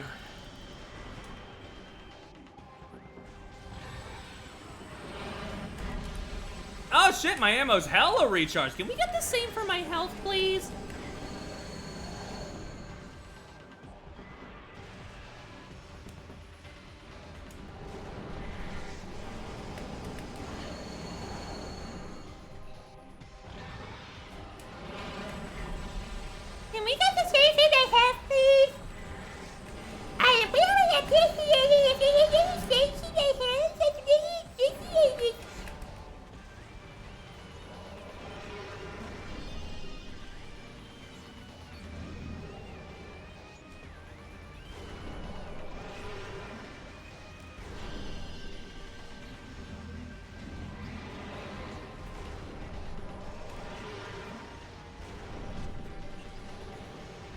This is a kid voice you bring the Ace Attorney. I did!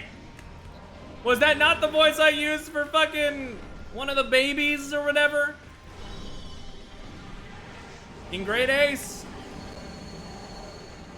I have 18 hits, which means I have 1 hit. All things considered, I should just start over now. So all things considered, I will do that right now. I'm learning. I'm learning.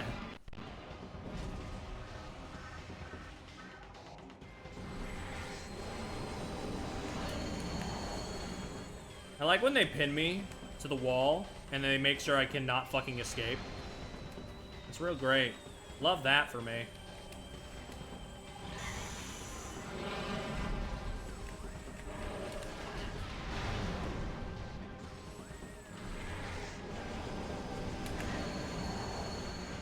Like, what am I supposed to do?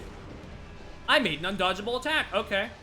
Well, I can't. Well, this isn't Fantasyland. I can't dodge your undodgeable attack or some shit. You're just pinning me in place. Fucking mutant.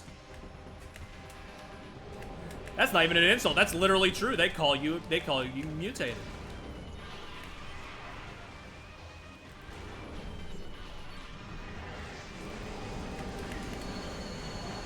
Like, what am I supposed to do? What am I supposed to do? What the fuck am I really? What am I supposed to do?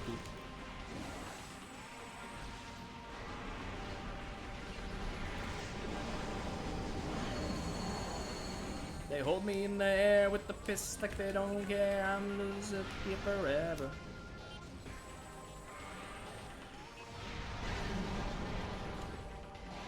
Nope, okay, you're still, okay, that somehow wasn't enough. A super missile was not enough. A super missile was not enough to turn you into a vulnerable state. Noted. Maybe I should have done easy. Fuck. Maybe that's my issue. I'm on normal difficulty.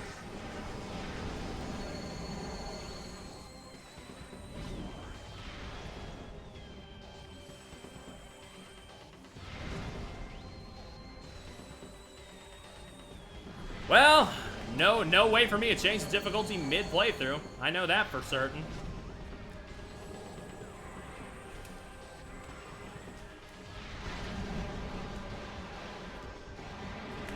Okay. I still cannot hit you despite using a grand total of 15 missiles. Wait, never mind. Here we go. Oh, but you can strafe just as good as my mother. So there's really no way I can damage you.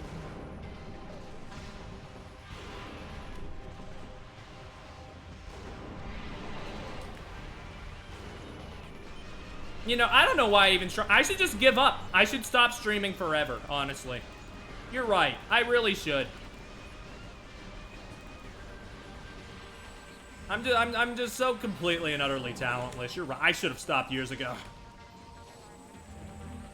Fucking only on light? What are you doing? Are you racist?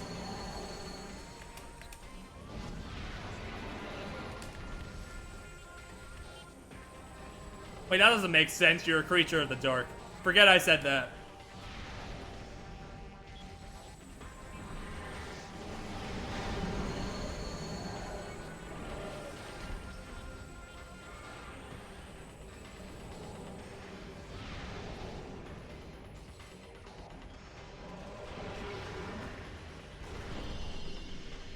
Finally.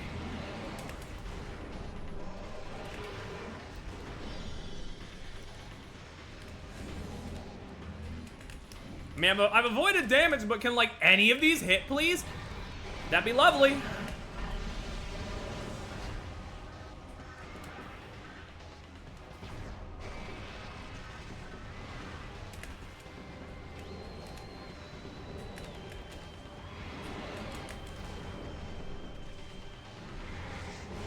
Oh, wait, you're orange. You're orange. Duh.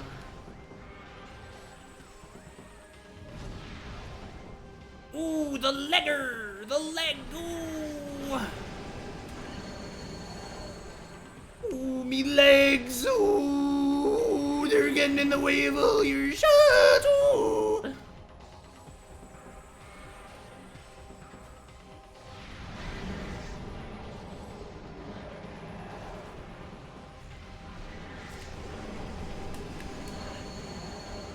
Oops, sorry. Sorry about that. Got pinned by the light beams and couldn't move.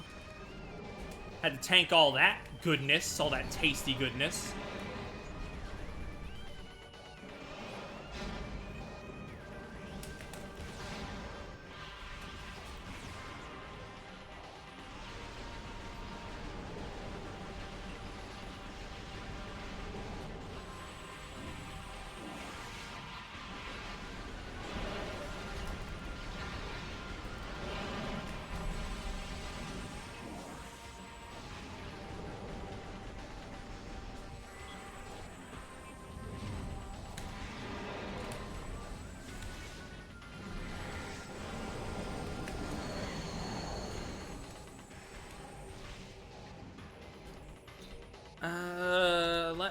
I've gotten pretty decently far, and I actually have more health than I started, so let me make this take here.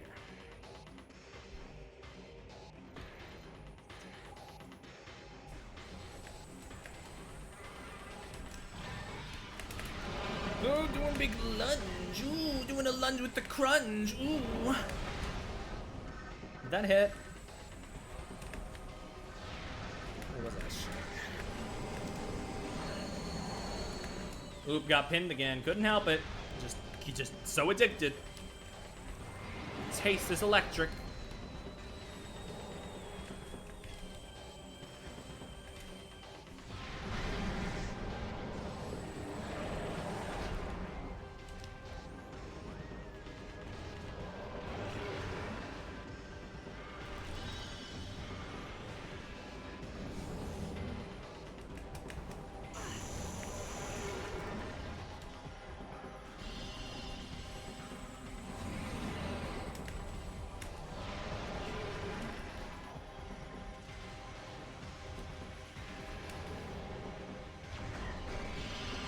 That even hit.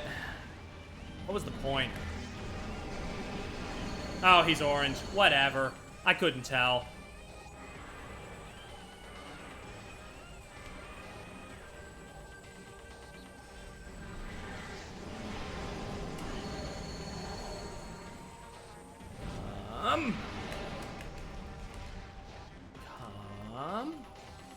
Oh, am I out of regular ammo? What's happening? Okay, there we go. Shit.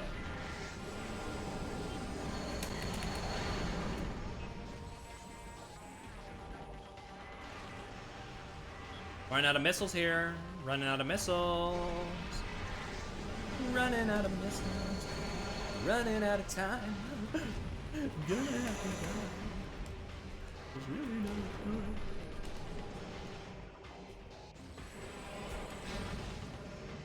My ammo is depleted. I cannot do super missiles. I cannot load anything. I could have hit those guys for more ammo, actually. Fuck me. Whatever. I didn't actually do any damage, so it's good that I rewound.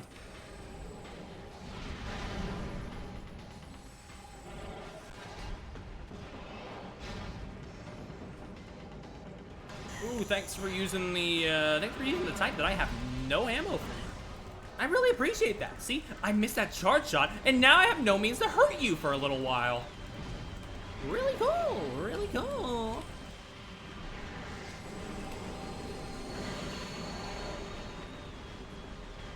Can you, like, drop the right things? I would really, really like it if you drop the right things.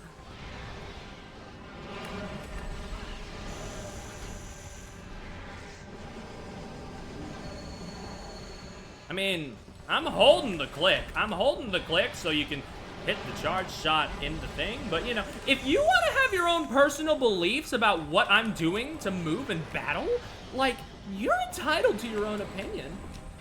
Just means that we're going to be here all night.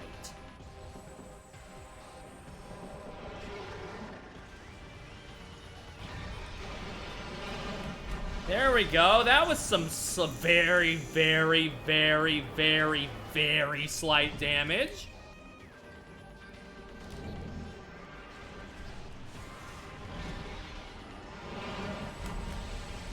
And some very, very, very major damage to me, I notice. How swell.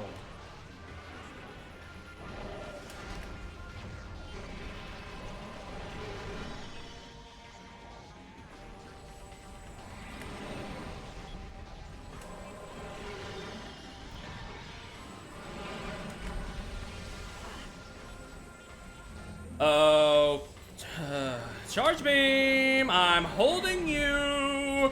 If you could bring those things over to me like you are supposed to, that would be very nice. Okay, you switched out. Never mind, I don't have time.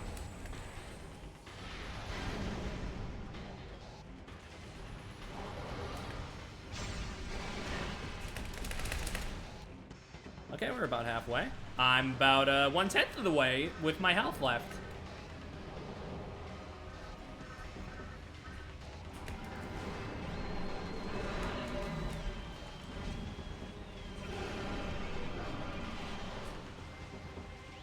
I get you're supposed to carry over a lot of your health over here. You know, it's like a Souls game. Don't get hit, but like not everybody has that luxury.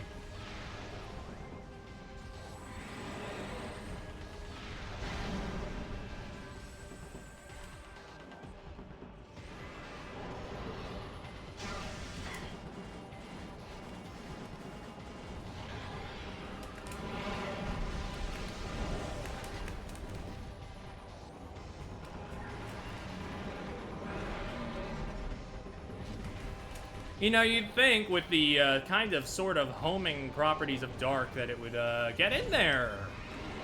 Maybe do some damage or anything. Fucking do anything. Like, you know, I'd want anything in this game to work properly, but whatever.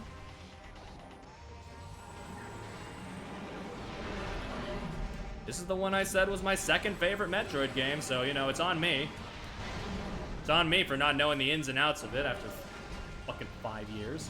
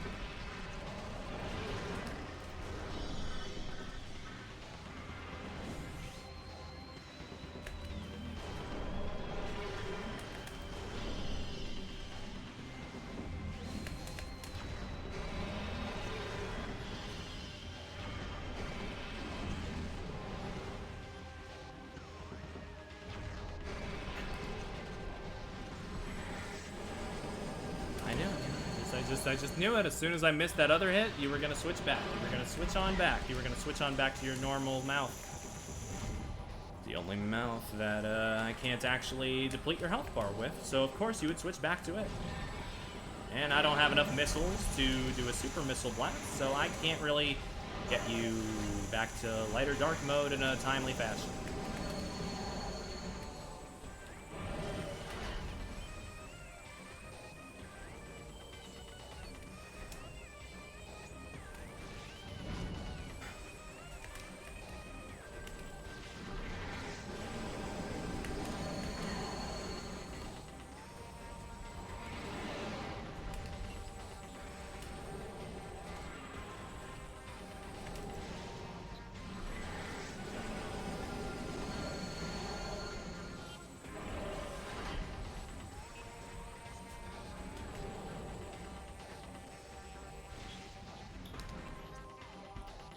Once more with feeling, I always say. Once more with feeling. Let me read that boss guide in its illustrious words of wisdom.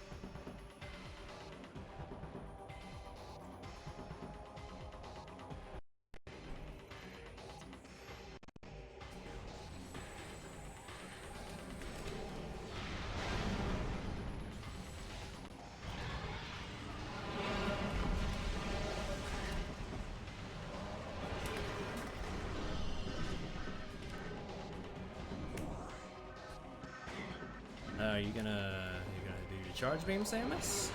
I was holding the button. You do know that the game is designed as such to where if you hold the charge beam, and even if you don't have the ammo for it, it'll still suck things in, right? You do remember that, don't you? Surely you remember that much.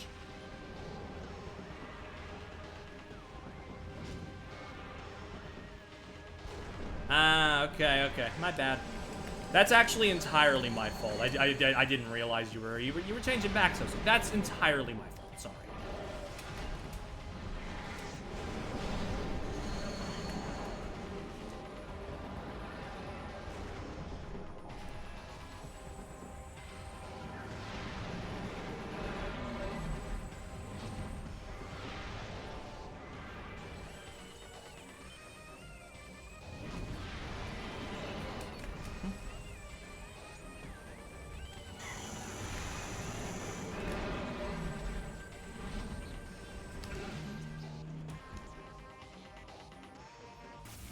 Alright, we're back in it.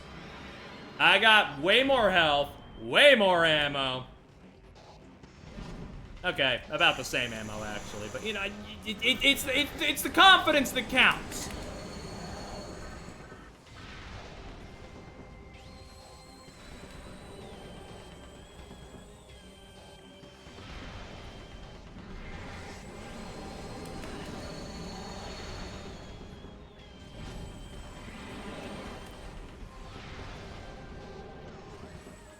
But confidence don't mean shit if he's not gonna accept that I'm hitting him.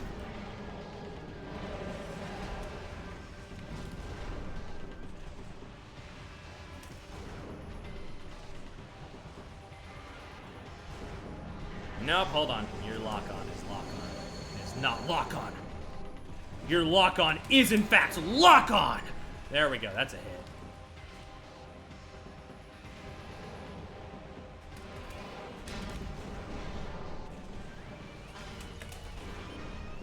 Okay, I think you're gonna change back. Yep. Okay, shoot these guys. Get some more ammo, perhaps, maybe.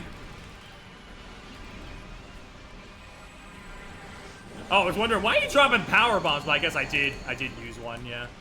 That makes as much sense as anything else. It's not a dedicated pool, it's a randomized pool, but it probably should have been a dedicated pool. All things considered, I'm just saying, like, maybe that would have alleviated a few of the issues. You know, just a touch. I don't think anybody's using power bombs on this phase, is all I'm saying.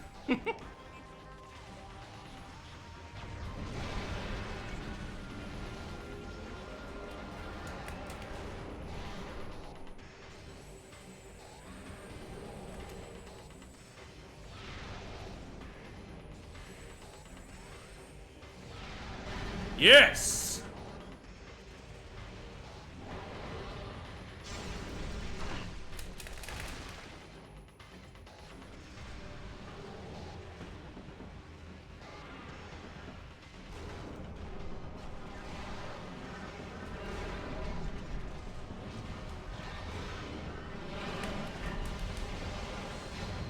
Okay, you got some moves, you're knocking me back, but you know what? I can knock you off your fucking feet.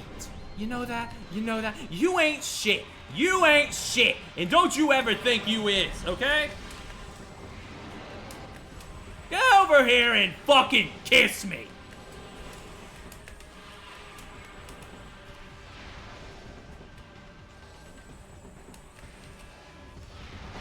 Kiss the edge of my gun, man. Get fucked, get fucked, get fucked.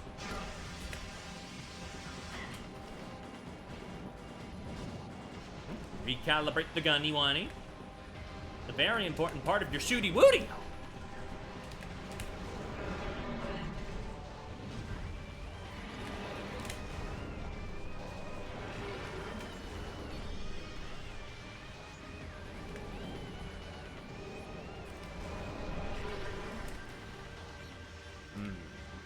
What's the ankle? Okay, you're back to normal. You're back to normal.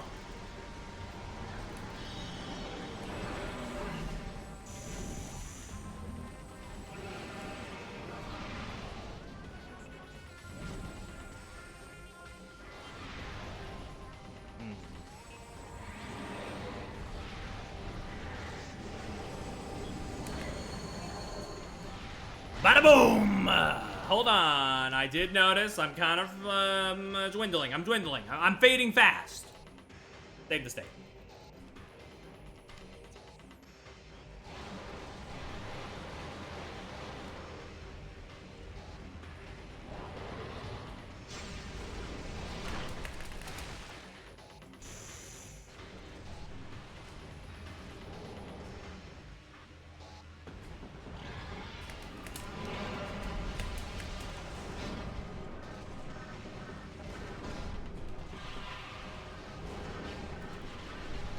Hold on. Yeah. He's probably gonna change back into Momo anyway. Let me.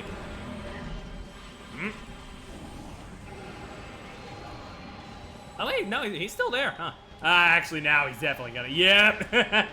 Yeah, I probably should have seen that coming.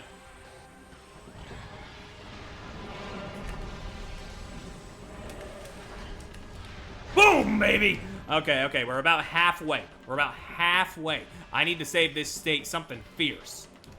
Okay, we're good.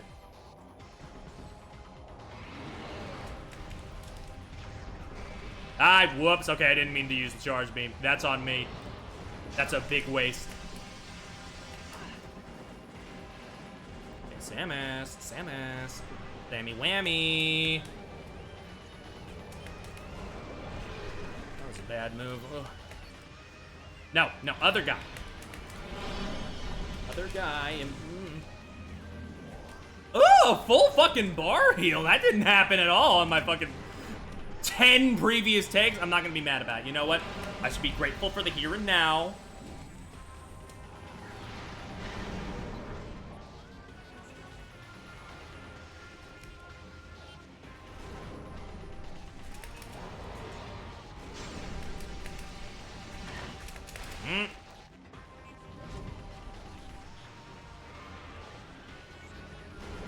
Boom!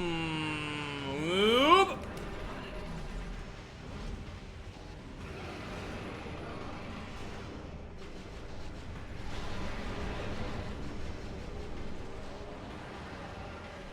back to norms.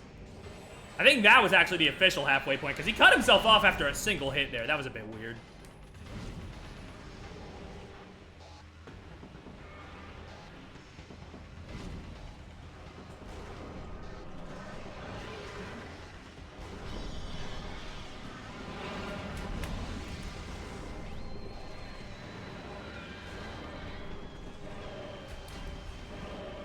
Why is it, like, fucking easy now? What is happening?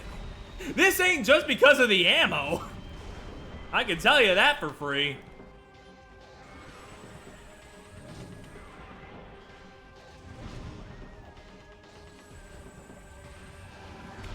Literally just needed a walk, apparently.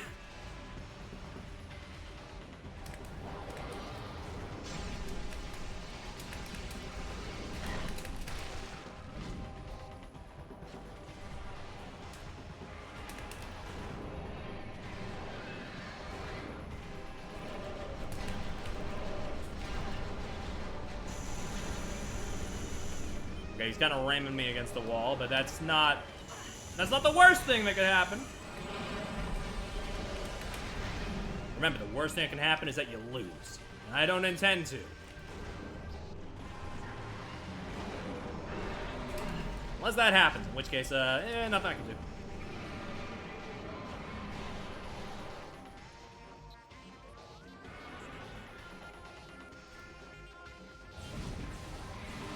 Dude, I got nothing. I gotta be honest, I got no- wait!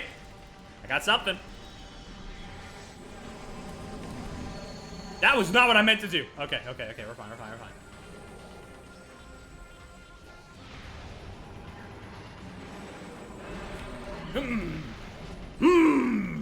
Let me hear you roar. Okay, whoops. I need to wait for you to do it. You're a bit shy, I get it. I was shy for a little bit there. I was in the pits. But you know what? Now, I'm less in the pits. Because the new Kid Icarus game hasn't come out in 13 years.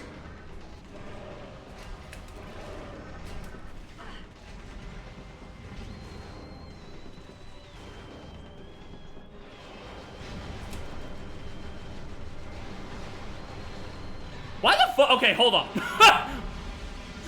Have I been, like, wasting my time using the charge beam? Why was that so fucking fast? Whoa. Do I just need to spam the beam and that's it? That's crazy. That's fucking crazy, actually.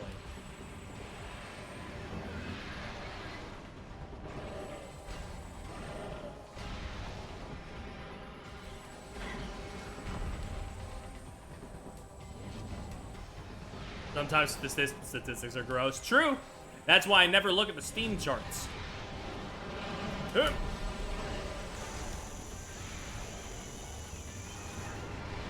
Get the fuck out! Yeah, that was easy. I don't know what I was complaining about.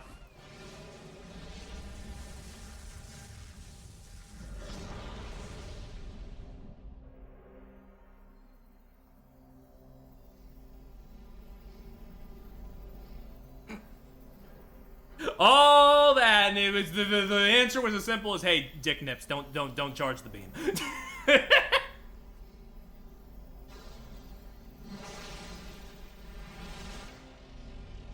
Sorry to say, I still think this game's the GOAT, actually.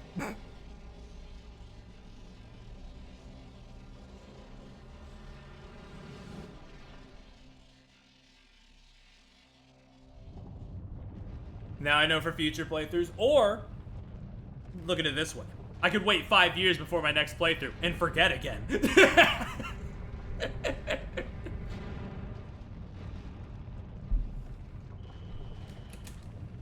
Ugh. Escape at once.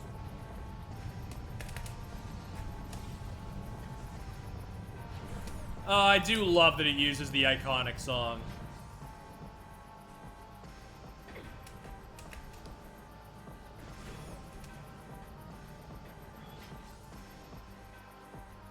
This is a send-up I'm fond of. Because, like, here's the thing. Metroid Prime, it doesn't do many send-ups. The Metroid series in general doesn't really do send-ups. Did I you know, I don't even need the save point. You know why? That one's broken. Doesn't matter. You know why? Because I got I got save states. Literally not an issue.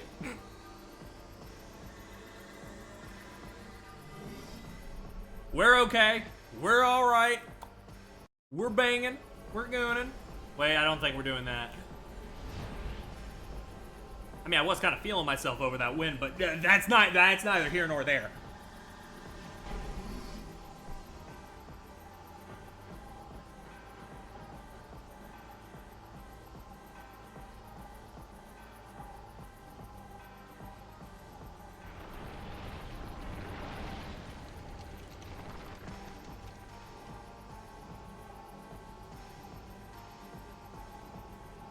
Hey, girl.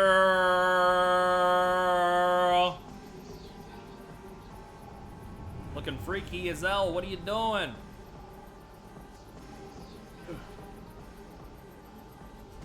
Well, one last scan for the road, you know? Never hurt nobody. We got 7 minutes. Supercharge of phase-on energy. Weaponry and defense systems are at full power. Phase-on exposures render dark stamus invisible to your dark visor.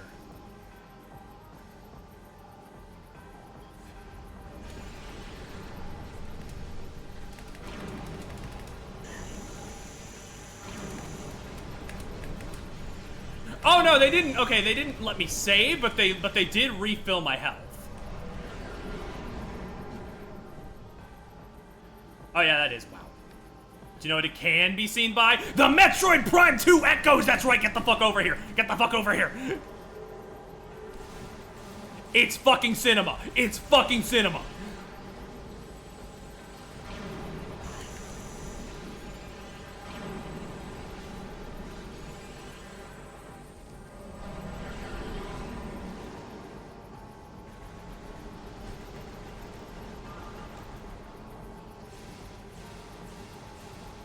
Where you going?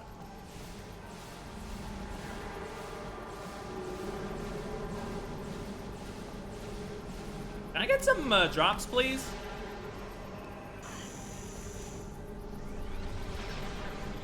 I'd really appreciate some ammo drops for the target. Because, like, the Annihilator was, like, my fastest ticket to fucking beating me, bro. Oh, wait, I think, if I remember correctly, I can shoot these out of the sky and get some shit. But the problem is, you know, shooting them out of the sky.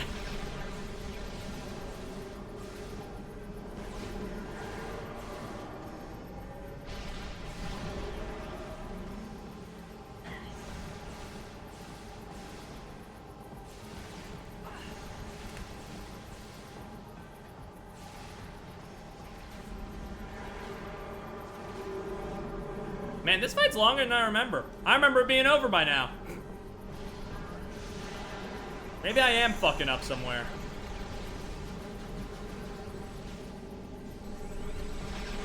Maybe it's that I used easy mode last time and I'm on normal now. So maybe that's something to do with it.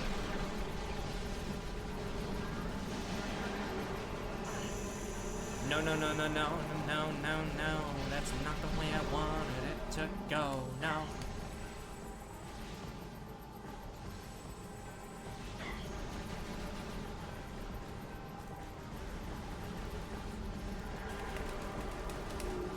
I guess he sorta, kinda, from a distance, has that fusion suit look. Very, very nice, if unintentional detail.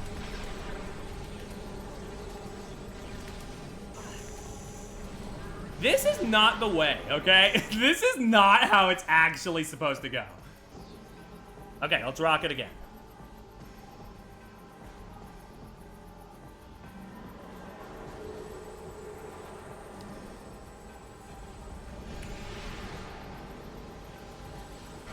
Get out of the sky, please.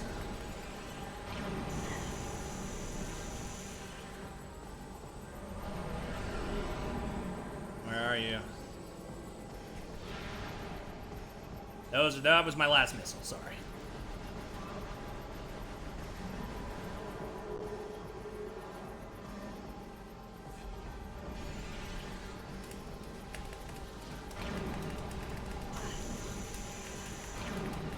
Nope. Absolutely not. You can't do that to me.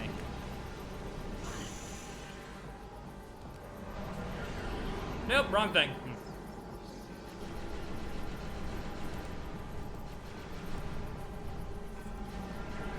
Okay. She has stopped. She has stopped taking damage.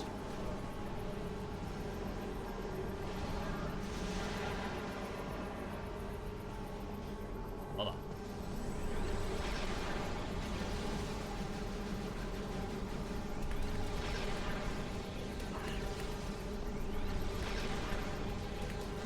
Still barely any damage. You're tickling me. You're barely doing anything, you know that? You're a freak. Honestly. Thinking you can do that? Come now, come now, come now, come down.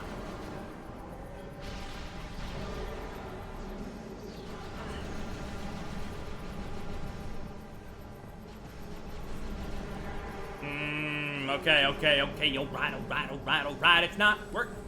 Yeah, not working. Okay, we gotta go now.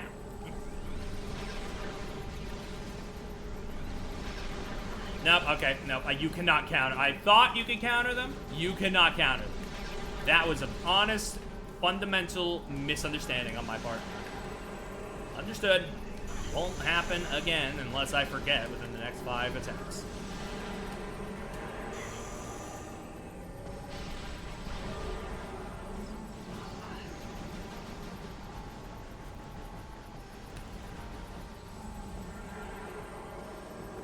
Girl, if you could, like, stay, like, damageable for more than, what's it? Oh, yeah, 4.5 milliseconds. That'd be real nice. I think people would like you a lot more in that case. Like, it's honestly, vulnerability is, like, really in these days. You should try it.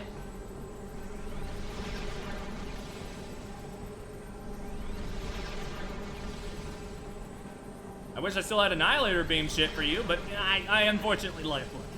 I hate to embarrass myself, but I did kind of blow it all, and I apologize. I said I really wanted to get you more. I really did. Trust me. But like it just didn't work out. The store was all out. Okay, it's around the end. It's around the end. It's around the end. That's where it is. Remember that next time you deal damage to them, and don't make excuses when it doesn't deal damage. Yep. Round and round and round and round and round and round we go. When it'll stop, nobody knows.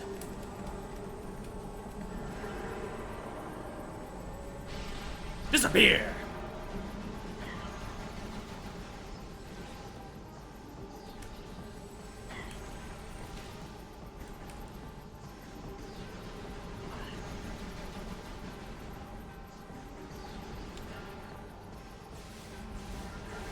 Maybe Light Beam does something here. I don't really know, but that's because I'm queer.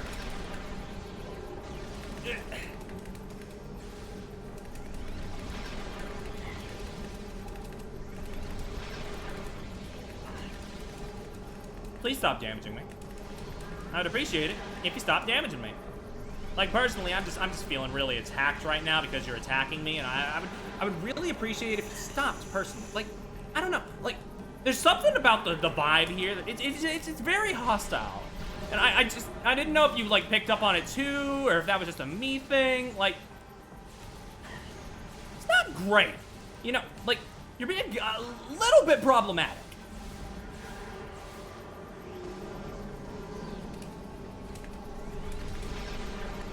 Listen, I just don't think you have access to those words, okay? I just really don't think you should use them. If I can be completely honest.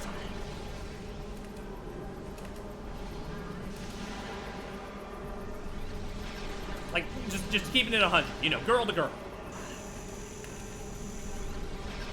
Girl to girl.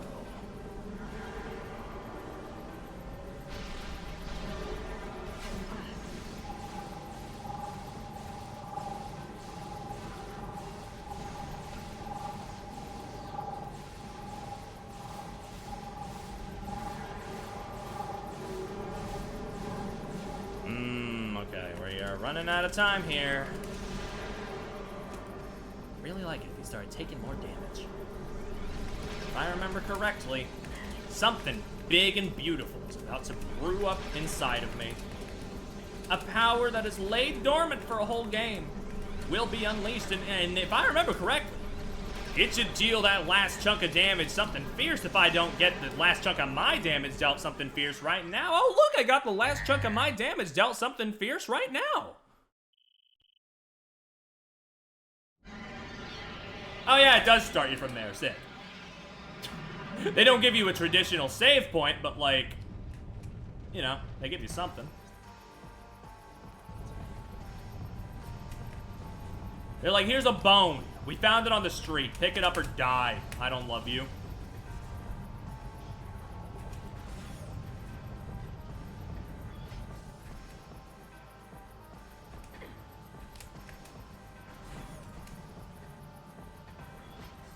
You know, actually, I just realized.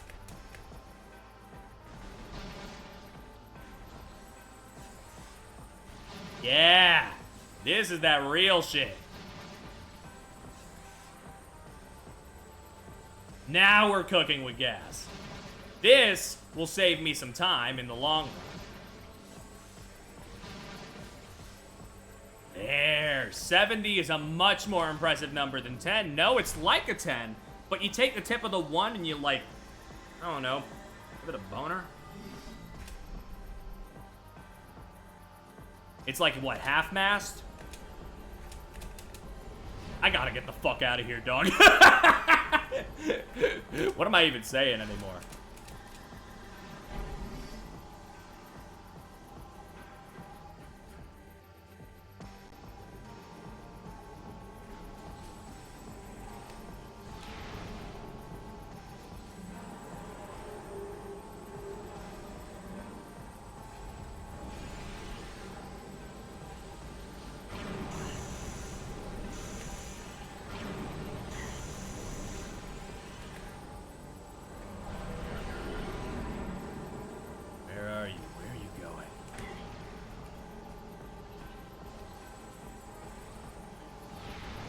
Yes!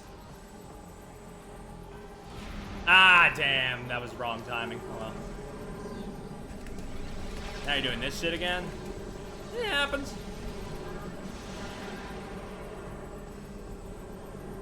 Listen. Sometimes a girl's just gotta get up into a giant electrical ball and start firing off sparks. Like, it's honestly, this happens to the best of us.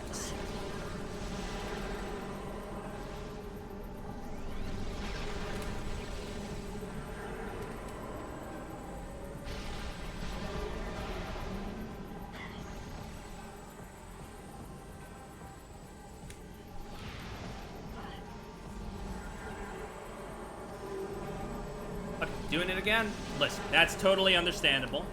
Sometimes you gotta do it multiple times. I relate. I mean, not in the, you know, not in that way. In you know, the making a habit thing. It's totally understandable. Oh my god, right. This happens now, I forgot. You can just get some of her stuff and you can get the phase on beam now. I forgot about that shit. Well, that was what I remembered. I just misconstrued it in my head. Can you come down? Fuck.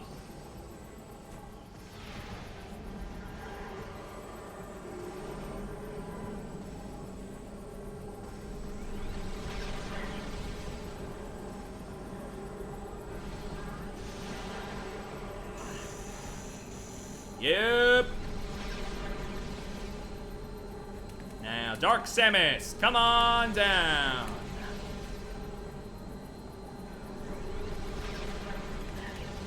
Come on down. Oh, it's over. Never mind. I don't love you.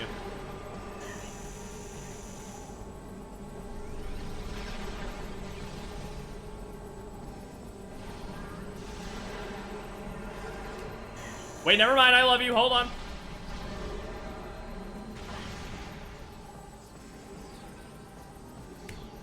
Shit, can you, like...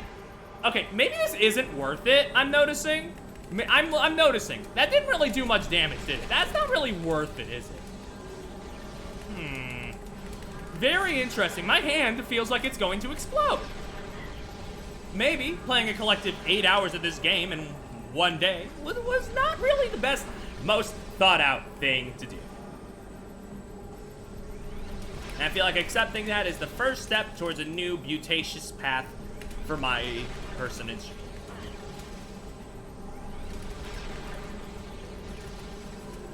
Can you fucking chill? Can you fucking chill? Can you?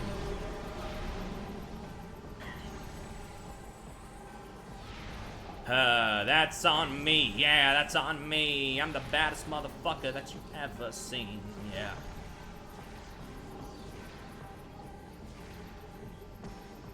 I'm losing my health, losing my flow, but inside me is a power that has got to go, go, go. 11:18 p.m. I don't think that was the time that I started this run, so I will not load that state. No, I will not load that state. I'm gonna keep on going, keep getting irate. Yank.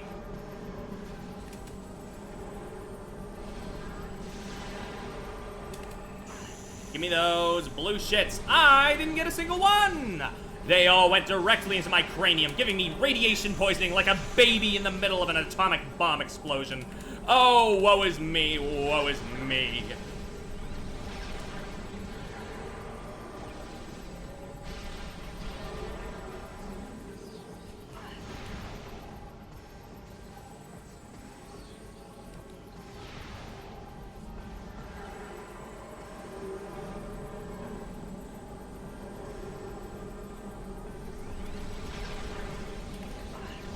Ah. Shish.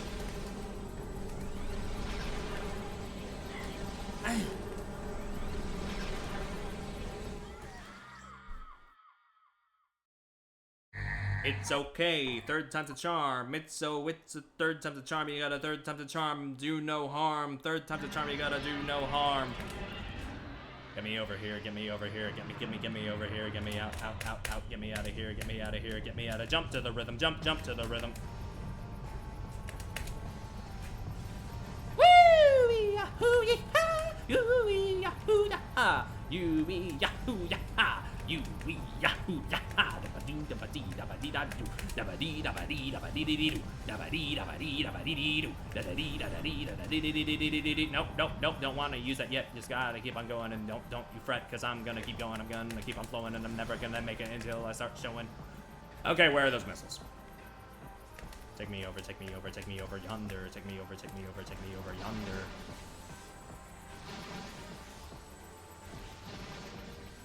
Whoop.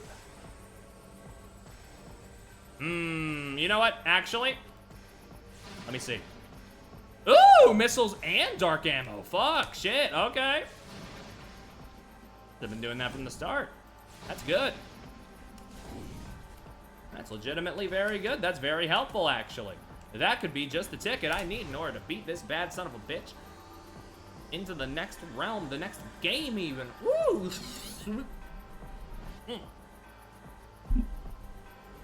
Take a drink of water for that one. Yahoo! I've got the fucking business. Go. Skip the fucking cutscene. I pressed the button like 5,000 times. All right. Nope, okay. You do this attack like what, once? Come on. Why even use it? Seems like a waste of energy to me.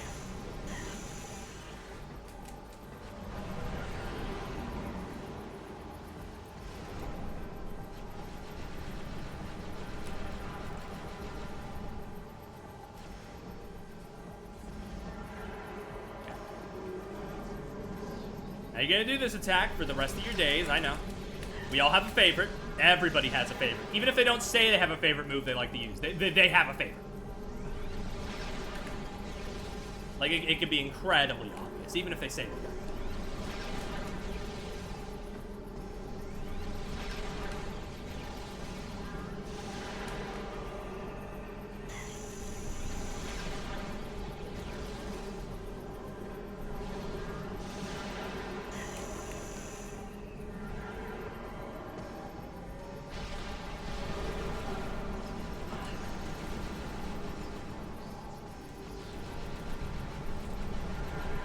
I don't think that did a goddamn thing, actually.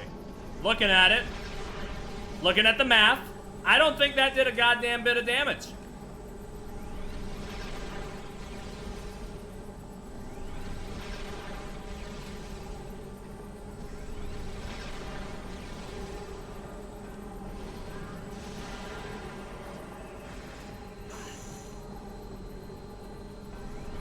Okay, it's in the middle of the U right now.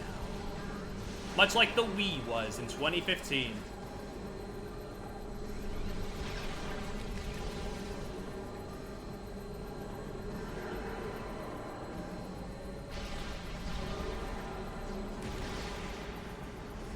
Yeah, that was like slight. That was something, I guess. Wasn't much, but it's honest work.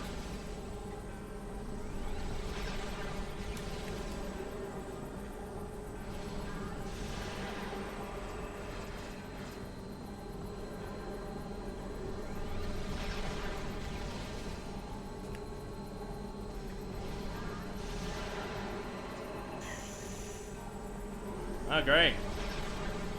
Look at that. The Phazon beam's gone.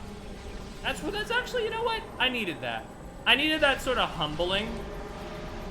Really needed fucking that, you know? More than anything, actually. Like, that's the thing I needed most. At this point in the game, to be humble. That's what I need the most. More than anything.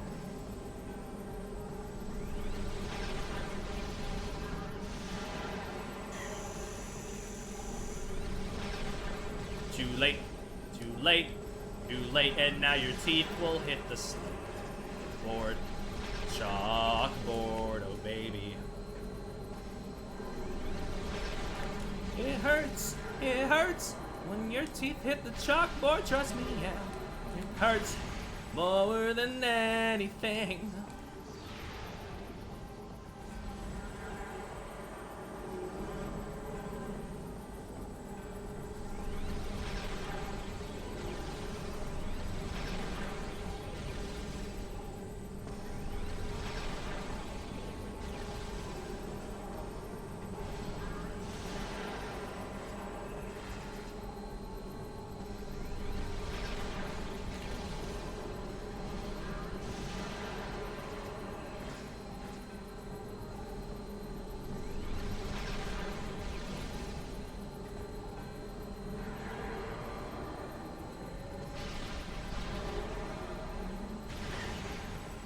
It's really not doing that much. I don't really know what you want.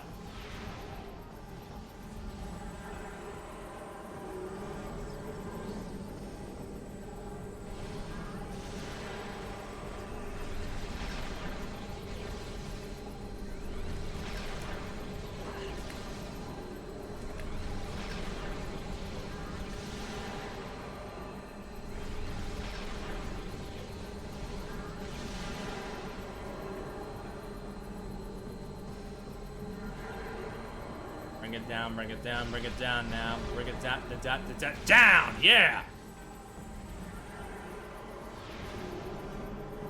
There's not enough time. I just don't understand. There's just not enough time.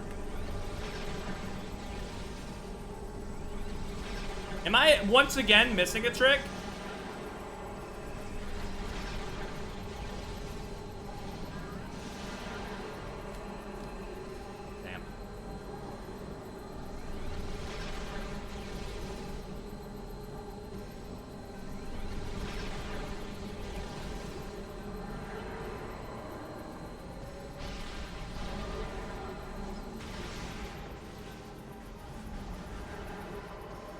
I guess we'll do it again, sure.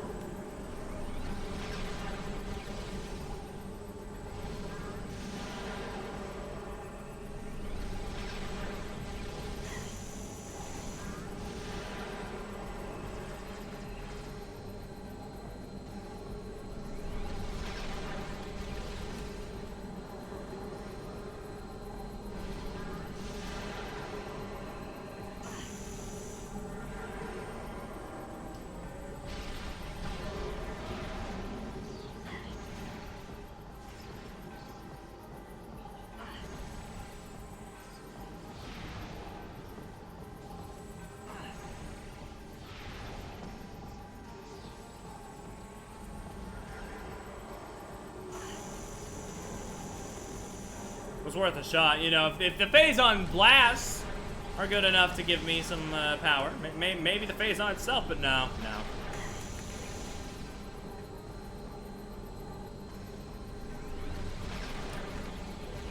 Genuinely, what am I missing?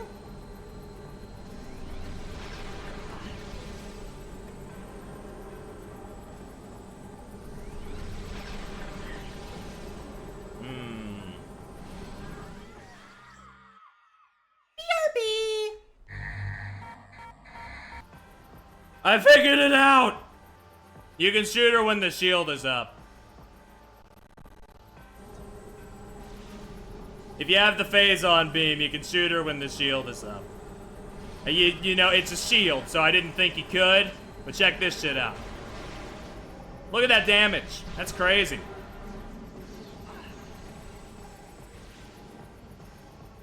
That's why this took so little time when I did it originally.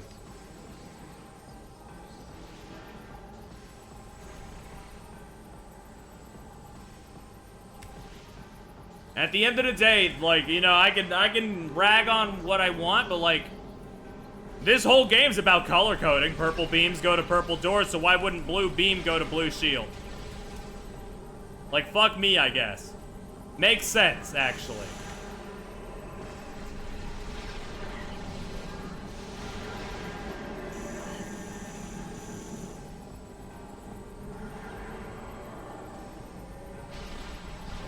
I'm just preaching to the void at this point. Everybody's gone to bed. I'm just here because I'm determined. Oh, wait, no. You're still here, Jacob. That's good.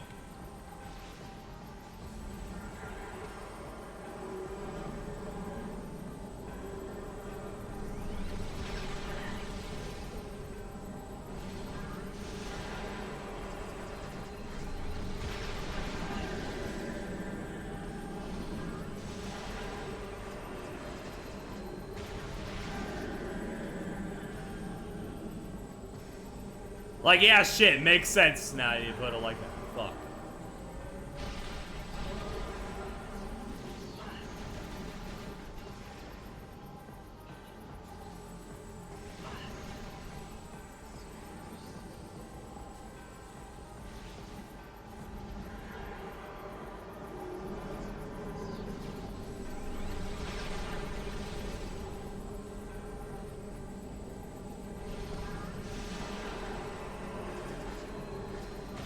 Get out! Yeah! Easy, actually.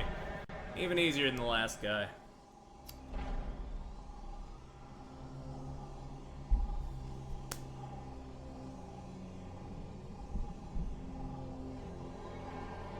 I like the eye on her hand. Festive.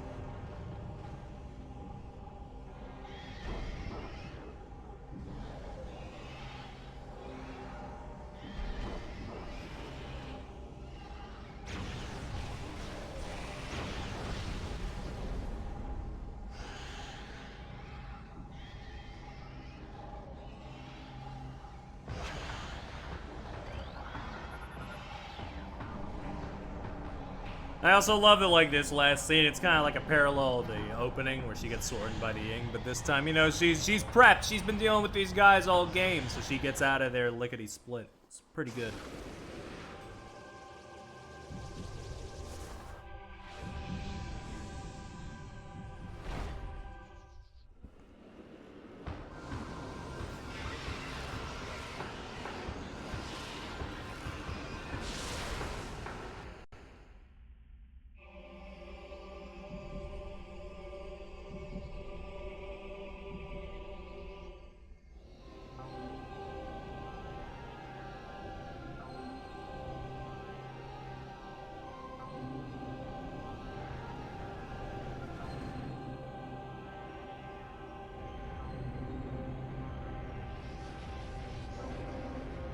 Ooh, I'm normal.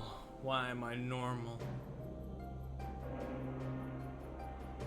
I also love that they're all alive. Like, you're left with only Umos for most of it, but then the big reveal's like, oh yeah, the rest of them were just in hiding. I think they actually do state that, but like actually seeing it, I guess, is nice, you know? Yeah, it's nice to see it. I mean, that's I guess what I'm trying to say. But you know what? You know what's even better than that? Best shot in the series right here. He just gives him a little wave and walks away. God. He's so good. I love her.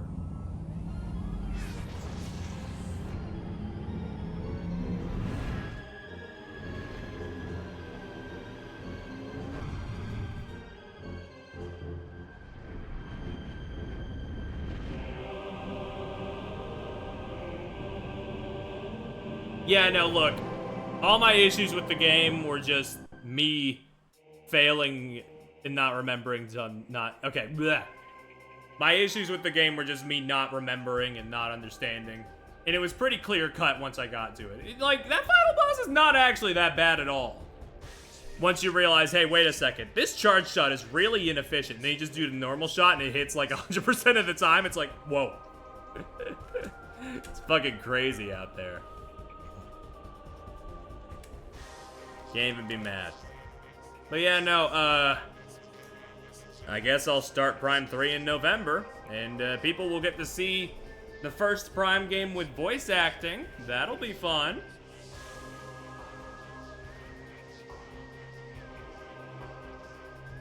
At least I think it's the first one with voice acting. I don't remember. Either way, it's got a lot of fun characters and a lot of fun stuff going on. I'm sticking around because I don't remember if there is a thing at the end of the credits.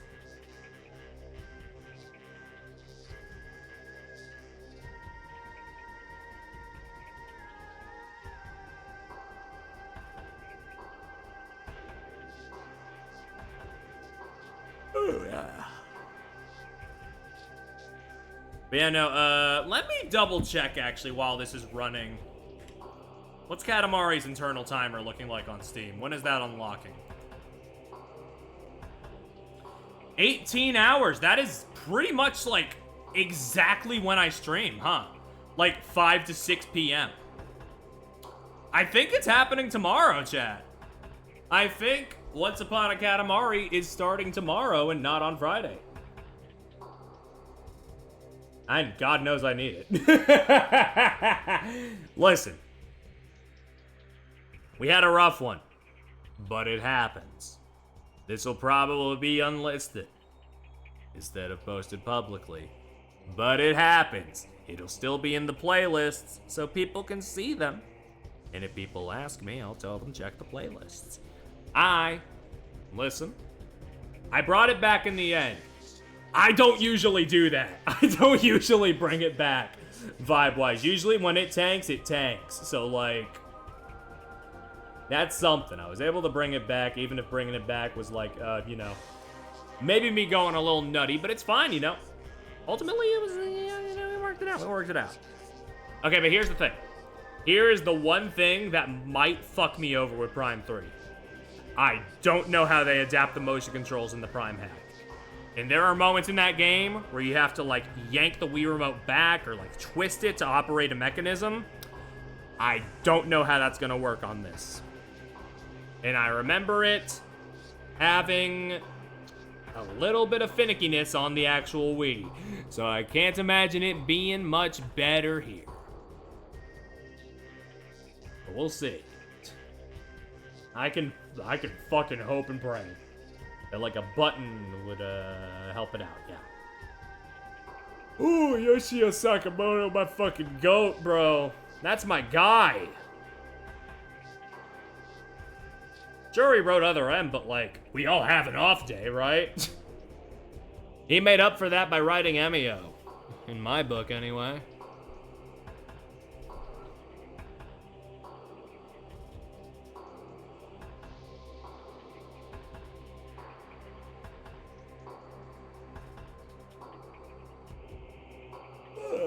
Yeah.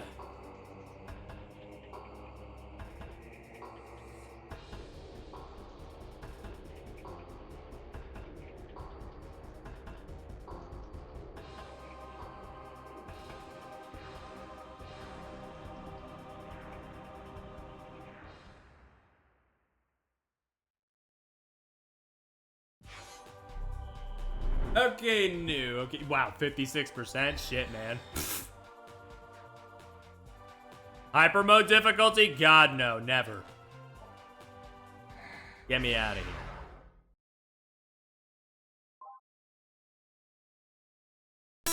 Ugh!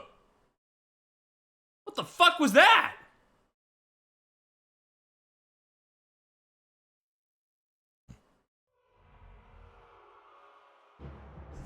I don't know if that... Okay, that apparently wasn't only on my end.